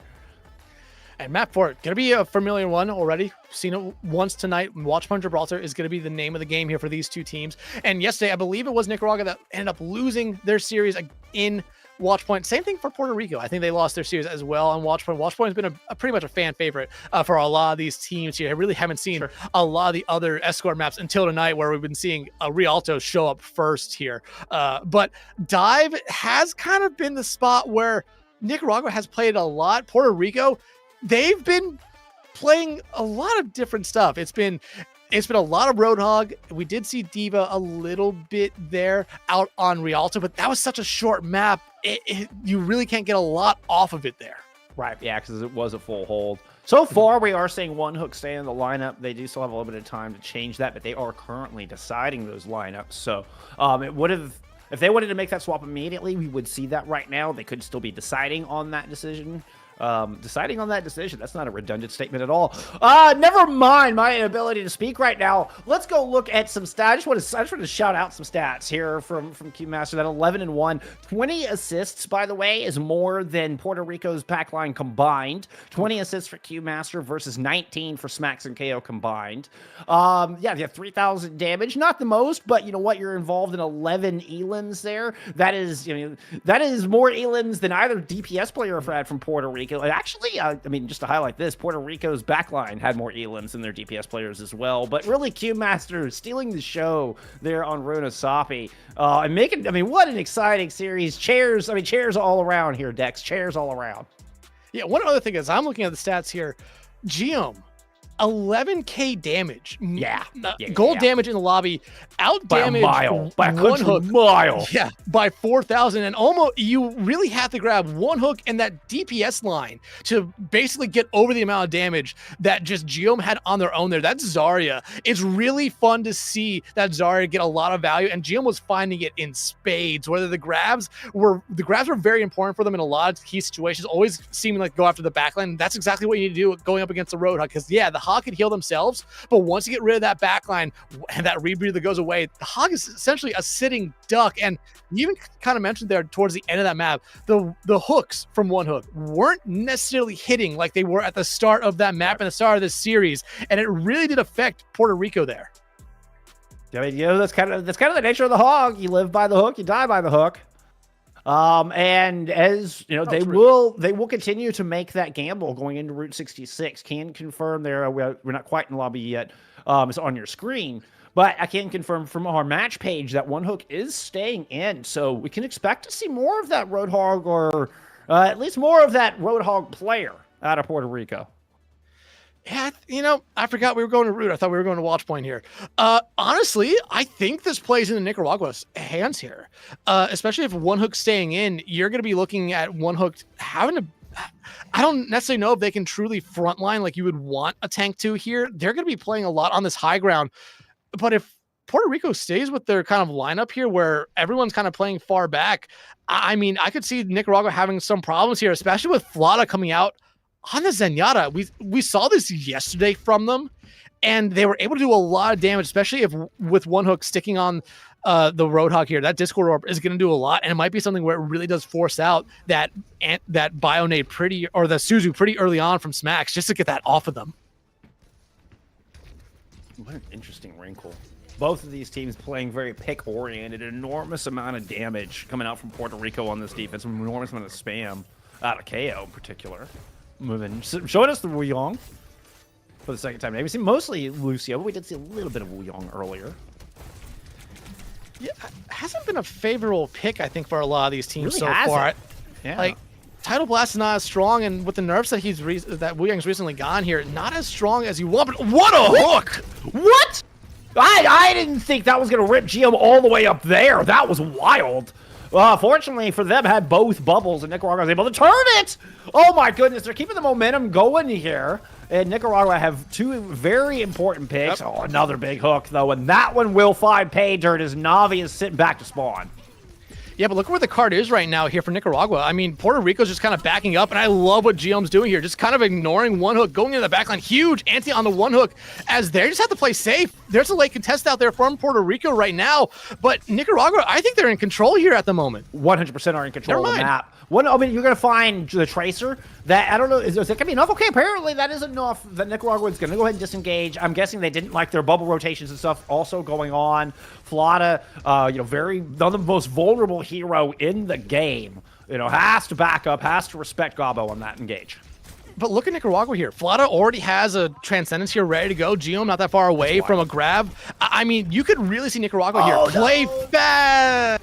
I had to say something about Flata. I just had to. You cursed him, Dax. You cursed him. I mean, just in the split second, on a microsecond of Gabi getting that kill versus the Transcendence coming out, and now this is leveraged into another kill for this defense.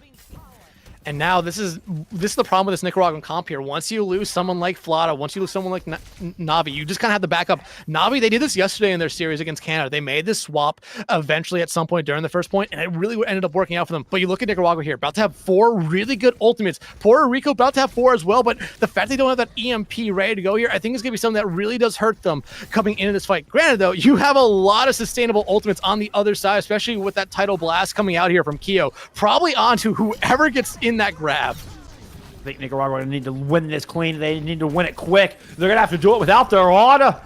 Navi going down. I mean, I don't think this is going to happen at all. Defense holds. As you see the rejuvenating wave there, just to ensure that you don't lose one hook. Although you did lose Gabo to a kick to the face out of Flata.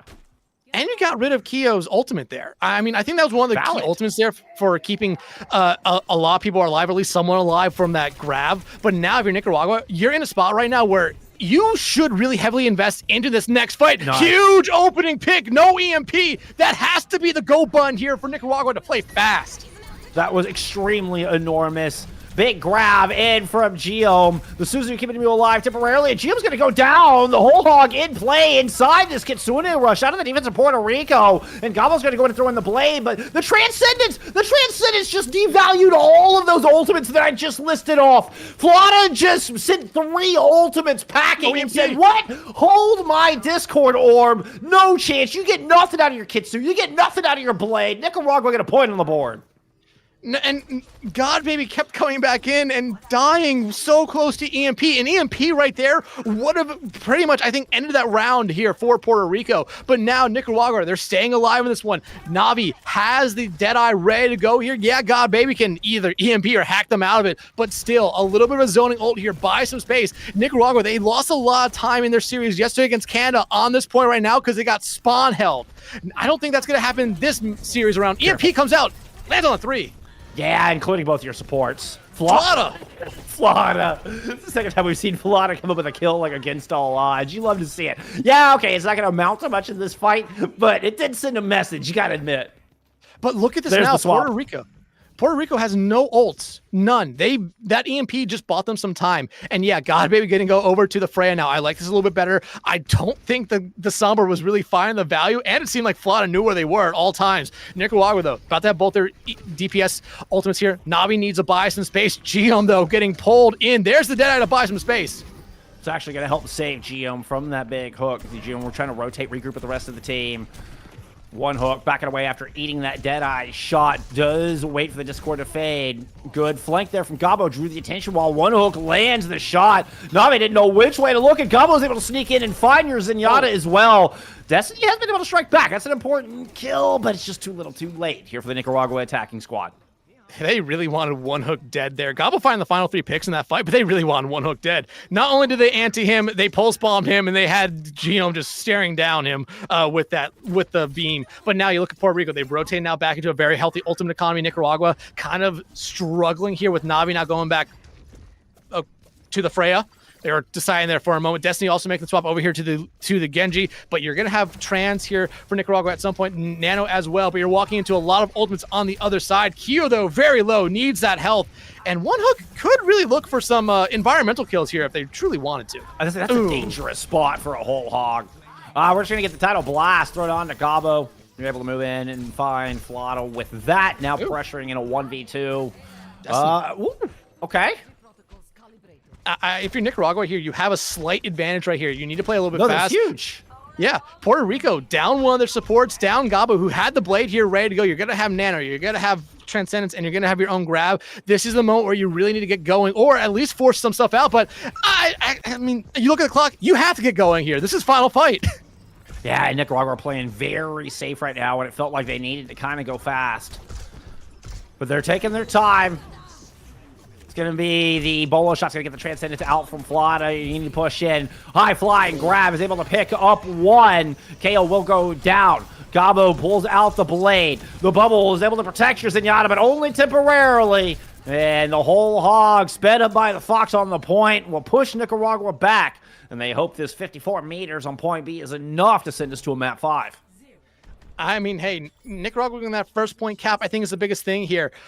Just that first point is very hard to cap at some points, especially like what we saw there. Puerto Rico kind of let Nicaragua get a lot of space, but once Puerto Rico won a fight, it took Nicaragua 2.5 minutes to really get everything going again. And it even took a couple incredible plays coming out from that support line for them here. Puerto Rico, though, I mean, they seem like they kind of understood a little bit better how to shut down Geom on that Zarya throughout it, especially with that backline that they had there. Yeah, and you talked about it a little bit, and you were absolutely right. Both teams are playing a very pick-oriented comps. Puerto Rico made swaps to kind of go away from that while still having a lot of burst damage potential. Nicaragua, on the other hand, I like this a little bit better. It's not necessarily pick-oriented, a lot more sustainability, especially with that backline there. Antis are still going to be a very big thing for them. And Flata, I mean, we've seen already some insane brig plays throughout the night here in our first series. Flata, they have the potential to have that same kind of potential that Lei had in our first one. But you look at Puerto Rico, really not shocking what we're seeing from them. One Hook, I think we're only going to see them play Hog. But God, baby, not coming on the Sombra, I think is the right thing here. I think once they made that swap over to the Freya, they found a lot more burst damage. It allowed Gabo, it allowed Smax, Keo, One Hook to really find a lot more value playing a little bit more aggressively there. 3, 2, 1. Attackers incoming. It does look like they're going to go ahead and roll out a spawn on that Freya. Looks like an initial shot from Gabo. Yeah, didn't find it. Probably go back over to a Genji if I had to guess here. Ooh, actually, okay, yeah. We're going to settle on a shot with her eventually. Beautiful. Beautiful hook. They're out of One Hook. Catching a Tracer early. As the Destiny is like, wait a minute, there's a Roadhog here. I obviously did not expect to find One Hook that far pushed up, but the aggressive play pays off as Puerto Rico squad starts off with first blood. Now we're looking to take over Big Earls. A lot of damage coming in from all sides into this Nicaraguan defense. So far, they're holding. Destiny has made their way back in, so they're back 5 strong. And Nicaragua, losing Navi is not who you wanted to see fall there, and Flata kind of in a bad spot. Kumias is going to be able to heal them up here, but now Geom getting to pop that Nemesis form just to keep them alive here, just to get some support. Again, though, this is still, you're not in the worst spot for Nicaragua. You just need to find one pick here, kind of even everything out. Yeah, Gabo and Smax have made their way up to the high ground to clean that off, so they've cut off the knees underneath Geom's Ramatra. Navi shows up for a bit of peel here, but I still think the defense just don't have enough legs to stand on. And we're eventually going to get this escorted in and get this point on the board for Puerto Rico. Yeah, Nicaragua, they're not going to have any late contest here. Puerto Rico going to have a lot of time here, and maybe that was the only person that could contest there was Navi, but One Hook sending them back to the spawn here. And One Hook, after really a little bit of a struggle last map, has really turned it around here on this one to be that solid rock you want at a tank here. Puerto Rico now only 55 meters away and 5 minutes to do it from moving on to the lower semifinals here.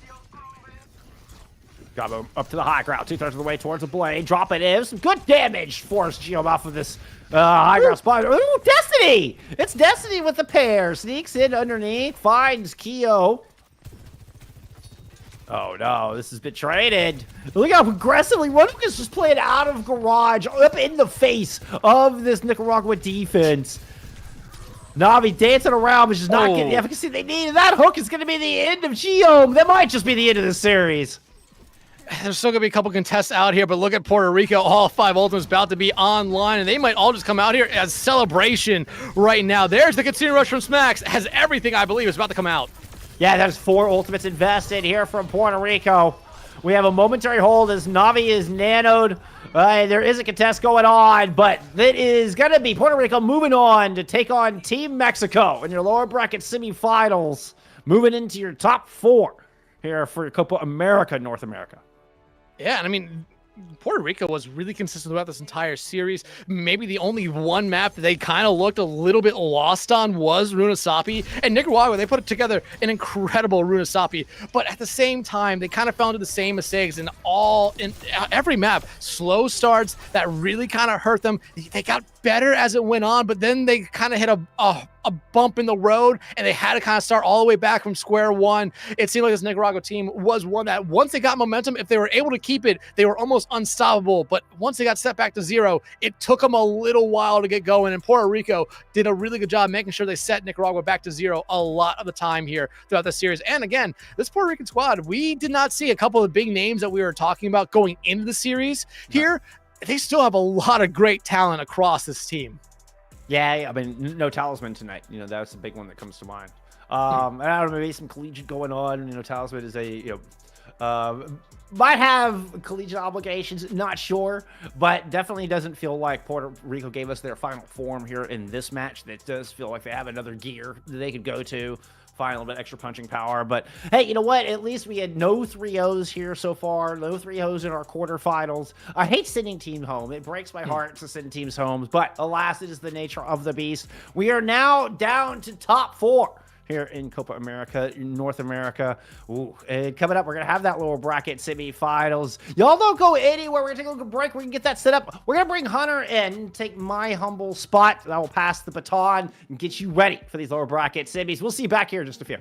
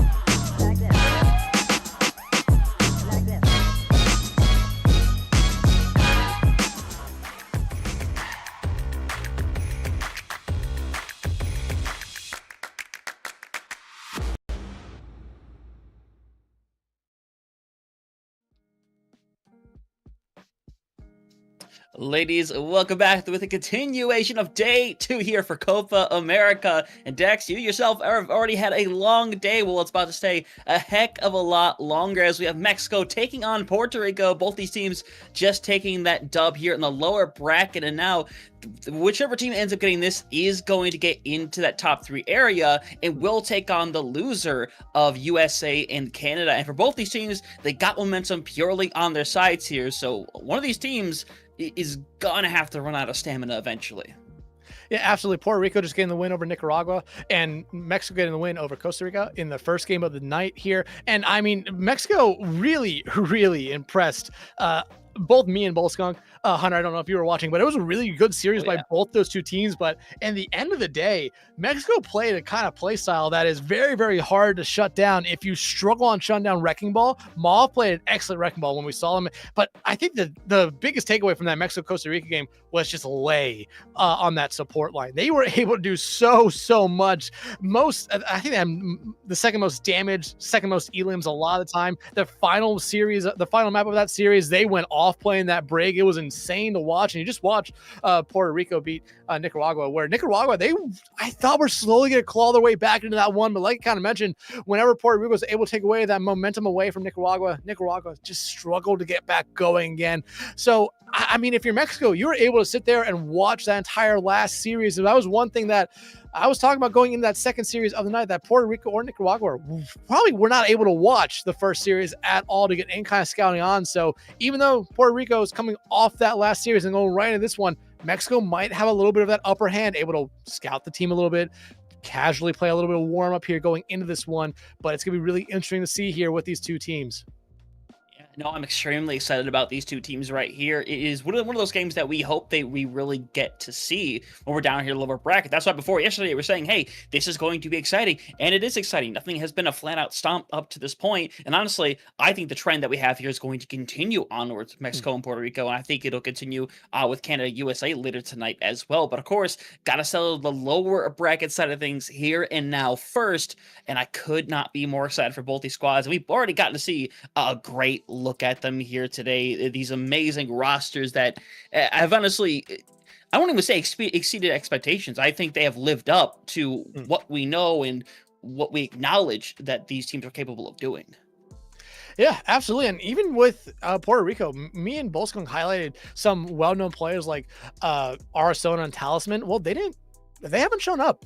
The rest of Puerto Rico, though, they have a very solid lineup here. One Hook, really good job on the Roadhog there in the entirety of the last series. A lot of movement for Puerto Rico. Same thing with Mexico. We saw them make a lot of subs, a lot of role swaps as well, and they seem to be a very flexible team. And at this point in the game or in the tournament, having that flexibility is going to come in very, very clutch here as we go on through this series. But Hunter, much like where we started off the first two series of the night, we are going to be starting off on Cervas Dorado. First time we're seeing that this entire tournament. New Queen Street might be our first decider map of the series. Watch Point if needed, and Ilios if needed as well. And I mean, both me and Bolskunk talked about that this series right here has potential to go 5. It would be really, really fun to see an Ilios here tonight. It really would be. And when you go to the maps like Dorado, that Gibraltar, Ilios, those all scream dive. And I mean, New Queen Street to an extent is also a dive map, but you know, a map that isn't dive, it's Saravasa. This is where that fast-paced brawl rush style is more likely to come out than I think any other map that is presented here tonight. And hey, we've already seen previews of what these teams are comfortable running before. And as we get out the gate here, One Hook, not going to be changing the expectations. Malv, though, saw how good they were on the ball before. We wonder if it'll come out here on Sarvasa as well.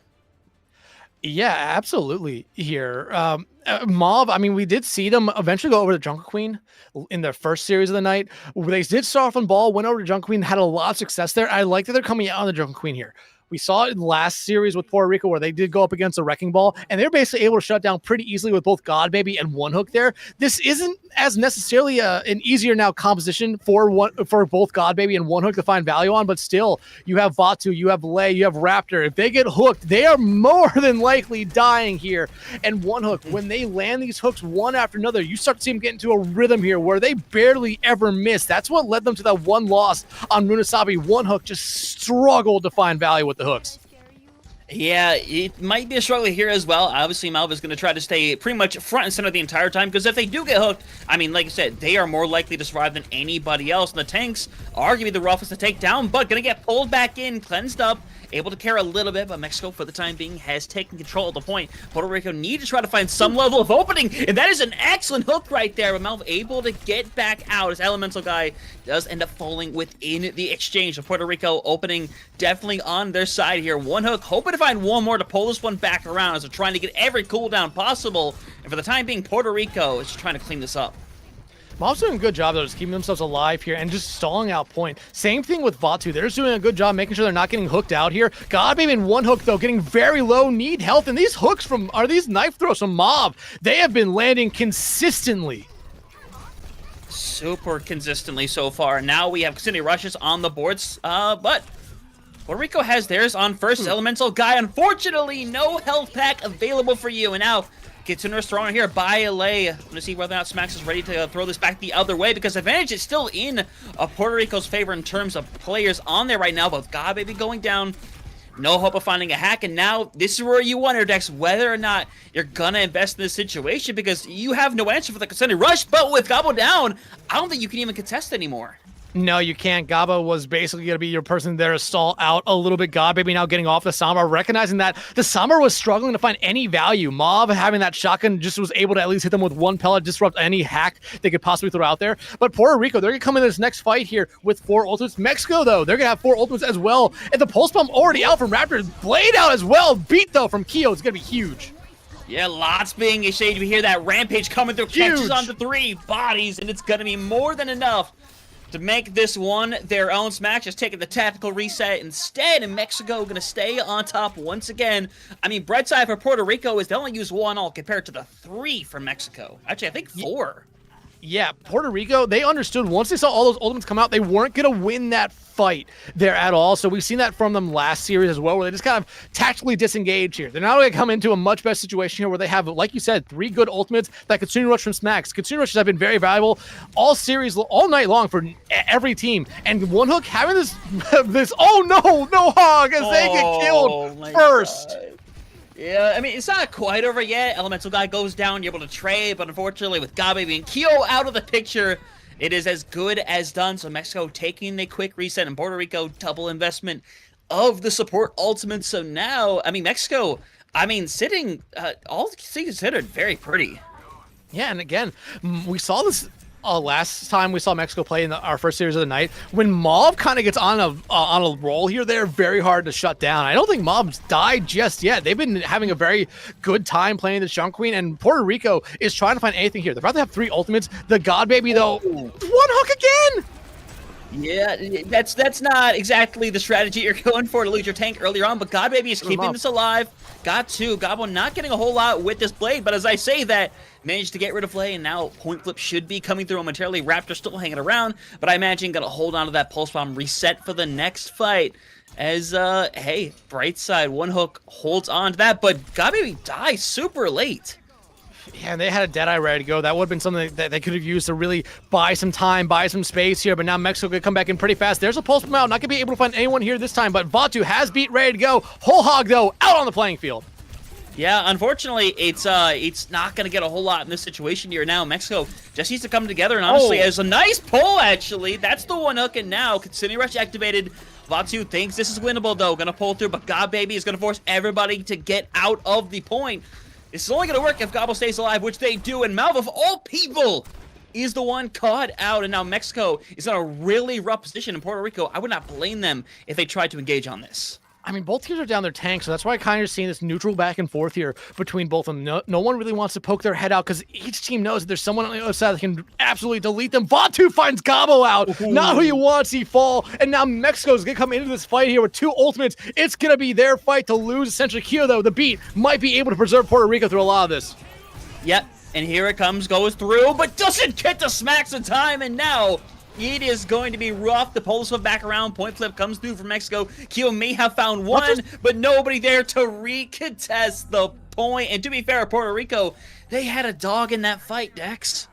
They did. However, when that blade came out there from Elemental Guy, Puerto Rico kind of just rotated back through. The beat came out there from Keo. It should have been one-person job in Puerto Rico, just to kind of stay around point, because when Elemental Guy got into that backline, you saw there was really nothing they could do. The point flip happened, and Puerto Rico was just too far away to really get anything here. Now look at Mexico. 3 ultimates and Consumer Rush already out here. They are in the driver's seat right now. Yeah, and that is some aggressiveness from Mexico. Don't get anybody out of it. One Hook hoping to find somebody, but obviously you don't want to risk it. You want to try to save onto those heals for this point fight that's coming up very shortly. Raptor hoping to find something, but it's going to recall directly the enemy knives, but perfect stick, but God Baby rolls, stays alive, and now for Mexico, this is going to be a rough one to pull back without Malva's investment. They get the point cap here, though, but like you said, it's going to be rough for them. However, Mob does have this Rampage ready to go here, and if they can find one pick, it might go their way, and that's actually a hook that helps them out big time. It is massive. Kyo the only one who gets hit, but Puerto Rico's falling over anyway. Unfortunately, I don't think it's going to matter a whole lot, but Whole Hog comes through, managed to get rid of one. Host got to find 1 or 2 more to make this even close to doable. Unfortunately, it's going to be prolonging the inevitable. Now, only 1 fight away here from Mexico being able to take this one, and what I got to say is pretty clean fashion. Yeah, and that hook there from One Hook, like I said, it helped out Maul because Maul was just going to play around corner, wait for Puerto Rico to really engage, but it put them into a spot where they saw the majority of the team, and they just took it and ran with it. Beat Blade, about to be ready here for Mexico, not that far away from their own Consumer Rush as well. Puerto Rico, they have that ready to go, and about to have almost everything besides that whole hog here for what could be final fight. Puerto Rico, though, they need to find something here early. They cannot afford to go down and just get caught out. Huge Blade or hook there, and they find Maul, but it trades out immediately. Yeah, now there's no beat for Keo. One Hook, though, pulls back in, and now Keo needs to stay alive, and One Hook is going to be able to hang around on this point for a while, misses out on the initial hook. Keo about to have a beat if needed. It's going to have to respond as Kitsune Rush comes out, and now Raptor coming back with that pulse bomb, needs to find the perfect shot here, and if it comes out, it's a good stick onto a hook to drain more and more of the hell. Eventually, it's too much, and Gabo just needs to go and try to find somebody here. Unfortunately, the numbers game becoming too much, and with Malv back over on that Doomfist, finding a slice and dice is gonna be impossible as they take a clean 3-0 on Suravasa. And Mexico coming out of the gate here, like I said, they had some time to really chill, relax, scout a little bit after the first series of night where they got that victory. Here, I thought we would see Puerto Rico kind of come in with a little bit of a chip on their shoulder, a little bit warmer considering they just finished their series. We started the series a little bit earlier as well. I thought they did that just to kind of keep that momentum going, but no, again, we saw a lot in the first series of the night with Malv being able to do so much on the Wrecking Ball. The Jungle Queen, though, is another kind of sleeper pick here. Me and Bolskon talked about it. Not necessarily meta, not necessarily out of the meta, kind of sitting there on the fringe, and Malv right there showing us why Jungle Queen put into the right composition and going up against the right composition as well can really just cause a lot of problems for any team. Yeah, in that situation, if you're Malv, it's the same situation as One Hook. Your job is to survive. It is to live. It is to take as much damage as humanly possible. When you are a Jungle Queen, when you're a Roadhog, those are 2 of the characters that are the best at doing that job. You get so much lifesteal when you're playing that Jungle Queen, having those self-heals as Hog. It gives you that ability to be like, hey, if I do get hooked in if I'm Malv, I have a great ability to stay alive, whether I'm going to hit that Carnage and take lifesteal, or I can shout to simply back out. There are so many possibilities that you get to work with, and I think both of them did a fantastic job at that. I think the one thing I would say about One Hook is, unfortunately, they're being pelted with damage before the fight's even begun, so unfortunately, they didn't get to go in with like that max ability to heal themselves during the fight. But honestly, that's not a play on One Hook at all. That is Mexico's DPS just constantly being aggressive, because as we've seen from this first map, if they're going to keep getting away with it, they're going to keep trying it. Oh, yeah, absolutely. And that was the one thing that in the first series of the night, Mexico, we kind of highlighted that everyone on this team can really make a difference in a lot of these fights. We saw the support line really make differences. A lot of the time, the DPS line can take over, and still, you have Malv, who is a difference maker in their own right. Again, and we've seen Malv go from tank to support here at times, and heading into our second map, we could definitely see that, especially with it being Dorado, a map that up until this point right now, Hunter, I don't think we've seen this entire tournament. And it's going to be an interesting one here. Puerto Rico needs to kind of respond here. I wouldn't surprise me if One Hook comes out, considering Dorado, especially the for the first 2 points and a little bit of the third is more favorable towards dive, and One Hook, well, I mean, like their namesake, has really only shown us the Roadhog, so this would be a time where I think Puerto Rico pulls back their hog player and brings in someone with a little bit more of flexibility, especially playing those dive tanks. Yeah, 100%. This is where you ideally would see in the situation right here. Obviously, I think the hog, you never know. It's Dorado. It's a hog. You pull somebody off that high ground, they are basically doomed to the enders of this world. But I think you're entirely right. I think it's best to just make the swap here, bring in the comfortability on the dive, and go from there. This is where we're probably going to see things like the on a break come out. We've seen a lot of on a break throughout this entire tournament, and it's had its mixed results, but for the most part, I think it's pretty much become the go-to. And you can see right there the break in Ana hanging about as Puerto Rico runs up. It'd be very interesting with the Winston Reaper, because to be honest, this can work pretty decently. Yeah, and one big thing, like I said, got our One Hook probably was going to come out here. God Baby, that's been Puerto Rico's second tank here throughout the night. Coming out here, God Baby going to be on tank. Coconut, I believe, is coming in here for One Hook. And on the other side, I talked about Ma has gone between playing tank and support. We saw it in their first series of the night for Mexico, where they went over to support. Dot came in, played an excellent diva, really until it got shut down by Azaria on the other side. So God Baby, if they struggle against this diva, might have to go over to Azaria, because that really seemed to slow down not only Mexico but Dot in their series earlier. Yep, Phantasm goes for the one shot, not going to find it, so going to make the swap over. Could be Tracer, could be Freya, and the Freya it will end up being as God Baby. Going to get forced out very quickly, and Coconut forced back to the spawn rooms right out the gate here. And all you can do if you're God Baby is try to hang around, stay alive, but a big ante is going to cause your backline to blow up, and now I think Mexico can just kind of slow roll some of these eliminations.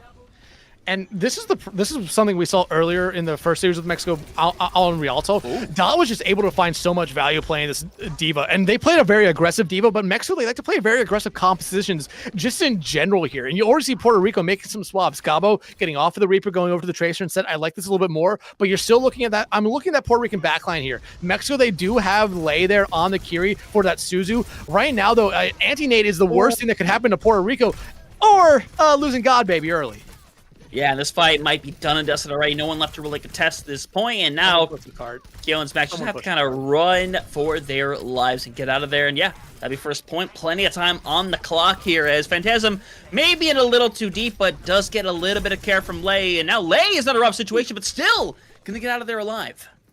Lei, like we talked about, Lei was a big standout for both me and Bullskunk in the first series of the night for them. They are not afraid to play aggressively. Hell, Hunter, one of those maps earlier on, they had 10k damage on Kiriko. They are not afraid to get in your face and land those kunai shots, but right now, Mexico is on a little bit of a tear here. Just casually going through as Lei tries to find out Gabo there. Going to be able to get the teleport out, but Mexico now, I mean, they've been slowly pushing this card up here, even though they've been basically dominating so far.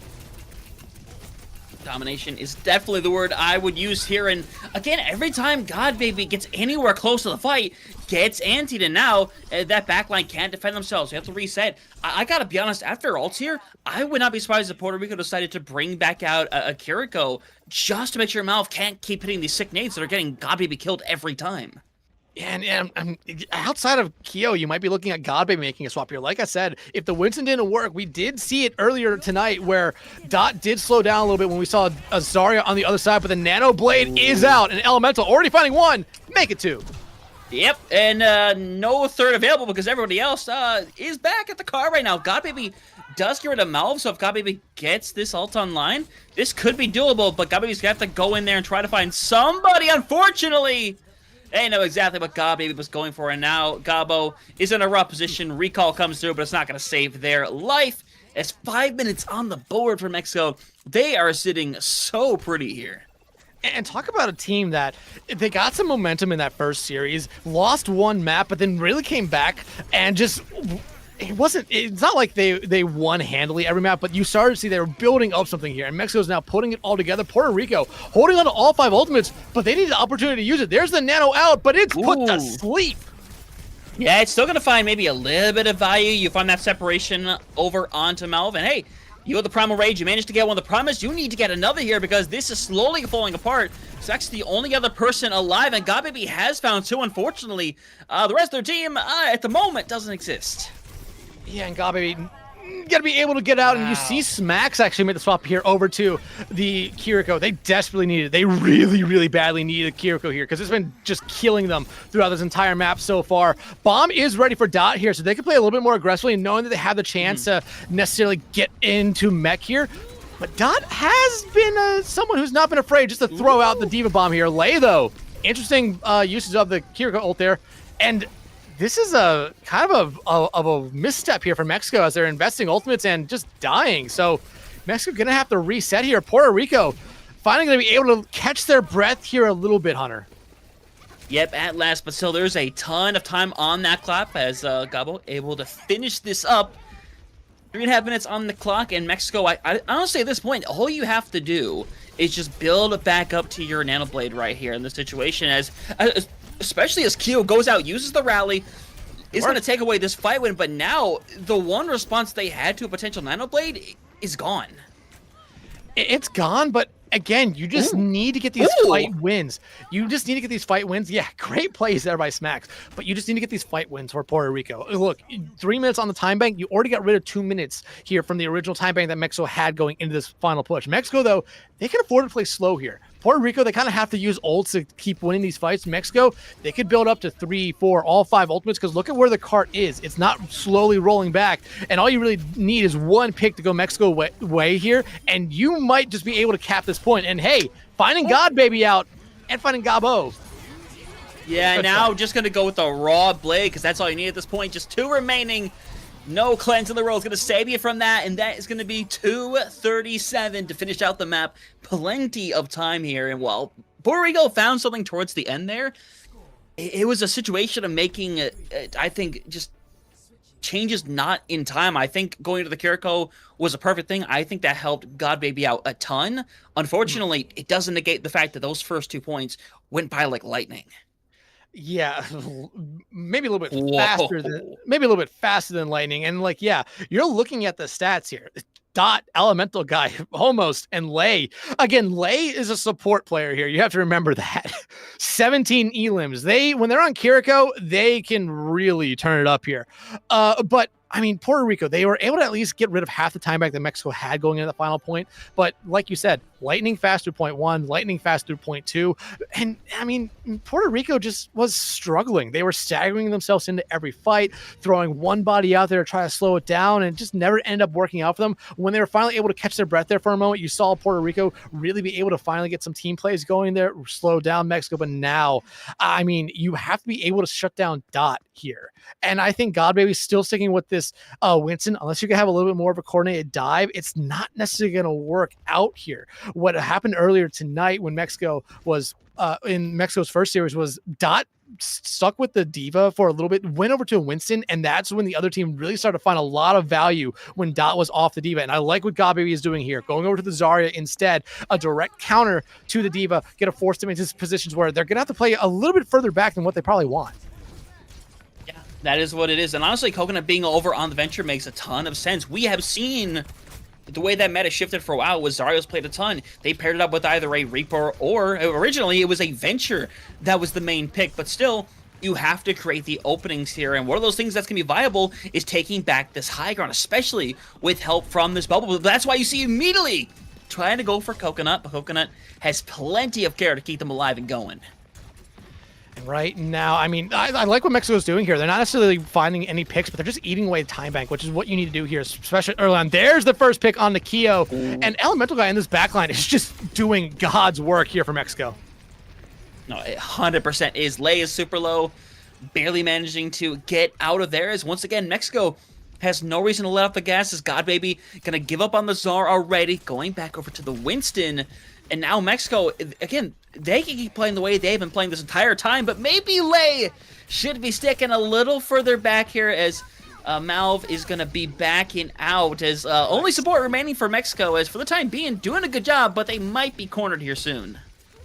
And I like that God Baby went over back to this Winston. Like I said, I thought the Zarya would be a little bit better, get dot out of mech a lot, but you need to have this, you need to have the ability to get up on these high grounds, or Malv and Phantasma. We're going to be able just to find so much value here. Somehow Malv is still alive. Nano, though, out on the Elemental guy, and the Blade, probably not that far away. Yeah, it's right around the corner, and by that, I mean it's right in front of our faces. Gabo tries to slide away, not viable, as Elemental Guy only gets the one, but the one might be enough in the situation. In fact, it is going to slow down momentum in Puerto Rico. They found something there for a moment, but unfortunately, heads up play from Malv and Elemental Guy. Mal finding smacks out as well, and now Mexico, they're coming up to 3 ultimates here. Puerto Rico, they're gonna have 2 ready to go, both their support ultimates here. You really need to get something going here if you're Puerto Rico. You need a first pick, and yeah, you found it on the late earlier on, but you weren't able to turn it into much. You need to get rid of Dot here, in my opinion. You need to get rid of the tank. It allows God Baby to maybe play a little bit more aggressively into that back line here. Elemental Guy, I mean, Mexico right now, you can see it. They feel confident. They're playing in Puerto Rico's face. 100% they are, and Dodge gotta be a little careful, as are gonna get D-Megs, gonna have to let go of that self-destruct, and left on the high ground means, hey, no fear there, as Considering Rush activated, beat immediately in response from Keo, trying to keep Puerto Rico going in the situation, especially with Gabo so close to a Blade. But everyone from Puerto Rico's in such a rough position, and Keo gonna get pulled into that bowl shot as well. Puerto Rico, they have a potential upper hand, but they need to regroup. They have the momentum right now, in my opinion. You're seeing some swaps come out from Mexico. Lei going over to the Moira. I believe that's the first time we're seeing that this tournament. Dot, though, finding smacks is not how Puerto Rico wanted this to happen. You were finally starting to get some momentum. Now you're basically back to square one, but at least you traded out. Yeah, and oh god, if I'm Gabo, I'm hating this swap right here. Lay over on the Moira. It's pretty much just enemy number 1 at this point, and you're going to see the orb taking care of business. With 30 seconds left on the board, Puerto Rico, I mean, it's gonna count down to Gabo clutching up on this play potentially. God Baby does have the Primal Rage as well here, just keep him alive, but Mav has been able to just land sleep after sleep here. Puerto Rico, though, they have ultimate to play with, already popping off with the Primal Rage, and Coconut finding one here. They have an opportunity here, Hunter. Nano gets thrown at the very last second to Elemental Guy, and Elemental Guy, they clutched up one fight before, looking to do it again, and here comes the Blade through, hoping to find something, but Coconut comes up from the trenches, takes care of business. It looks like Puerto Rico is going to cap with pretty much no time left. If that is, if they want to go and touch the point, they will eventually get there, but now there's a chance Dot's just going to go up in the air and eventually let that bomb loose, because this is winnable now. This is genuinely winnable. Mexico has an opportunity, but Beat, he's going to go super aggressive to get in. They're going to dive that backline to try to force them away, but bodies have to remain on this cart as they're to be cleaning things around, and Mexico should eventually fall over. Elemental Guy finds one on the way out, but it's not going to be enough. And Mexico Puerto Rico gonna keep this map alive here. Again, at this point, that's all you need to do. Just complete the map. Doesn't matter if you complete it with time. Doesn't matter if you complete it in overtime. Just complete the map. Force an overtime round here, because it feels like Puerto Rico is really starting to figure some stuff out here. You got Mexico to make swaps. Lay over onto the Moira now, off of the Kiriko here. And I think Mexico is not going to play as aggressively as they were earlier on here. They do have ultimates coming up here, but Puerto Rico, they have some ultimates of their own ready to go as well. This is an aggressive push, and the Mega is grabbed, but eventually you're going to find the trade around. But the problem is, this is exactly what it is. It's trading, and nice little invisible coalescence online. As a double stick on Coconut. Coconut's in a really rough spot, but should be able to get out alive. But no, it's going to go for the pursue, and it's going to get followed. Walks into that one with God Baby, and that's going to be the double clear as Mexico, again, going to be able to get defensive control once here. And Mexico now gets to stabilize a little bit. Lei going to get punished yet again, but again, playing more, they can get back out here pretty quickly. And right now, if you're Puerto Rico, you do have Blade. Ooh. And hey, you get rid of Elemental Guy, who was about to have a Blade of their own here. This is your momentum. You need to start just slowly building it up here. I like the fact that they're keeping 2-3 members on the cart and not necessarily playing high ground, but Coconut on this venture has been a big difference maker here so far, Hunter.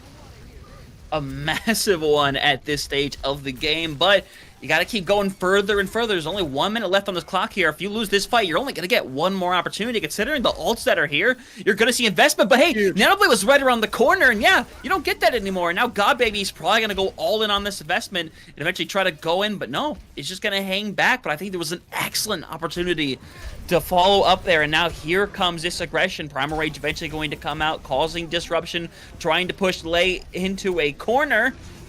doing a good job of it, but now here comes the Elemental guy with the Nano Blade, cutting through one. Beat manages to come up online, but not in time to get, or I would say save. Coconut here, good deflection onto Keo. And now, unfortunately, God Baby and Smack's only ones remaining. They have to try to clear this one out. Lay, last one to reasonably touch. You also have Phantasma here, who's on the Ash, something we God. don't see that often here. Leia's gonna fall, and Dot back in the fight here. Puerto Rico was so close, looking like they're gonna be able to cap the second point, but now they have to invest just to keep themselves alive here. They have the ultimate advantage, though, Hunter. Yep, and no bomb online for Dot either, trying to potentially get it, but is getting burnt away super low, and no ultimates really sitting around. Lay might have the coalescence, is going to go immediately. Coconut going down, gets rid of Elemental guy, should be able to clear, and the cap will come through. They will live on once more. It is by the wire every single time, but Dex, they're doing it. Again, Puerto Rico, all they need to do, just keep this map alive here. Mexico, Mauve going back over to the Ana here now. And I'm surprised we're not seeing any more swaps come out from him here, because I don't necessarily know if this Moira is working out like Lei was hoping for. Yeah, they want to do a little bit more damage, but now there's no Genji on the other side anymore that they had at the start. But Phantasma starting to make this Ashe pick work. It is working out beautifully, especially with the fact that Bob is going to be a great deterrent. You're going to see the investment here of that self-destruct. And perfect sleep. Now has been an absolute menace this entire time. He's going to pay the price for it. But to be fair, I don't know there's much you can do if you're Puerto Rico. You get the one pick, but there's no follow-up. God Baby doesn't have any supports sitting by anymore. So now 35 seconds left. You take the big reset, and unfortunately, you're dealing with a Bob. You're dealing with a Blade. It's not looking great. Yeah, and Lei, Mauve, not that far away from their own ultimates here. God Baby making a light swap here over to the Hazard, a little bit more sustainability here, but you're now looking at Gabo and Smacks can be able to build up to their ultimates here pretty quickly, but you need someone to get to the cart here. It's going to probably be Gabo, who at least forces overtime. Dot, they made a swap there for a brief moment to Doomfist before going back over to the Diva here. Puerto Rico has an opportunity here to come in fast with the Blade coming out from Elemental. Got one. We need to get a touch on the board here. They're running for it, but nobody actually gets to the point. It rolled so far back that nobody actually got there. The Mexico gonna take it 2-0. Definitely a ton of fight back overall, but I mean, again, it's the fact of what Mexico was able to do on the outset of these rounds, being able to push through second point and having 5 minutes left over to push through third. The fact that they managed to make it so it was overtime for both of their holds as well means that there was no time to bounce back here. You only had 2-3 fights max if you are able to pull this one back if you're Puerto Rico. And unfortunately, just that amount of time, that pressure can build up. Yeah, but like you said, Mexico, Puerto Rico, they showed us some fight back that map, and they needed to there. Yeah, Sarabasso was close at points, but it really seemed like Mexico really had it in control throughout the entirety of it here. Dot, I think, did an excellent job on that Devo throughout the entire map. There, you also got Lei to get off the Kiri, which was a big thing for them, because even on the Moira, you really saw there Lei was struggling, and that was someone we really wanted to watch throughout this entire series, because they had been a difference maker on that support line. And Puerto Rico was so close, like I said, and like we kind of mentioned, they were just clawing their way in. They were starting to figure it out. I think they're so close to being able to get themselves not only back in the map, but truly back in the series there. They have to now take what they learned here from maps 1 and maps 2. Backs are against the wall now, not only in the series, but their tournament run here. And this Puerto Rican squad, Hunter, me and you talked about it. We were very high on them coming into this tournament. They have shown us flashes throughout these first 2 maps. They need to now all put together here in map 3, or else they're going to be taking a little bit of an early exit. Yeah, and the possibility is definitely there. It's going to require the reverse sweep to make it happen. And hey, we've seen crazy things in situations like this. You never know what's going to happen. And the fact that with the way the maps are going to be trending, there is a possibility for Puerto Rico to make this happen. But like you said, they need to learn their lessons in the situation. And to be fair, I think no map is more unique in this set than New Queen Street. And you are giggling over there, my friend.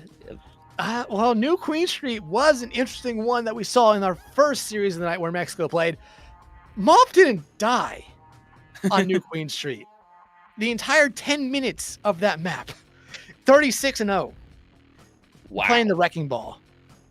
So if you're Puerto Rico, you immediately know right there, you have to shut down Mauve on the Wrecking Ball, because I see no world where Mexico keeps in Dot. Even though Dot had an excellent last map, Mauve went 36-0. on this map earlier tonight. You don't shut that down here. You put it up. You're up 2-0. So even if you want to say, okay, we're going to try Mauve out here again, or we're going to play Mauve here again, you have a little bit of a cushion right now, but they played such an excellent map first time around that you have to kind of bring them back out here. Puerto Rico, though, you have to be able to shut them down. And yeah, they could bring back out one hook. They could bring back out the Sombra pick and try to slow down the Wrecking Ball. And that did, I think that was a deterrent on Surabasa, but still you ran to a very, very favorable Jungle Queen there for Mexico, and Puerto Rico really still struggled to shut that down. So you have your poison here. Which one are you going to pick?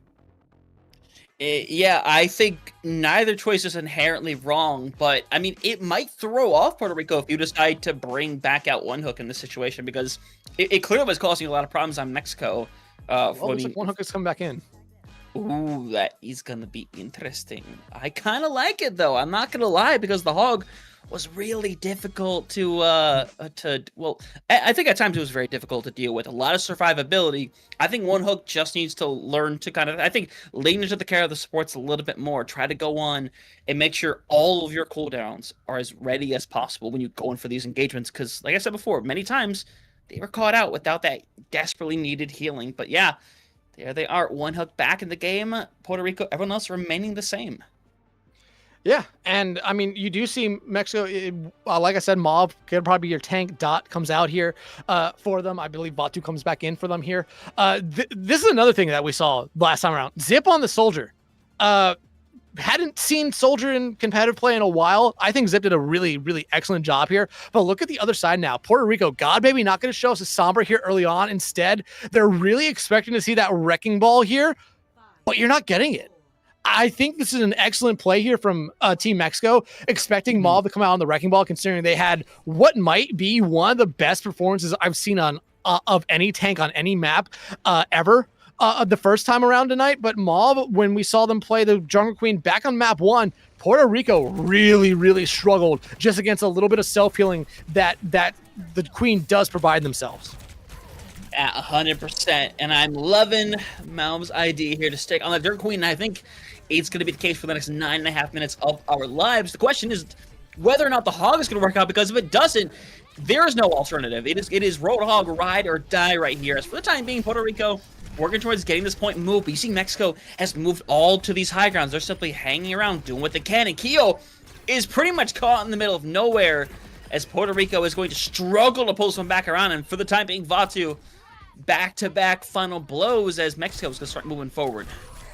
Phantasma going to be able to find Gabo, and that is not what you want to be seeing there from one hook. Like we kind of said back in map 1, when one hook is landing these hooks, they get into a little bit of a rhythm and find hook after hook. When they struggle to find them, they struggle for a while here, and there's no big target on the other side for them to really find that easy little hook there. Mexico now has the lead. God baby swapping off the Reaper after 1 life, going over to Casti instead. They want to be able to shut down someone like Phantasma, something like Vatu, someone like Lei, who wants to be in your face, even though Vatu and Lei, well, they're supports. They're not afraid to be frontlining. Not at all. Now you're going to see that Shao comes through pretty early, all things considered. So now I think this is the opportunity one hook is going to have. But you need to be willing to go out there and take that shot and try to find that hook. Unfortunately, it doesn't come through, as it's going to be pulled back in, having to heal back up. It looks like a free cap is going to come through here momentarily. In fact, it will, as Baby Gabo's super low. One ends up going down, and Gabo is in a really rough situation. And for the time being, in Puerto Rico, they are not being the initiators right now. Mexico is just running just full metal right now. And this is kind of what we saw from Mexico earlier on. Mauve is just on a little bit of a tear here. Phantasma, I think this is the first Mexico player to die here. Puerto Rico, though, I mean, you need to get something going here. Zip not going to be able to escape, but Mexico, they're not necessarily going to lay off the gas here. They're going to try to get as much of a lead as they possibly can. They're definitely trying to right now, and hey, 84 meters is a pretty good amount to sit at for the time being, but still a lot of time. A lot of things can happen, but the thing is that ultimates are already a big issue, I think, for both sides, really. As double Container Rush is out, we have a Pulse Bomb at the ready if you are a Gobble, but now haven't hit that recall, as Phantasm is going to keep delivering that pressure. Gobble needs a little bit of care. Pulse Bomb thrown out, not going to find any connection. One hook connects onto Zip, though, and is trying to bring this one back around right here. But remember, there's still a beat on both sides. You still have a whole hog, so right now, if I'm Mauve, I'm trying not to get in the corner. In fact, they have to beat and use the Rampage just to get Mauve out of there. One Hook also popped the whole hog there. Not really finding much. Malv still alive and kicking, but I don't think it's going to last much longer here. Nice knife there by them. Malv not going to be able to get back down to low ground, and I think if you're Mexico here, you kind of have to have a slight reset here, but they're going to keep this fight alive here for as long as they possibly can. Look, Hunter, only 3.5 minutes in. Yeah, they have about a 76-meter lead, but you want to try to keep this bot on your side of the enemy side of the map right now, and Lay able to escape. That's actually huge for them because it should allow everyone to come back in pretty quickly.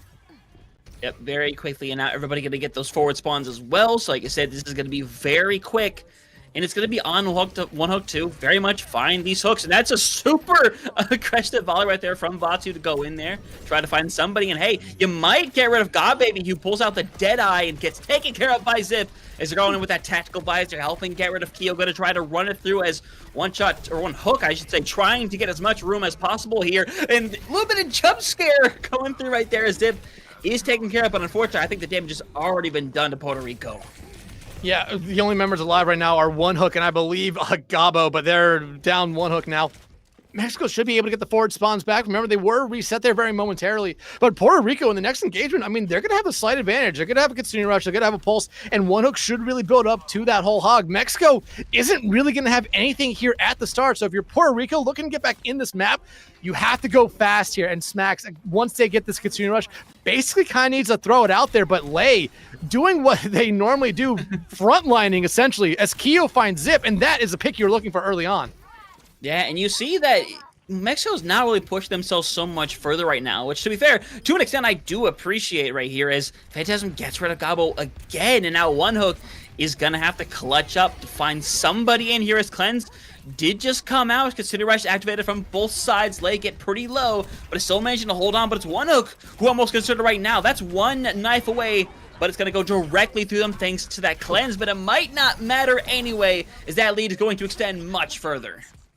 Yeah, once they get back to the bot here, they're going to be able to extend it probably to about 80 meters here, maybe even 100 meters. But right now, Team Mexico, I mean, both me and Bullskunk were talking about this being a series that we could see going the distance. But Mexico, they have found something here tonight. They look almost unstoppable at the moment. Puerto Rico still has a lot of time to say about it, and they have a couple ultimates coming up here. But Mexico, well, they have 3, and they are not afraid to use any of them. Not in the slightest. And honestly, I can see them going full metal right here, just trying to take this one away and end it right here and now. Lay spot holding. Yep. Oh my god. We just watched Natsuki hit the Ajax earlier today. That was pretty reminiscent, but gets away with it. Able to hold on as One Hook, trying to find something here. Unfortunately, it's just kind of deterring, as able to block out some of that damage from the Pulse Bomb. But right now you're trading out, which, to be fair, is going to be in Puerto Rico's favor. They're going to get God Baby back a lot faster than Mexico is going to get back Zip. So I think for the moment, Puerto Rico should be able to start stabilizing right here. And with that, they're definitely going to start stabilizing. Vatu, though, finds Gabo out here. Mauve can only do so much, but at the moment right now, Mexico, you know you're not going to necessarily win this fight unless you have an incredible play come out from someone, but you're just looking at the time back here, getting rid of it. You have a 100-meter lead. Lay still finding picks in that backline as a Kitsune Rush comes out here. Eventually, you're going to be able to send down everyone from Mexico back to the spawn here, even Zip, who was running back in there late. But, I mean, look, Hunter, 3 minutes left to go, 101-meter lead here for Mexico. Puerto Rico has a long uphill battle ahead of them. They need to be able to kind of chain a couple fights in a row here, really. They need to get some momentum going back their way. They cannot afford to go down in this next fight pretty early on. As you see, that support line right there, again, not afraid to front line. Not in the slightest. And that is a nasty hook. Oh my god. But again, Gabo goes down early. Zip hanging out on the high ground. It's pretty much untouched. Well, never mind. It's not untouchable, ladies and gentlemen. Forget I said that word at all. As you're going to see Mouth go in, going to get punished away as Vatu again finding a pick. Vatu, I think, has been just about as deadly as Phantasm at this stage. And when we see the sets at the end of this map, it's going to be very, very funny to see that both the supports probably have more elims in their DPS line here. Vatu finding out God Baby eventually going to fall right there, but this is what you needed if you're Puerto Rico. Yeah, you're losing members in these fights, but you're finding more. You need to get going. You're finally back to this bot, but you look at Mexico here. 4 ults is about to be online, but you're still picking up these picks here. 2 minutes, you're not necessarily... You need to stop looking at the time back here. You just need to start winning a couple team fights in a row and slowly eating into this lead here. Getting forward spawns should be very, very good for them, very very clutch as well. You look at them, they have the ultimates to really do it. One Hook could truly just whole hog here, just try to force everyone from Mexico away as Mob's in the back line. Hey, Mao just literally walked past everybody and said, "Excuse me, God, baby," sending you back to the spawn, and now beats. Going on for both sides. Visor doesn't end up getting a whole lot, but it's what kind of caused it to be brought out in the first place. And now we're starting to trade out. But to be fair, if you're Mexico, you're loving the trade. You are so fine with it right now, but you're not fine with One Hook getting rid of Lay. Consider Rush thrown out. Not going to have any responses. They're doubling down. Remember, they do have the close spawns now as well, as unfortunately, that's not going to get a whole lot. Only if you manage to get the sick hook, but it's not needed. Keo taking Vatu out of the air, and now for Puerto Rico, it might be becoming winnable.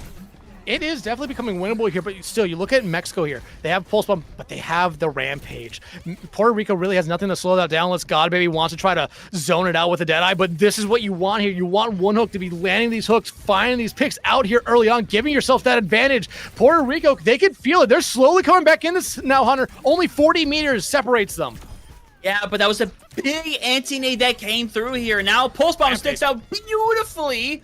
Smacks hanging around with One Hook right now, and to be fair, honestly, I never want to say you want to lose a fight, but to be honest, I don't think you can hang around here that long. The longer you wait to engage here and lose your life, the less time you're going to have to recover. And yet, there will be plenty of time to go back for one more fight. And to be fair, Mexico, not exactly sitting on a barrel of ults right now. They're not. I mean, they're going to have Kitsune Rush ready to go here, but you look at Puerto Rico, still holding on to the Deadeye. They're going to have a Blade and a Beat. I mean, if you're Puerto Rico, you really want to get back out of this bot very quickly here. You don't want to, and you want to win a fight before you invest anything here. And so you're looking at One Hook to be able to pull in someone like Phantasma, like Batu, like Zip, like Lay. Those players that you know are not afraid to be aggressive as the shout comes out there from Mob, just to try to keep everyone alive. Yep, and now tournament life on the line here. Kitsune Rush thrown out. It's going to be a weird trade with God Baby going down, and One Hook needs to stay alive. Managed to get rid of Vatu, which means not able to build up towards that B. And it's Gabo in the 3-on-1. Is going to have to go in and try to find a slice and dice, though. Does manage to get rid of one. Close Spawn's going to be activated. One Hook and Smacks are going to get it. But unfortunately, God Baby is going to have to force in one more touch. Beat going to be thrown in. Going to try to get it. Gets it at the very last second. It is literal desperation as much as it possibly could be, as God Baby is going to touch one final time. But that should, I was gonna say should be it, but they're fighting. They're going one at a time. Unfortunately, as good as the stagger touches are, it's not going to matter. And that's a good fight back at the end. But Mexico takes the 3-0, moves into the lower finals, where they will await the loser of Canada and USA. Yeah, and like I said after the first series of the night where Mexico came out on top there, I thought Mexico, with how they played, looked like a team that could really take it to both Canada and the United States. And Hunter, like I said yesterday, at the end of the day, I believe there's going to be one of these teams in this lower bracket that was going to be able to make a run and potentially put themselves in that grand finals by beating the loser of Canada, United States, that will be coming up here momentarily. But Mexico, they look like a completely different beast here right now. Puerto Rico, again, we talked about high hopes, had some big names on that roster as well. Unfortunately, we did not see those big names, but we even talked about it a little bit there that they didn't need those big names. They looked the part here. They looked like a team that could contest against anybody here, but Mexico, they are a very flexible team. You have you have Mauve, who can really flex on the different stuff here. You have a DPS line who is incredible and a support line who's incredible as well here. Mexico looks like a team that is slowly putting it together here as this tournament has gone on, and a team that really needed this lower bracket run to maybe find themselves a little bit more here. Yeah, because now they've gone into today, they've won back-to-back games, and now they're going to be able to sit by and watch this game between USA and Canada, and whoever loses, they're going to have an opportunity to exploit those weaknesses that we see in the situation in Mexico with a strategy that they're able to bring out. The fact that they have multiple ways to switch around their lineup, and not just little basic ways. And I mean, they can completely change their lineup and still remain at a very high level of strength in a completely different area. So I think they have the tools to do this, but it is going to come down from learning from this last matchup of the day. And it's a matchup which we'll get to momentarily, but it is one that I think genuinely can go either way. Yeah, and hey, one last thing. We talked about Mauve playing a Wrecking Ball a lot throughout the series. We didn't see it. We only saw the Junker Queen. That Wrecking Ball is still sitting there. Dot can play dive tanks as well. Really good dive tanks. And that DPS line, very flexible. Support line, very flexible as well. Mexico is going to be a challenge for whoever they face in that lower bracket finals. But We'll be right back with that upper bracket finals of USA and Canada. It might start a little bit sooner than what we probably said at the start of the night. So everyone, stick around. We might be back sooner than you think.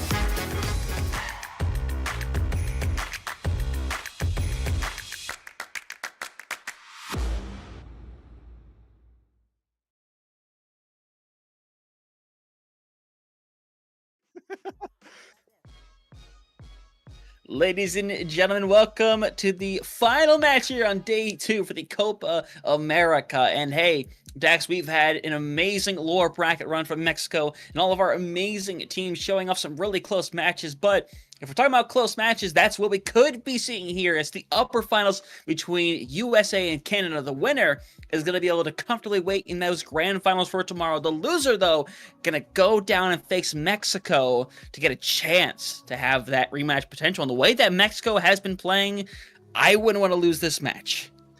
I would not want to lose this match either. But Hunter, let's just kind of put everything else aside here that's happened tonight. Canada and the USA, probably the two teams that everyone expected to beat at this point right now. Probably the two teams that everyone expects to meet back up in the grand finals. But Mexico has added a little bit of a certain spice to this tournament now, as they've gone on a little bit of a run here. But me and you talked about beforehand, you even brought it up. These two teams are essentially, well, what if there was a NA Face It Masters All-Stars teams? And that's essentially what these two teams are. Yeah, Canada does technically have 2 members of Dilducks, but I believe they are both at LAN, so they will not be showing up here tonight. That'd be Redex and Razor there, as well as Nogfriend on the staff. But you look at the rest of this lineup here. These are incredible players from across multiple teams in that NA Face It tier. Yeah, I mean, we're talking about members from Shikigami Midori from Elements of Harmony. Elements of Harmony team, by the way, just won the last season of Face It League. It's phenomenal. You take this tank line from Midori with Hero and Seafull, you can cover every single take imaginable. And the support line, extremely flexible, even without Red X there between Gorilla, Graveyard, Akasa. I think you are really set on basically being able to run whatever it is you want to do. And everything we saw from Solsai on that first day, I mean, entirely impressive.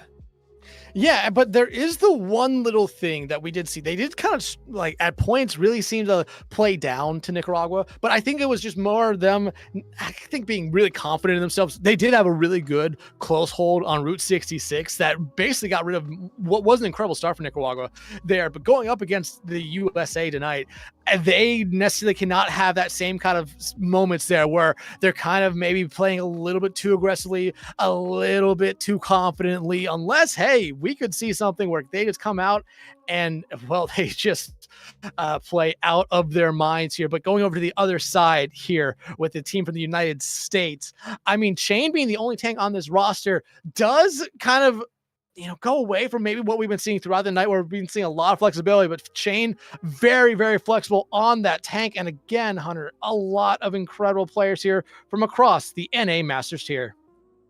Yeah, 100%. I mean, we just mentioned a minute ago everything we saw from Elements of Harmony.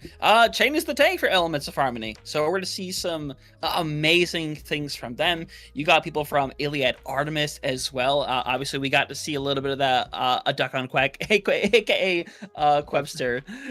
Yeah, I love the name. I love both names. Yeah. But no, this is a team that has a lot of depth as well in a lot of different places. Heck, I know Ducio hasn't played any maps quite yet, but was and is currently a part of that Factor X squad that has been killing it down there in South America. And when you have a squad like this, it's pretty hard to bet against them.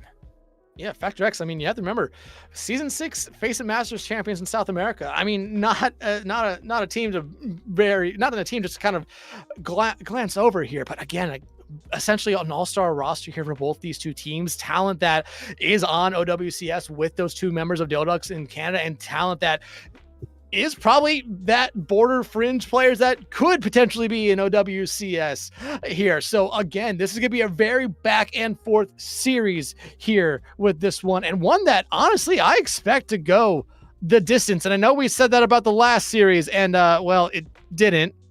But this one here, if it's a sweep, Hunter, it would surprise me more than anything else.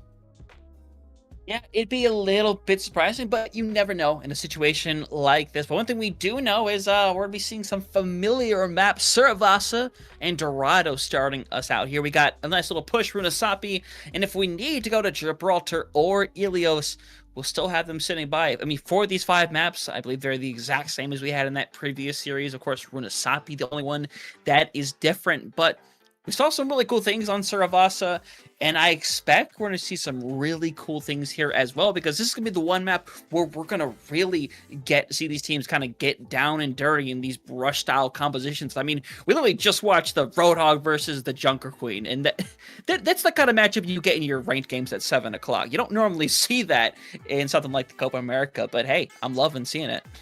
Your ranked game is at 7 o'clock at night. Talk to Spectron. He probably gets that at 2 in the morning in EU. So, I mean, we could expect to see a lot here. I mean, I've been wanting to see Wrecking Ball throughout the night. We did see it in our first series of night with Mexico, but then again, you talked about Junk Queen in our last one. Orisa is something that can come out here. Zarya is definitely a possibility as well. There's a lot that could come out here between these two teams. Very, very flexible kind of compositions that can come out in Saravasa, much like what we normally talk about on the control maps. Yeah, Ilios might be our final map of the night, where we always talk about seeing variety when it comes to compositions, but Dive does seem to be the favorable one there. However, Saravasa, you can play Dive, but if you really struggle on it or you lose a lot of that momentum, it's going to be something where you really have to heavily invest into a lot of your fights just to be able to find something here. So like you said, those rush, those pokes, those brawls are normally a little bit more favorable here just for that reason. Yeah, 100%. It's the way things should realistically roll. And obviously, we don't know how things are going to essentially roll. I mean, we've got to see what both these teams were able to do before in that first day.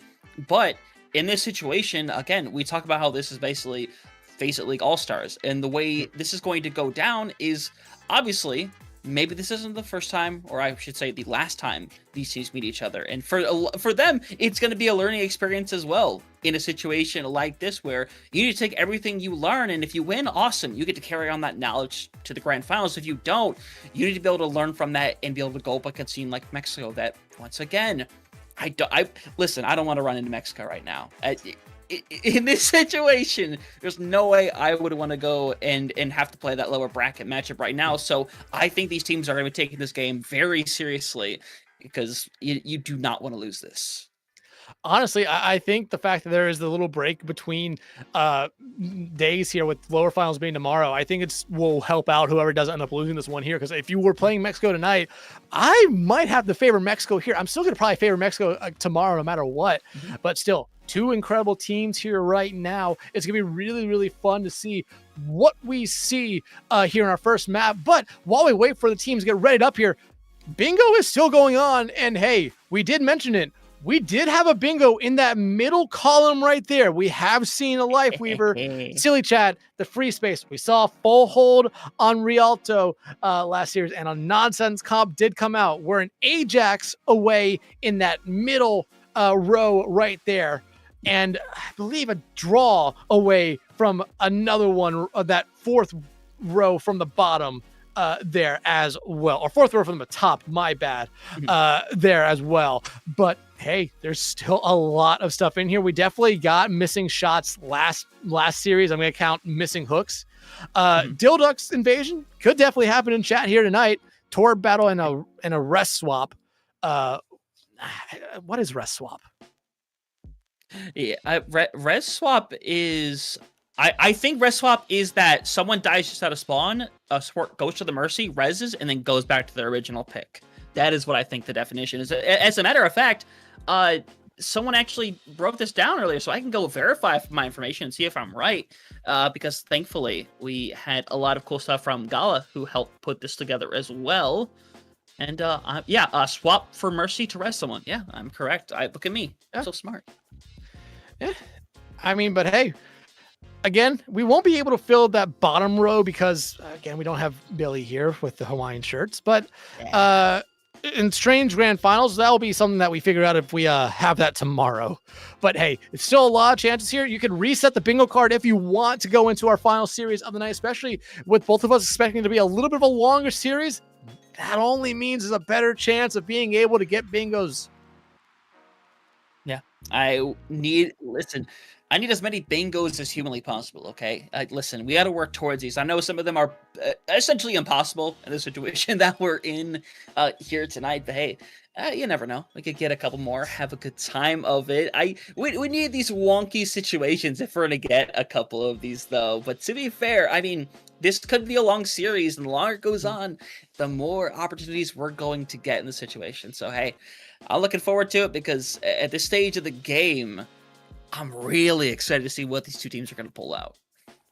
Yeah, absolutely. Especially with both these teams probably having a lot of familiarity with each other, whether it's being, you have players from both teams that are on the same Face It League team, and just players that have gone up against players on the other sides a decent amount across Face It and probably some other leagues as well. I mean, there's going to be a lot of knowledge between these two teams, and it doesn't necessarily matter who you come out with starting wise. You're going to know the weaknesses pretty well here. And that's what makes the series very fun between these two teams, because like I said, a lot of these teams have played with each other, have played with players that are on the other team. A lot of them have been opponents that are on the other team and now on your team. So there's going to be a little bit of that insider information that both teams are going to have here that'll make the series very, very interesting.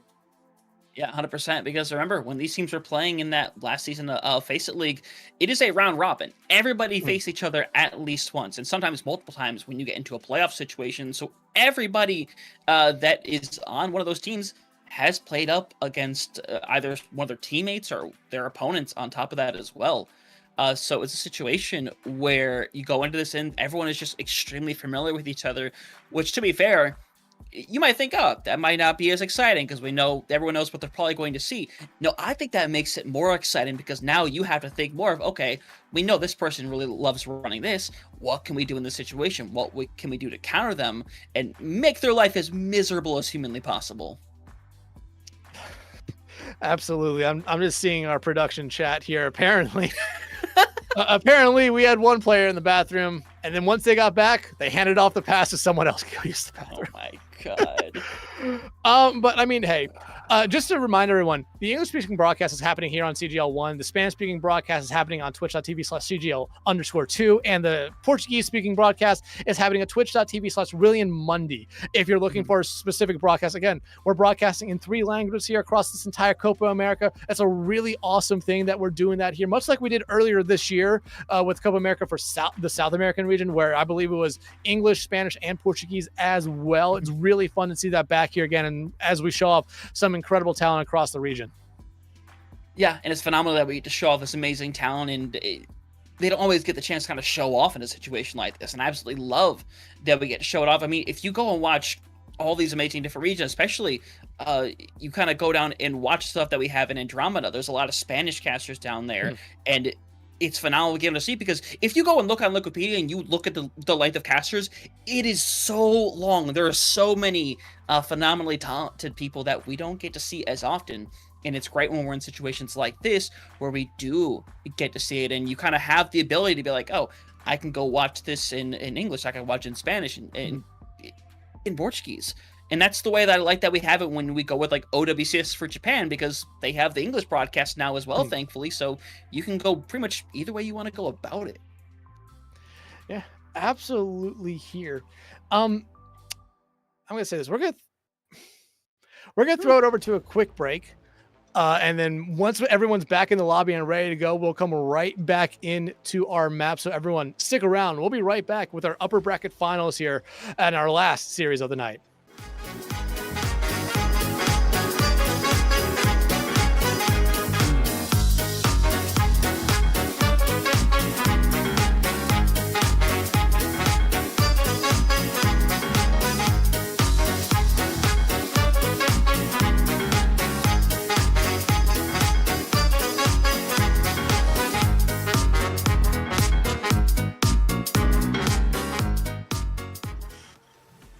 My plan worked, Hunter. They are here.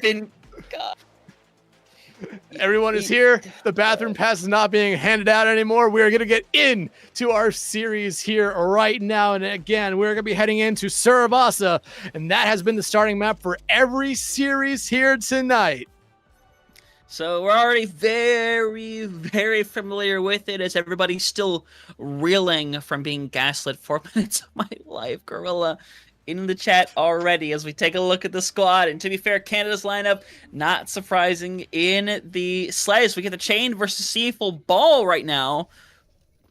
Get to play Mage Arena again. Oh my God. This is what we talked about though. Wrecking Ball has been kind of a favorite on this map here recently, especially with Wrecking Ball being very strong right now in the meta. But at the same time, I mean, we talked about, well, are we going to see anything different from either side? Tracers, symmetrics for both sides going over to Tracers. The main difference though, you look at the support line, you have Graveyard coming out on the Wu Yang. We've seen a little bit of Wu Yang here and there, but it hasn't necessarily found that value you've truly been looking for with the Wu Yang. And other than that, it's almost a mirror match. You see USA going with the Lucio instead. They want to have that constant speed coming out from them. Yeah, exactly what they want. Chain is going to move in aggro. Nice tech with the ball right there. Hoping to find next tick over onto McMahon, but he's going to be able to survive, recover, take a bit of a reset here as point does open up. And obviously, Body's going to start rallying for it. USA goes on there momentarily, but can't stay on there. I mean, because you have Gorilla, Graveyard, Solsei that are making it impossible to stay on this point. In Canada, close to being able to cap over, and with Painkare going down, Painkare did a lot of amazing stuff yesterday, but is the first one to be shut down here as Canada has advantage and should be able to get first cap. And this is one of those things with having that Wu Yang there. They're able to, you know, kind of play a little bit further back, but be able to find people out, be able to get that spam damage in as well. Canada find that value early on. You saw a lot of those water ball shots coming out from Graveyard that were forcing USA back because if they got hit, they would have fallen there. USA, though, both these teams are going to be very composed in their play style. They lose one person early, they're going to probably fall back out here and not necessarily engage into a fight here. Seafull, though, pile drives in and immediately has to get out of dodge. A nice combo kill there as Chain and Graveyard. Chain finds Graveyard. Yep, 100% opening is here, but of course not over quite yet. Gorilla does have a Kitsune Rush. Cleanse not at the ready yet, so has to kind of hide around, wait for an opening. And hey, Kitsune Rush is here, but Mickman goes down. So this might be a little more akin to a stall than anything else, as you see Gorilla being pressed into, get a little bit of care from Graveyard, as Seafull is doing a great job stalling out, but eventually is going to fall over. So I think this is going to be an inevitability as Temp decides to go and try to find something with the bolo shot. As the point will flip over, 82% on the board. Canada has to go and take a reset here as Temp has to do a little bit of that as well. I like the aggressions coming out here from the USA. They understand what they have to do here. They really cannot afford to lose fight because basically that means Canada will win this point. Mines coming out from Seafull. Social could use beat here, but Chain, they're kind of in the middle of it, somehow able to just dodge around all of them with that pile drop, getting rid of a lot of those mines. Yeah, no, Mickman first to go down. Painkare again down in the fight, and now Social going to go for a bolo shot thrown directly in the face. Cleanse comes through though, so everyone able to follow up. A Solsei pulse bomb just going to be thrown directly onto the ground. So now Canada, a bit of a rough position here as you're kind of hoping you take a quick death here and able to restart. But honestly, the rate things are going, it could be a bit difficult. But it looks like for the time being, they're going to be able to get out. Solsei barely doing so. A late pick here for Canada would really hurt them coming in, especially when you look at the composition right now. Mickman going over to the Sombra here, they really want to slow down Chain, they really want to slow down Solo Zen, but you look at USA, still has a minefield, still have their own Kitsune Rush. They are in the driver's seat right now for this point, and it's going to be interesting to see what Canada does here. They still want to put up a fight here, but do they try to get something going towards point? Overtime will proc here. There's the Kitsune Rush. The mines, though, might be the biggest thing that Canada has to worry about. Yep, big hack on the Chain, puts him in a really rough position, but right now it's Graveyard who's in a really rough spot right now. Mine's being thrown out, gonna have to drop out of there. Touches still need to be important for Team Canada, but they're getting forced out one after another. Mickman hoping to find a nice virus here, but it's not gonna happen. At the end of the day, this is just coming down to stall. Seafull getting one, maybe two more touches as the teammates dying around them as USA will take this first point away. Painkare coming up big at the end. And Canada, I mean, they're playing this composition. They have the Sombra on their side. They need to be able to find the right hacks. Yeah, you want to go after Chain, but if you can focus in on maybe Solozen or Social and get rid of one of them, it could really hurt Chain in the long run here. Canada, they're going to come in this next engagement with a beat. Not that far away from a Kitsune Rush, a Pulse Bomb. They're in a pretty good spot right now with 10th Bola Shot. If it lands on someone, say, like Graveyard, like Gorilla, get rid of something early on from them, it could help USA out as the fight goes on here. Beat, though, very, very close there.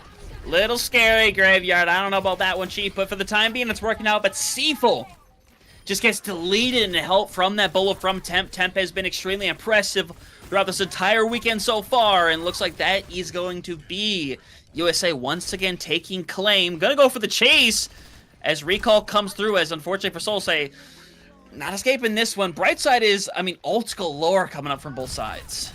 Yeah, and Temp, they invested the Bola Shot there at I don't remember if I'm much Valley, but hey, USA gets the point cap there. Canada going to have 4 ultimates. They did invest the beat in that last engagement. But right now, Canada, like I said, 4 ultimates coming up here. You're going to have them a little bit earlier than USA. You already see the minefield come out here, and it's all over the point.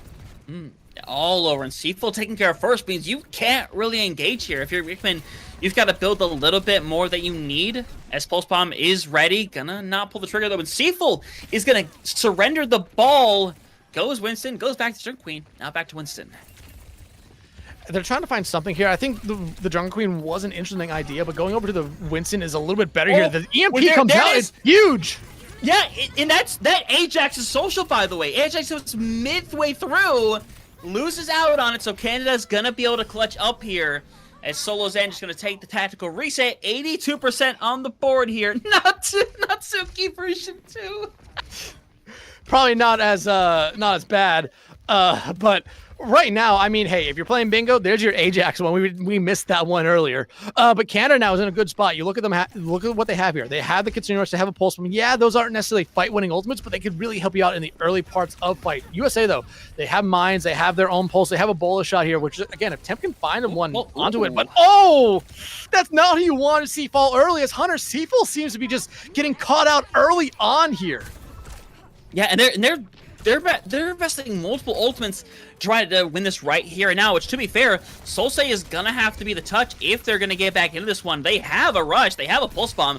This isn't exactly unwinnable, as they're gonna send it right across the way as touch does come through. Trying to find something is Gorilla, but Solsei ends up going down first and foremost. Mine just thrown to the point, which means you basically can't re-engage. So now it's 2-0 for Canada, or I should say 2-0 for USA, as Canada is against the ropes.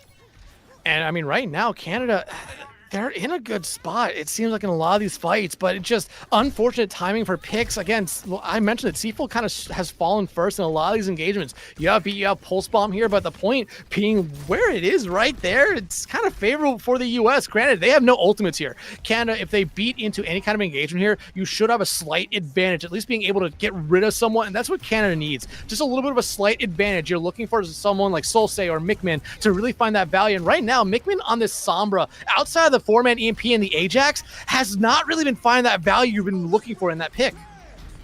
Yeah, B comes out, able to help out Seafold a little bit, who was in a little bit of danger there, but USA still wants to try to end this right here and now, but Pancare being taken care of is gonna make this pretty difficult. Nice hack over on the chain to take care of business as well, and Canada gonna start strong here on this third point, but it's still an uphill battle they have to experience.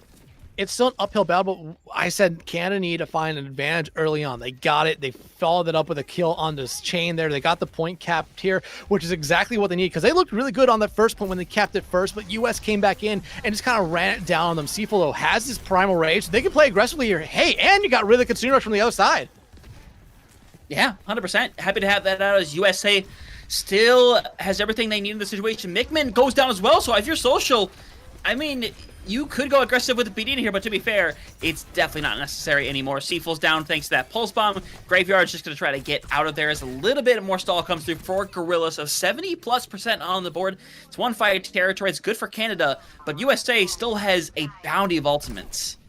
Yeah, the minefield still being the biggest one here. Mickman, though, could cancel it out with an EMP after those mines come out, basically just deleting them off. It's an even ult trade and probably one that you would not necessarily be mad with if you're Canada, but you look for that EMP to be a difference maker here. But that's Suzu completely missed Seafold, forcing out this Kitsune Rush early on, and the Bola shot.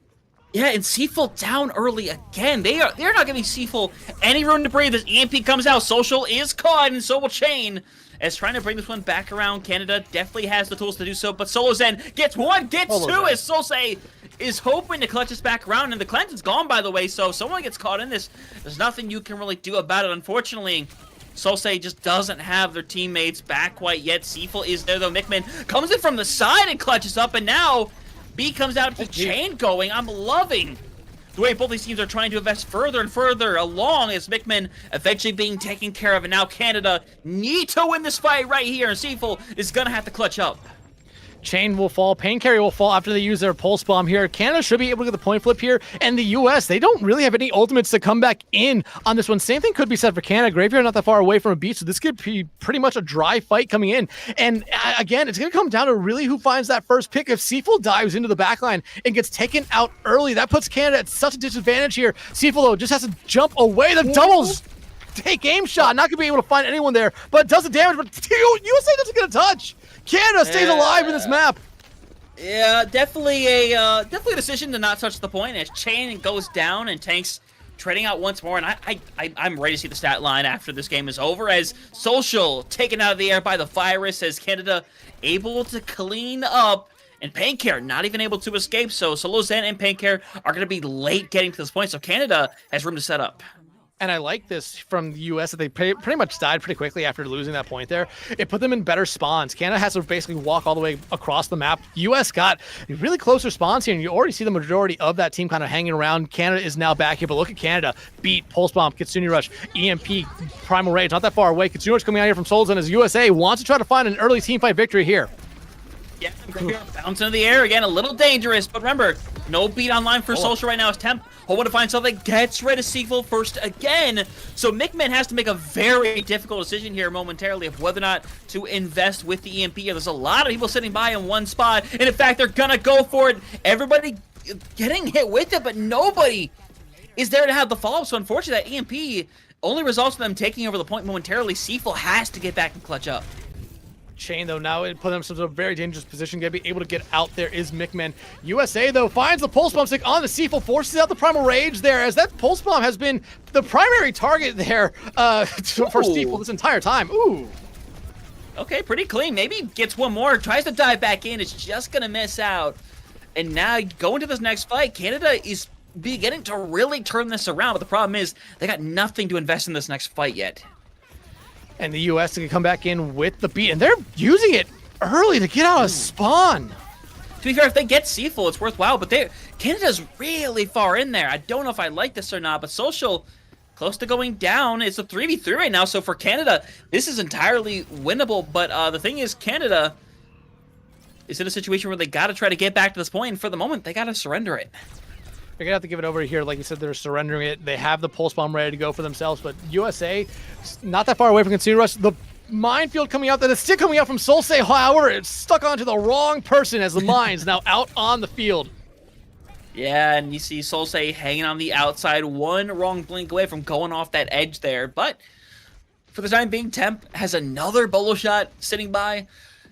And again, it's going to be on Gorilla to use that cleanse at the right time to be able to negate a bunch of that life-ending damage right now. But Solo Zen also going to have a rush ready. Might not even be necessary. It's Bolo thrown out. And if you're Canada, I think you need to take a massive reset here.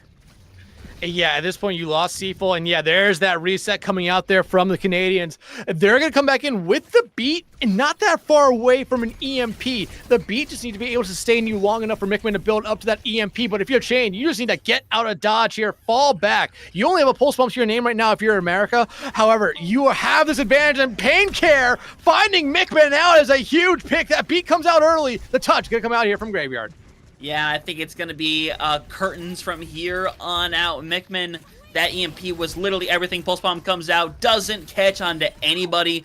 And Paincare, yeah, just going to clear out the competition. Mickman trying to make it once more. Not going to happen. So USA managed to close that one up. Good fight back from Canada. Had a lot there. But unfortunately, I think that really aggressive fight when they were near the spawns, I think that's when they kind of lost a lot of that momentum that they had for a while. And looking at the things, by the way, Seaful 12 times went down.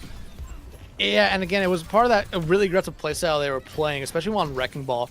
And once they swapped over to Winston, it took them a little bit to kind of warm up to the Winston, because you saw him dying first a lot, especially on point 2, where they had the opportunity to really come back into that final fight, but Seaful died early once, or around, I believe, 60%, forcing Canada just kind of quickly regroup there, waiting for the tank to come back, and that allowed the U.S. to kind of slow, or just kind of settle down at that point, win it pretty handily after that there. But Canada, they did show some fight back there. However, you saw there towards towards the end. Pain Carry just seems like whenever they get it going, they're very hard to shut down. And like I said before, Mickman started to find value on that Sombra, but I don't think it was the value you were truly looking for there at times. They were really, really struggling, not only to land hacks, but for EMP sometimes to really find value. Remember, the last EMP they had did hit 3 people, but they ended up losing the following fight after that. It wasn't necessarily enough there to truly win the fight on its own. Yeah, and it just wasn't, because you don't have the follow-up. If you have, your tank in that fight, you're able to follow up, and I think that could have potentially worked out. Unfortunately, it's not the case, but hey, this is a first to 3. There's still plenty of time to bounce back. I think Canada know what their strengths are, and I think they're going to be able to take advantage of it here. Obviously, because once again, Saravasa was the one map in this pool that I think really falls into Rush and Brawl more than anything else. You could probably say that about New Queen Street, but I think the ball is open to literally anything, including ball, because we have seen it before. It's a very doable map, but from here on out, Dive is going to be a very big name of the game. And as my screen goes to black, I'm excited to see what happens here, as Dorado is our next map. Yeah, Dorado, I mean, we saw it for the first time last series, and we saw what Team Exo was able to do on it here, and they played a very good style of dive. They really did with Dot on that Diva. It's going to be interesting to see what these two teams do, because again, Wrecking Ball is technically a dive tank, but you see a lot of teams gravitate more towards the Diva or the Winston on this map in particular. Outside of that, DPS lines have kind of been going all over the place here. We're starting to see Freya. We've seen Cassie. We saw an Ashe here for a little bit in our last series as well, and support lines as well. You could have that kind of traditional dive support line with the Ana Brig, or you could see Lucio Kiri come back out, maybe Kiri Brig as well. You have options here, much like both these teams. They do have a lot of options with players as well. Outside of the US, who only has Chain as their tank, you remember Canada has a couple. There's a lot of supports in each team. There's a lot of DPS on each team as well. So you can see a decent amount of subs come in here for both these sides. Yeah, and that's what we've seen throughout the entire weekend, is teams being very willing to sub people in and out to kind of give everybody their opportunity, not just to be able to go in, but also to show, where their strengths lie. And the fact that you have this many players means that you have more abilities to show different strengths and change things around when it's needed. And I think we'll probably see some changes from both sides in this situation. I think especially from Canada, I think they may have a situation where it's like, hey, we're going to dive situations. We're probably going to be changing things up a little bit. We've seen that from pretty much every team so far when it came to the thing of going from Saravasa to a dive map. So I think the trend will very likely continue onward. But I guess the question that comes to me is, once again, the tank game, because obviously we saw Seafull over on that Winston. It wasn't working out here, but now, Dex, we're headed to Dorado. We're heading to a place where dive is king, and you would expect Seafull to potentially stay in on that Winston. Yeah, and like I said, when Seafull swapped over to that Winston, it took him a 1, 2, 3, maybe even 4 life to really get going there. Because there were a couple times that Seafull was the first one to die after diving in. A really coordinated kind of peel back there for the United States a lot of times to make sure Seafull was the first one taken out here. But again, we talked about it here a little bit. With this being dive, Wrecking Ball is still on the table. Hazard is still there. And even though we talked about being a dive map, it doesn't necessarily mean that you have to play it. You could still play a Brawl here just with a sim to get TP up to the high ground on this first kind of area, or the first choke really on this map. Because once you get past that, Brawl does become a little bit more favorable as it goes on, especially with the sim being able to kind of TP you around still, but still you have to have that kind of same mentality across the entire team, and that same kind of cohesiveness to really kind of run one of those compositions here. And now as we head in, it looks like we do have a couple subs coming in here. Duck on Quack has come in for United States, and on the other side, doesn't look like any subs coming out for Team Canada. Wow, and so that's a thing that exists now. Like, we know there's always been an invisible wall up there, but never seen something attached to it before. like that, apparently. That's pretty cool. They can see it. The Ari turn is just great. But I mean, right now, you look at the United States, they're showing us the Winston on the defense. Canada showing us the Winston on the offense. This is kind of what we expected. Mickman going over to the Pharah. I like it a lot here. Duck and Quack has to be able to shut them down. And, well, hey, they're shutting down Gorilla as Mickman just decided to go straight back to the Sombra. Again, I was very kind of iffy with Mickman's Sombra last map, but if this team believes that it could be a difference maker here, then, hey, I'm all with Team Canada here. 100% Sombra going to be the name of the game once more. I like it. But USA was able to take care of it before. Going to see whether or not they're going to be able to do it again. As you're going to see C4 really fight for this high ground. Nice stick on to Mickman. It's pretty much it to just keep negating them over and over and over. And if that happens, it's going to be really hard to get the value out of that Sombra. And a Duck on Quack coming in off the bench after not playing all night, other than probably warm-ups, hitting shot after shot here. And now Canada, they're trying to find something here. They're gonna have to just counter dive back there or just peel back to keep their teammates alive here. But still, you see Duck on Quack about to have that bola shot ready to go. And there's no Suzu right now for Team Canada to stop any damage coming in from it. Yeah, and now you see this bola shot all ready to go at this stage, waiting for the opening with Chain down. Might have to take a potential opening, but you see a nice follow-up right there. Seaful's in a bit of a rough position, but is going to be able to stay alive. Bull shot thrown directly into the face of Solse, who almost carries it over to Seaful, and now Seaful's in a rough situation as Mickman is going to die on the card, as once again, Canada not really going to get a whole lot of space here. So I guess for now, USA got to be satisfied. Yeah, especially with Canada finding Chain out there. That's normally like your go sign with the tank falling down, but now Chain back into the fray here. Great plays coming out from a Duck on Quack, really to stop that attack there. The Nano now out here, going to be able to find the damage dealer for the Americans out here. And, hey, they get rid of the Ana as well. This is a nice 1-2 combo. Yeah, that's exactly what you want to do here. The door opening up now is Social trying to run for the hills is literally making their way back. Should be able to get out as Canada going to keep pressing onward, but you got Primal Ridge sitting by, but USA, I mean, they don't have much sitting by. Maybe the beater Primal, maybe? Yeah, Solveson invested the Nano in that last fight as well, and it really didn't find them much of anything here. You're going to see some touches out here from the United States, but Canada, they have the ultimates here to really just get this point. Yeah, they're going to try here. Chain is right around the corner, about to have that Primal Rage, going to activate it literally immediately, was spamming that button ready to go, but Seaful already out of theirs. Graveyard playing to the highs, but unfortunately knocked down. And this point is slowly but surely going to be claimed away as Shane hit with the EMP. Be thrown up by Social. There's only 2 people there. And they're going to try to bring this one back around. And Bolo Shot's there as well. And now it looks like USA is going to be able to recover here. Yeah, Painkiller is back into the fray here, and we've seen what they've been able to do on Tracer already this series. Canada's so close, yet so far away. But all they need here is one good team play, and they should be able to get this final, or this first point. Pulse Bomb ready for them, not that far away from a Nano as well. EMP from Mickman there, you really wanted it to be the thing that really got you that first point. Hey, it got rid of Chain, but still, Social and that beat was the main difference there. And just Duck and Quack being able to find some value on the way out of that fight as well. Pulse Bomb's ready for both sides. Nice anti coming out there from Solozen as a Pulse Bomb. Not going to be able to find anything other than wall there. It's Canada now. Might be able to find an opening. Yeah, it's definitely here, and it's got to be happening right here. 25 seconds left. Solse is going to have to come up big with this Pulse Bomb. A Seaful hit with the big anti. Gorilla taking care of his Pulse Bomb. Just going to hit a shield, and Canada is at a loss right now. Seaful taking a quick little nap, and Gorilla, the one person who had it all sitting by, not be back for a very, very long time as Mickman taken out. It's going to be on the back of Graveyard and Gorilla to get it back in here to stay alive as Seaful is getting burnt time after time. And with the Nano being thrown on, that could be it. A Seaful is falling down. Duck on Quack gets that Nano. The Nano now out on the Soul stay here. Both teams just trying to throw out what they can. USA, all they need to do is have one solid defense. Touch coming out here from Soul stay to keep this overtime wick alive.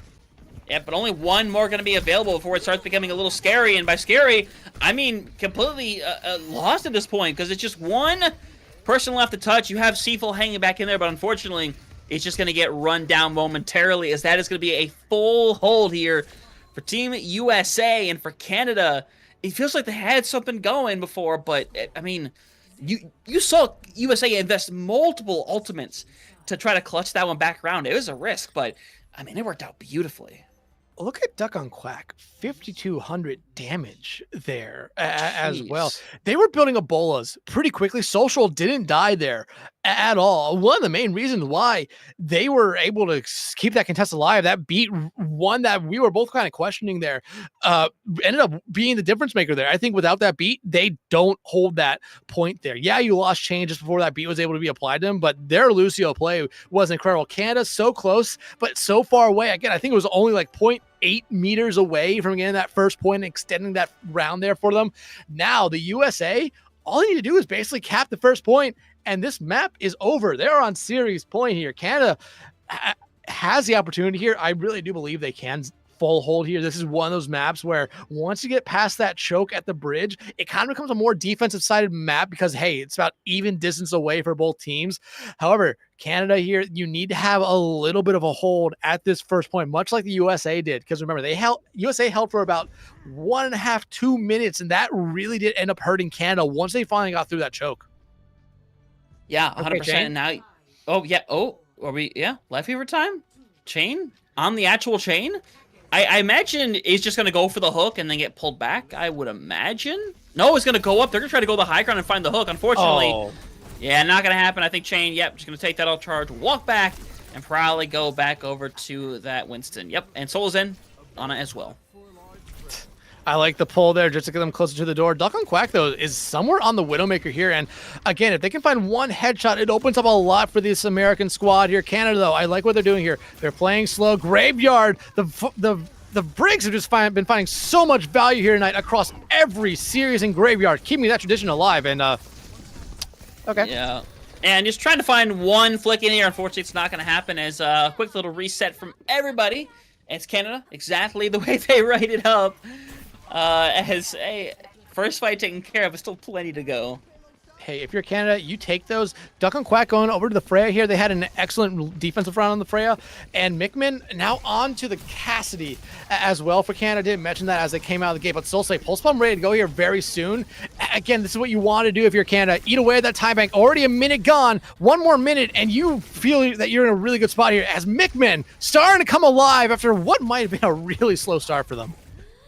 Yeah, it definitely was. As hey, they're still doing a really good job here. Solsay, no recall, but doesn't get any pressure, so was able to kind of just simply hold on to that cart and kind of prevent anyone from really going in. But USA, I love what they're doing here. Chain, though, does get hit with the ante, has to take some time to recover. It's Canada, honestly, just playing smart, not engaging, just biding their time.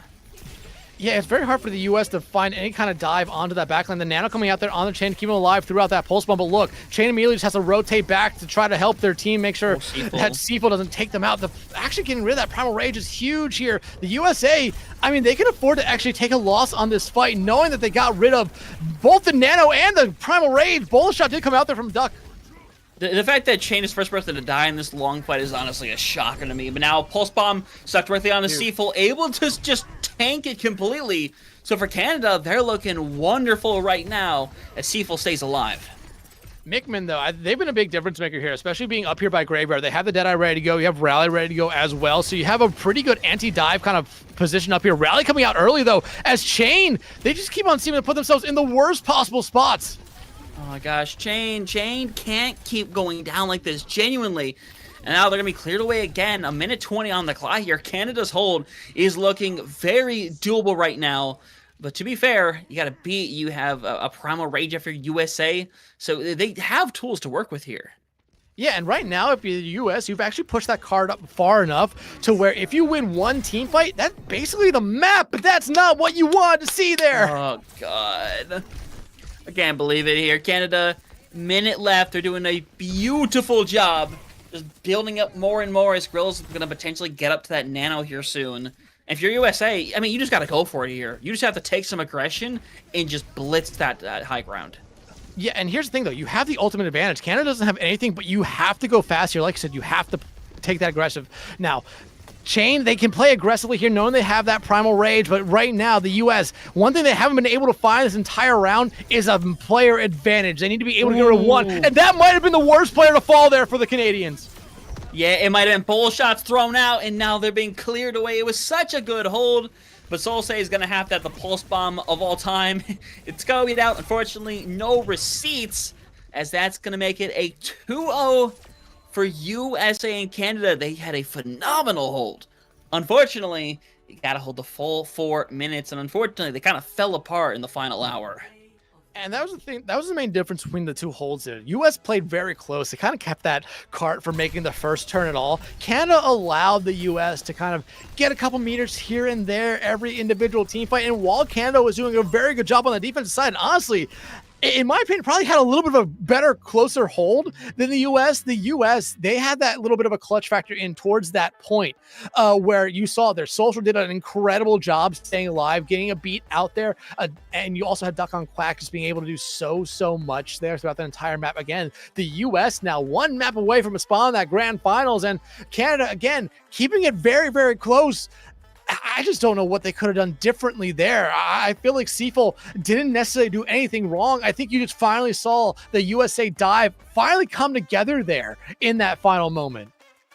Yeah, it took them a very long time to make that happen. And to be fair, that is, I think, more credit to Canada for shutting it down, for clutching up, for using their ultimates and cooldowns in a way that were basically shutting down all of USA's. There were times, multiple times, where Seaful probably should have died, but whether it was on the back of a nano to survive a pulse bomb, whatever have you may, it was big. And that's what you need to do in these situations, is keep Seaful alive as long as humanly possible. Unfortunately, though, you saw Seaful fall over, and the rest of the team no longer has many defense mechanisms after that. No one to go out there in the dive, taking a bunch of the attention. So eventually, it does fall apart, but hey, like we said, it's first of 3. Canada still has one opportunity to bounce back, but if they're going to do it, Dex, it's going to have to be that reverse sweep.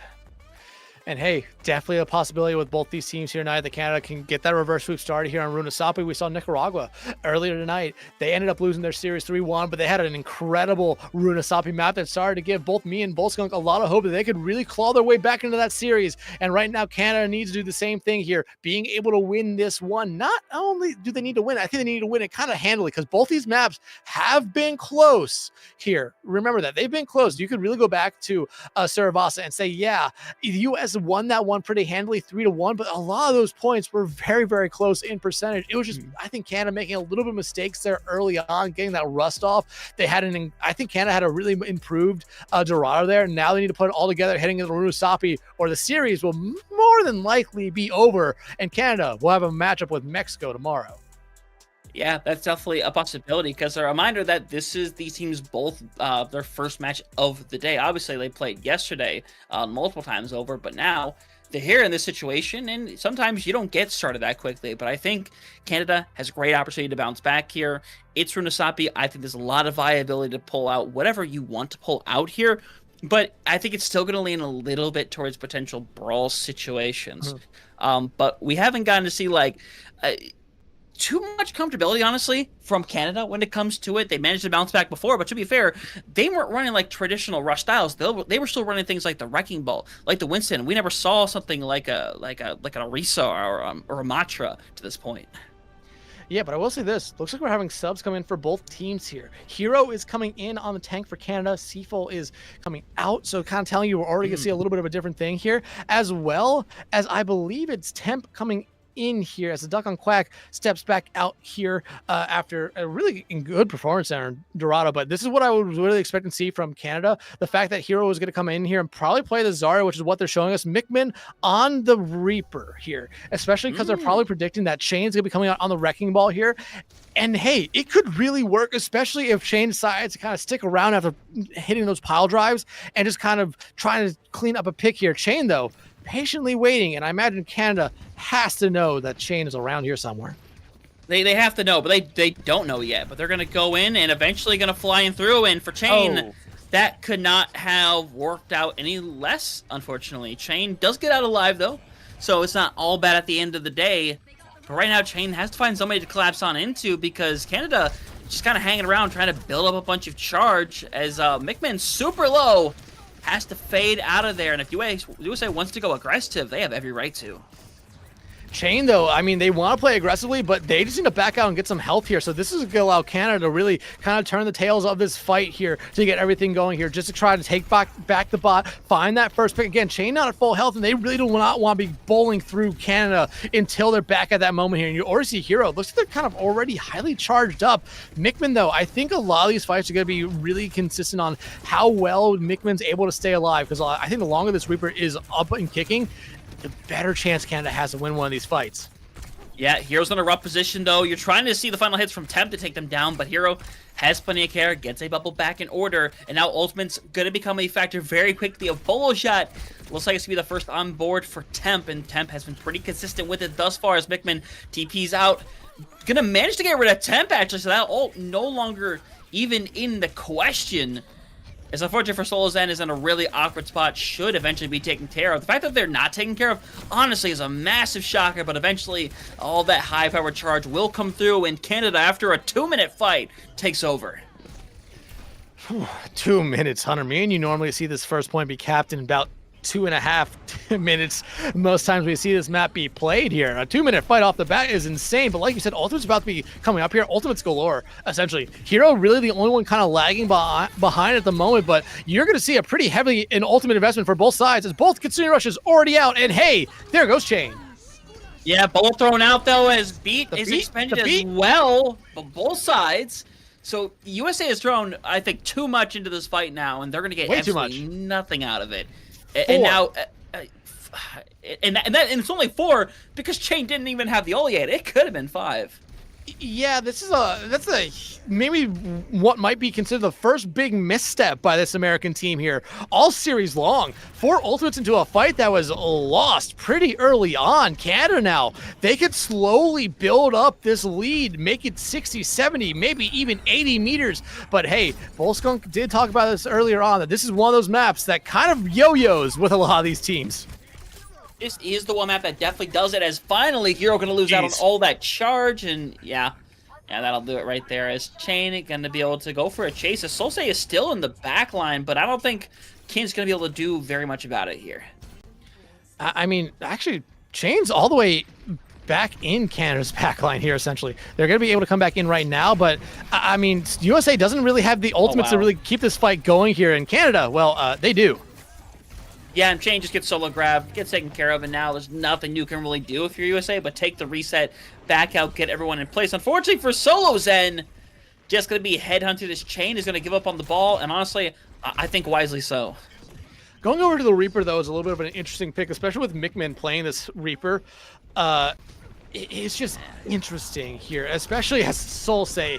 I mean, Painkare has been doing a lot throughout this series, but if Solsei can match and start winning a lot of these Tracer duels, it's going to open up a lot of opportunities here for Team Canada, as now they build that lead to almost 70 meters as we're only 4 minutes into the map.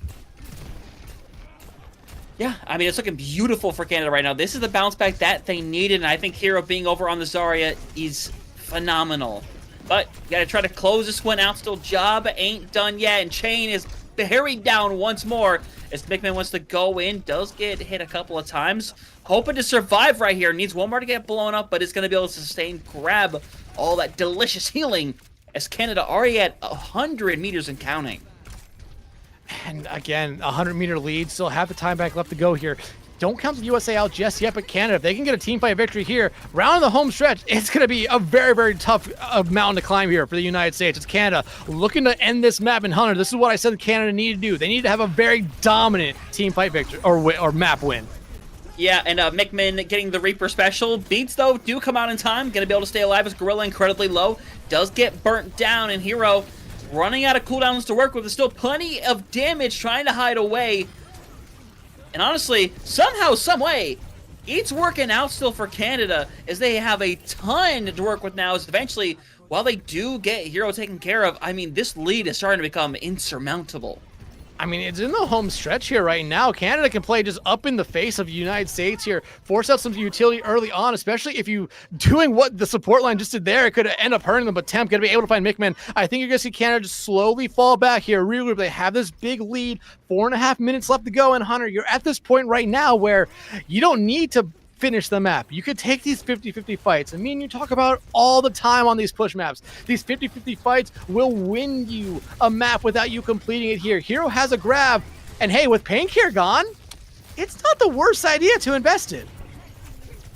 Yeah, 100%. I like the way things are going so far, and Canada's getting right back into this thing. A grab ready to go. Social is sitting on the ropes right now, doesn't have a beat anywhere close. So if Canada decides, hey, we want somebody dead, they will die. But Graveyard's out of the fight, so building up to the beat's no longer a thing. And, oh my goodness! Painkare? Who are you? What?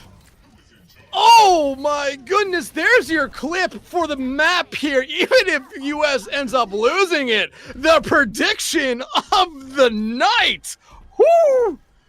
Oh man, But still, you have a large deficit to climb here if you're the United States. 128 meters left to go here, 3.5 minutes. But I mean, plays like that, yeah, even though it was a Tracer duel, a 1v1, is sometimes all you really need to give your team that little spark of momentum to get back into the map. Yeah, that is what it's going to be here. Kitsune Rush activated. Hero, though, going to throw it in. A ton of people throwing it. Pulse Bomb gets rid of 2. It could have been more, but there's the big cleanup coming through in Canada. Going to get rid of Chain. And once again, going to go back the way of Canada, where, to be fair, they're fine just taking the 50-50 fights over and over again. Yeah, only 2 minutes, 40 seconds left to go. Here, you're fine doing that. You can take these 50-50 fights. You still have a large lead. I mean, single digits to triple digits. It's big. Oh, it's my big. God. Yeah, now Chain's in a rough situation. Graveyard's taken care of, though. They're going to go in. Chain is likely going to have to pop this all, but actually has plenty of care, so actually is going to be able to hold on to it as Mickman is just going to take all the time in the world, die on this point. And he's going to try to find the hunt down. He is taken care of, though, as once again, I mean, you're Canada. You're fine with that. You just took a minute off the clock. Now, I mean, still a minute off the clock, 2 minutes left to go here. USA, though, you look at them coming up here. They have that Primal Rage. They have the Overclock. They have the Pulse Bomb. Canada, though, rotating back into almost the same amount of ultimates here, about to have 3. If you're the US, you just need to win a team fight here. You've been able to win team fights on your side of the map. You need to start winning team fights on Canada's side of the map here. As a Kitsune Rush and the beat out from Canada here early on, they do not want to give up more space here. Yeah, no, exactly. As Temp is pretty much forced entirely out of the fight. As you're to see that Pulse Bomb throw it on any Hero. Nothing they can do for themselves here. By the way, the entire time this fight's been going on, the bot being stolen away, Painkare had to drop back to be able to help out as Mickman trying to hop and get out of there. Unfortunately, it's likely not going to happen as they're taken care of. Last one out going to be Graveyard, but they will not be able to live to tell the tale as USA, for the first time in about 8 minutes, is on their side of the field. And this is what I said they needed to do. Win one fight, start to get the ball rolling here a little bit. Granted, no ultimates now, while Canada gonna have a Pulse Bomb here, so not necessarily the biggest of concerns, but again, Pulse Bomb, if it finds 1, it's huge. If it finds 2, it's big, but if it gets rid of some utility, I think that helps Canada out a little bit more here. The USA, though, they need to get another team fight victory here. Get those forward spawns, because you're slowly starting to eat into that lead now. It's less than 100 meters, and that's the first time we've been able to say that since, I believe, 6 minutes left on the clock. Yeah, and it's going to be tough to pull this one back around, hoping to get those forward spawns that can be very useful. And for USA, they are unlocked. Hero is in a rough position, though, getting super low. Tank's going to be trading out as the Kitsune Rush is activated. USA needs to try to find the follow-up here, but Mickman gets rid of another. Mickman has been following up so beautifully. Does eventually get taken care of, though, as it's a rough spot. Painkare has got rid of 1, got rid of 2, hoping to get rid of a 3rd. As they're going to steal the point back. Because remember, USA, their close spawns are still active. Yeah, and right now, Painkare, this is the player that I've been wanting to see kind of step up here. They did an excellent job in Maps 1, Maps 2, making a big difference. Ever since that Pulse Bomb, like I said, a little bit of momentum, a little bit more confidence coming out here from Painkare. But right now, Pulse Bomb being not that far away from you for the US. Pulse Bomb ready to go here for Solsei and Mickman. About to have that Death Blossom. That could be the decider here. That could be the finisher. Yeah, Pulse Bomb thrown out. No receipts, though. Mickman could be the one to put this dagger in, though. It has that Death Blossom sitting by. Pulse Bomb thrown out. No receipts either for Painkare as you go all the way in. Hero coming up closely, and now here goes Mickman. 1, 2, and also able to help finish out. And for the time being, Canada, one final grab thrown out there, and Painkare not going to pull it out. So Canada is going to keep the drive alive. Going to take away Runasapi, and hey, this is the Canada we were hoping to see. It really was. And like I said, this is kind of the map where you normally see teams that have been struggling find their footing here. And Canada certainly did that. Started off really strong. Chain wanted to play that wrecking ball, really kind of struggled on, went over to the Winston, and I think they were about even. The Winston did open up a lot of possibilities to the team, but again, it was just Canada finding all the value they really needed and more. Just the first kind of complete map there for Canada. No big stalls, no big holds, and no one kind of just necessarily overextending themselves there. You can go back and look at map 1. I think there was a little bit of overextensions that really hurt Canada. Map 2, it was just being stalled for the longest time just by the start of the map there. And finally, they got something going here on Runasapi to finally open the door and make this a series. Yeah, and that they definitely have, and the Zarya stuff is working out beautifully, and then that's where we have to hit them with the very unfortunate news as to where our next map is. And Dex, it might be one of the worst Zarya maps in the game, potentially, and that's Gibraltar, and it's a map that, again, that falls into the favor of things like the Winstons, like the Wrecking Balls, which is something that, while they did a fine job on it, USA was ultimately doing a better job with those compositions. Now, that's not to say Canada can't pull something out here. I think the viability is there, especially you go to third point attack and defense. We see teams swap up to brawl sometimes where they will hold hard on those corners, and I definitely think it's viable, but if we learned anything from the earlier matchups, you don't want to be playing for third point and give up the first two, as simple as that. Yeah, you really don't here. And this is going to be the interesting thing for Canada. Do they bring back in Seaful, or does Hero have some dive tanks that they can play here? Are they a little bit flexible on it? Shane, we have to imagine, is flexible because, again, the only tank for this USA squad right now. It looks like, though, looking at the roster, Hero is going to be staying in. I think that's the right move. I think Hero provide a little bit more utility to them on that Zarya. And like you said, you don't want to play for third point, but getting the third point might just be what this Canada team wants to do, because you can go over to that Zarya and find that same value you were trying to find there again here. But looking at it right now, it doesn't look like any big subs coming in for either side. You do have a Duck on Quack coming back in here for the United States, so they're flip-flopping on that DPS line right now. I think Temp did a really good job there for the United States, all things given, that last map. But Duck and Quack coming back in for, again, what could be the final map of this series.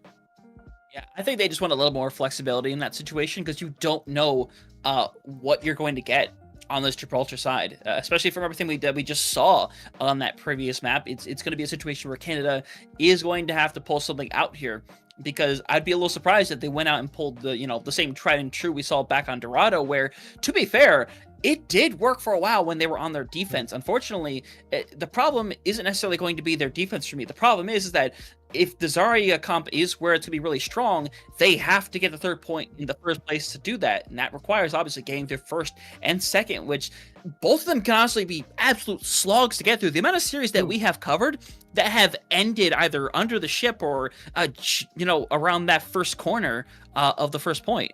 It's happened so many times. Yeah, and maybe I spoke a little bit too soon on subs coming in here. Yeah, Duck and Quack is coming in for the United States, but Seaful is coming back in for Canada here. So again, dive map, weren't really expecting to see the Zarya a lot to begin with, but it looks like Seaful coming back in. We have mostly seen them be playing these dive tanks throughout the series here tonight, and this is one of the most diviest maps in the game. So it's kind of what I expected to see come out from Canada, even though I talked about, I think Hero staying in would have been maybe a little bit better for them, but you just never know if dive was something that Hero necessarily had in their pool here. But Seaful showing us the Wrecking Ball coming out of the gate, at least teasing us with it. But you look at the USA side, and I mean, Solo Zen on that Ana, kind of a very traditional kind of support pick. Social, though, on the Wu Yang. Again, Hunter, me and you have seen Wu Yang here a couple times here tonight, and Wu Yang doesn't necessarily stick around that often. Even back on Runa, or on Sarabasa, where we saw Wu Yang out from Team Canada, Graveyard didn't stick on it long, only really the first point before they made a swap. Huge ante. Yep. Won't result in anything, but for us, Solo Sen, hey, a little bit of tasty ultra to get things going, as both things happy to be over on that Winston once again. As Seaful being on it, not much of a shocker whatsoever. And it's all about slowly trying to inch that further more and more. And Paycare, like I said, is eventually going to have to go down and contest this point. Because if I'm Solsay, I'm fine with consistently making that 1v1 a thing. As Seaful, even though they're underpass, they're still getting blown away. And you don't want a repeat of what we just saw in Dorado, where Seaful was pretty much getting bullied every time they peeked their head out. Yeah, and the biggest problem there was Seaful got actually knocked off the high ground trying to get the dive up there. They popped their bubble, and it just got caught on that high ground ledge, and they had to take damage from both Duck on Quack and Paincare, who we did see going down into that valley right there. So a minute gone here for Canada. They have a lot of time left to go here right now, but you do not want Duck on Quack landing these shots early on, because they are someone that once they get hot, they never get cold. Nope, they certainly do not, and nice little sleep by Gorilla there. Taking a quick little nap as Chain, in a really rough situation, does eventually get taken out. So Canada is going to start being able to make some progress here, as Social barely getting out alive. Paincare, same situation, as they're going to be able to start regrouping and get this moving. And now you're getting into that kind of rough spot here where you need to get going if you're Canada. You're at the bottom of the valley. Now it's kind of becoming more of a defensive-sided point here right now for the United States. And you're already seeing them come up to some ultimates. Duck and Quack, not afraid to use these bullet shots pretty early on as Paincare. Hey, they're starting to get back to their form we saw earlier on in this series. Yeah, 100%. Big stick, though. Chain gonna be given the nano just to stay alive, though. So you're gonna see USA be able to regroup here. Chain going really aggro. In fact, he's gonna get the tidal wave as Chain is not gonna be able to avoid it. Will get taken out, and now Canada has the green light to move forward.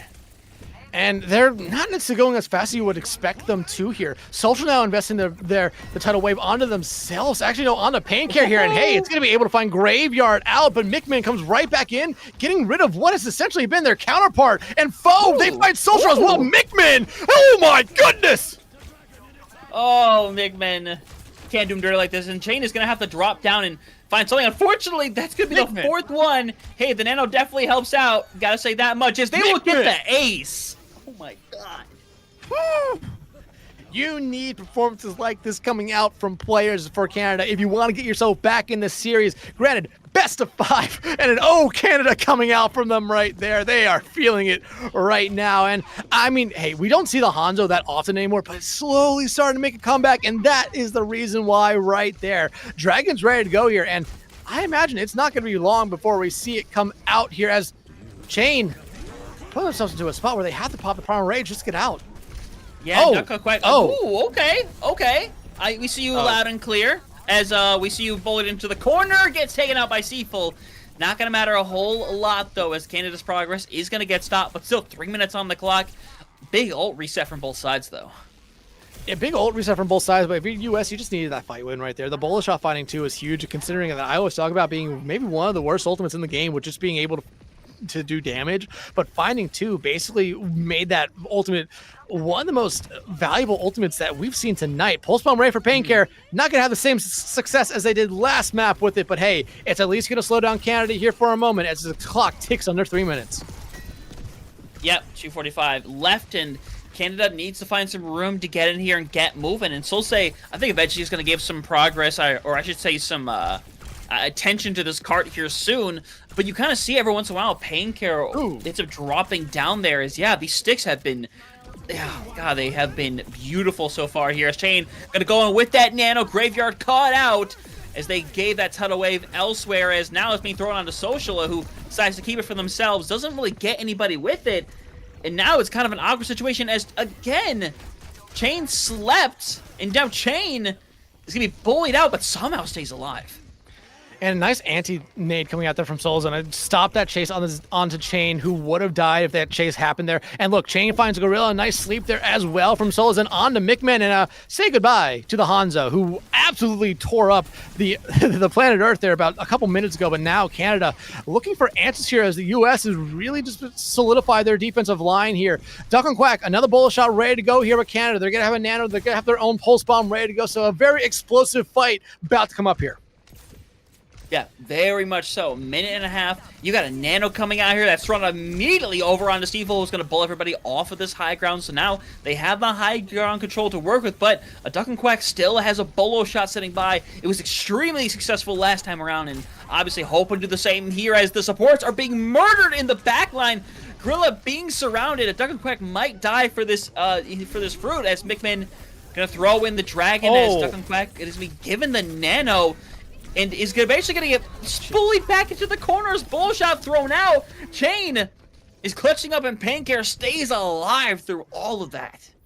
A lot came out right there. Canada dumped all their ultimates. All their ultimates. Like, it might be lucky if Graveyard's able to build up to this tidal wave here. USA is in a good spot right now. Chain has just basically a kind of get out of jail free card with the Primal Rage. Pulse Bomb coming out from Paincare. If it found one there, it would have put Canada into a final fight situation, as they would have just needed to fall back and regroup here. But I like what we're seeing now here from Canada. They're just regrouping here in the stairwell. They're going to have a coordinated dive here onto someone, but they need to be able to find someone out here early on. Solazan would have been a good target, but they put their focus on the Duck and Quack. Yeah, I don't hate it. Duck and Quack has been doing a lot of things here as Mickman goes in, tries to go down. We saw what they could do on the Reaper earlier. It's not enough here, though, and 15 seconds left. You're going to see the bullyment thrown right in. Gorilla forced away, and now Seafool has to run for the hills. They're trying to get the Oh. reset, but Chain is Oh. unmatched, unbeatable. Did they find 3 upon landing down there? But what a play. We had the Mickman pop off earlier on, and now we end the round with a Chain pop off there. And yeah, get that lower profile angle right there on that Winston. Whew. US, I mean, hey, a really good really good just kind of taking a breath after giving up that first point. I mean, you had that pop off for Mickman, who, I mean, granted, that was insane to see. But you gave yourself an opportunity here now to win this map and win this series if you're the United States. Canada, once you got that first point capped, you gave yourself the win condition right there. Yeah, you want to cap that second one to give yourself a little bit of a better one, but still, pushing through Hangar is very, very difficult here to do. And if the U.S. struggles coming out of the gate here, much like they did on Dorado, it is something that's going to hurt them in the long run here, considering Canada did get that first point. Yeah, 100%. And now this is where the struggle is going to be coming through, because Painkare obviously sitting over on that Symmetra is probably going to try to TP over Social, who I think might be over back on that Wooyoung. Gives them a bit more to work with. For Canada, I like Mickman being over on the Cassidy. I think it's going to be great to shut down the Freya. I think it's going to be a bit more of a struggle for Chain to get in. Their bubble's going to get deleted pretty much instantly in those situations. So I am liking the reaction. The question is whether or not it's going to, work out as well as they're planning. Yeah, it's going to be really interesting to see. But look, I like it. I like it. Oh my God. Never mind. What a tease. Come on. I love it, though. You can't do that to us, USA. You can't I mean, do they that. can. They can, and They they can. did. But hey, a Duck and Quack coming out on the Widow again. We saw a little bit last time on Dorado. If they can find one pick, that's all you need. And this is a much better Widow map than what Dorado is. Yeah, 100%. And obviously, it's going to take just that one, I wouldn't say lucky hit, that one good hit to start bringing things back the other way. But a Duck and Quack is literally being bullied out here. Does manage to stay alive momentarily. Can't say the same about Mickman, though, who's down. And now, this is where the struggles sort of start coming through here. But Graveyard manages to get rid of one. Is trying to deliver all this pressure away. Is able to get rid of two. And started to bring this one back around. Unfortunately, their team is not there to help them out. Chain gonna have to run back. As USA gonna keep the spot moving. Well, I mean, the card's moving here, but this fight's over. Canada already won it, and this is kind of favorable for Canada that the card was already pushed up this far because it makes it a lot easier for them to defend. Yeah, the U.S. can come from the high ground now, but Canada is in a much, much better spot, especially with how far up some of these USA team members were pushed up, pushing that card. It puts them now so far behind that they have to regroup. It's going to be about 2 minutes and probably 20 seconds before I see the next true engagement here from the Americans. Canada, though, they're going to be able to have Nano ready to go here, and that could really just help them stabilize, especially as this card will slowly just kind of fall back into the valley there. Yeah, 100% falls on back, and USA, have to try to pull something together here. Ultimates are going to start becoming a factor. Nano thrown directly over onto Sifu, who was anti at the time, so still a little lower on health, but it's going to work out beautifully as the Duck and Quack has been taken care of. Solsei able to keep hanging around, making Paincare's life a living nightmare. As once again, going to force them off of the high ground, keep them separated, as somehow Social and Solzen keep themselves alive. And I thought Seafool was going to be able to escape right there, but Mickman finding Social, the tidal wave going out there onto Graveyard themselves, going to be able to just kind of use it to get out of dodge here. But right now, if you're Canada, you've done exactly everything you wanted to do here. You whittled that time back down to less than 2 minutes. You're now making it to where US really needs to be able to cap this first point really in this next team fight if they want to be able to have a shot at having a good enough time bank to have 1, 2, potentially even 3 fights on that second point. And Paincare finding out Mickman early on is a good way to start for the Americans. And dang right it is, and Chain is potentially going to have to invest here as Paincare's got rid of two. Duck and Quack able to help finish off as finally they're getting bodies on this cart. But hey, the fact that it took so long to get bodies on the cart means Canada has plenty of time to set up for the recontestment. Plenty of time and ultimates as well. Deadeye and Primal Rage ready to go here. Mickman setting up or looking to try to get themselves set up here into a spot where they can find a lot of value with it. Solzen, though, the Nano onto them, and I like this from Chain as they play up close. But remember, no Primal Rage, so the Nano going to be used to keep them alive here. Yeah, and Chain is able to get rid of Seafool, which is worst case scenario, and with that anti right there, that's going to close that one out. So now it is do or die time for Canada. Only 62 meters to go, which, by the way, with USA getting as much progress as they're going to get here, it could be one fight territory. It won't necessarily be one fight territory here. Chain? Yeah, they're gonna be able to get out there. But Canada, they still. Now it is. What? Okay, Solo Zen with the heave of a century, apparently. But Canada wants to get back into this fight here. Look at the ultimates that they're gonna have. They're gonna have 4 ready to go. The US, they don't really have anything. Canada has the potential here to really be able to rotate through some of these ultimates, but they cannot keep affording to lose someone early. Yeah, now someone's got to go back. By the way, you got to touch the payload, guys! And that's that. USA moves on to the finals. Canada goes down to face Mexico. It was sure to be a banger matchup, but I mean, you take a look at what happened here, and Seaful, despite getting all that damage, was constantly getting shut down. A Duck on Quack was finding shot after shot as well, and Nickman, who, by the way, just decided, hey, I like Hanzo, I'm going to pop off for a little bit, so what I can do. And that's not even their best moment right there, honestly. They did a phenomenal job. Unfortunately, yeah, Dex, I know. It's happened twice in the series now. It's not the best feeling in the world. I need a little Zay in my life right now. So, look, regardless, it's a good match. Canada fought back a lot. I think made some very unfortunate mistakes. As, yeah, we need a little bit of that in our life right now. Yeah. I mean, Canada really started to turn around in those last couple maps right there. I mean, they had it going again, though, but USA did everything they needed to do there on a little bit more to get that going, to get that point capped. Canada, again, is just one of those moments where you just kind of just misjudged a lot of it there. And that seemed to be something that we were kind of noticing a little bit, especially when you go back to the first map, a little bit of misjudgments, whether it's, you know, over committing and stuff, over committing into the dives. It just seemed like Canada was not necessarily on top of their game here tonight, but granted, they still do have one more life as they get knocked down to that lower bracket to play Mexico tomorrow. Yeah, and of course, and that'll be phenomenal to see as you see the journey that it has been to get here. Canada managed to go through Costa Rica and Nicaragua in that one outing, and then, of course, have now fallen here. Well, they will get a chance to go up against Mexico, which, by the way, it's not a match we've gotten to see yet since it was USA that knocked Mexico down in the first place. So this will be the last time, potentially, we'll see. Actually, it will be the last time, regardless of the outcome, that we will see a matchup that has not been seen yet. So really excited for that, because the way Mexico has been playing, the way their lower bracket run was today, I think they have a very good shot against Canada, especially if they can kind of expose them the same way that USA just did. And hey, Mexico just got to watch every single moment of that, so they have plenty to apply if they desire to.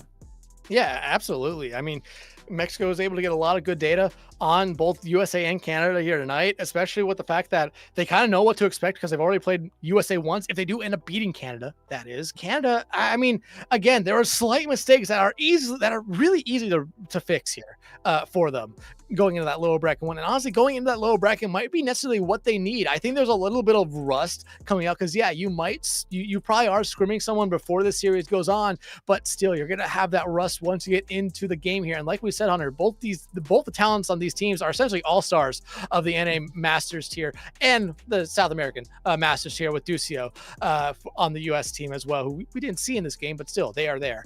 Again, though, Canada, I feel like the mistakes they made are very easily correctable and something that going into their games tomorrow can really be fixed. USA, though, I mean, they came out and played an excellent series through and through. You can start on Sarabasi. Yeah, they didn't get the first point cap, but after they got control of the point, they never really looked back from any of the points. Even the 1 point they lost, they still lost it very, very closely here.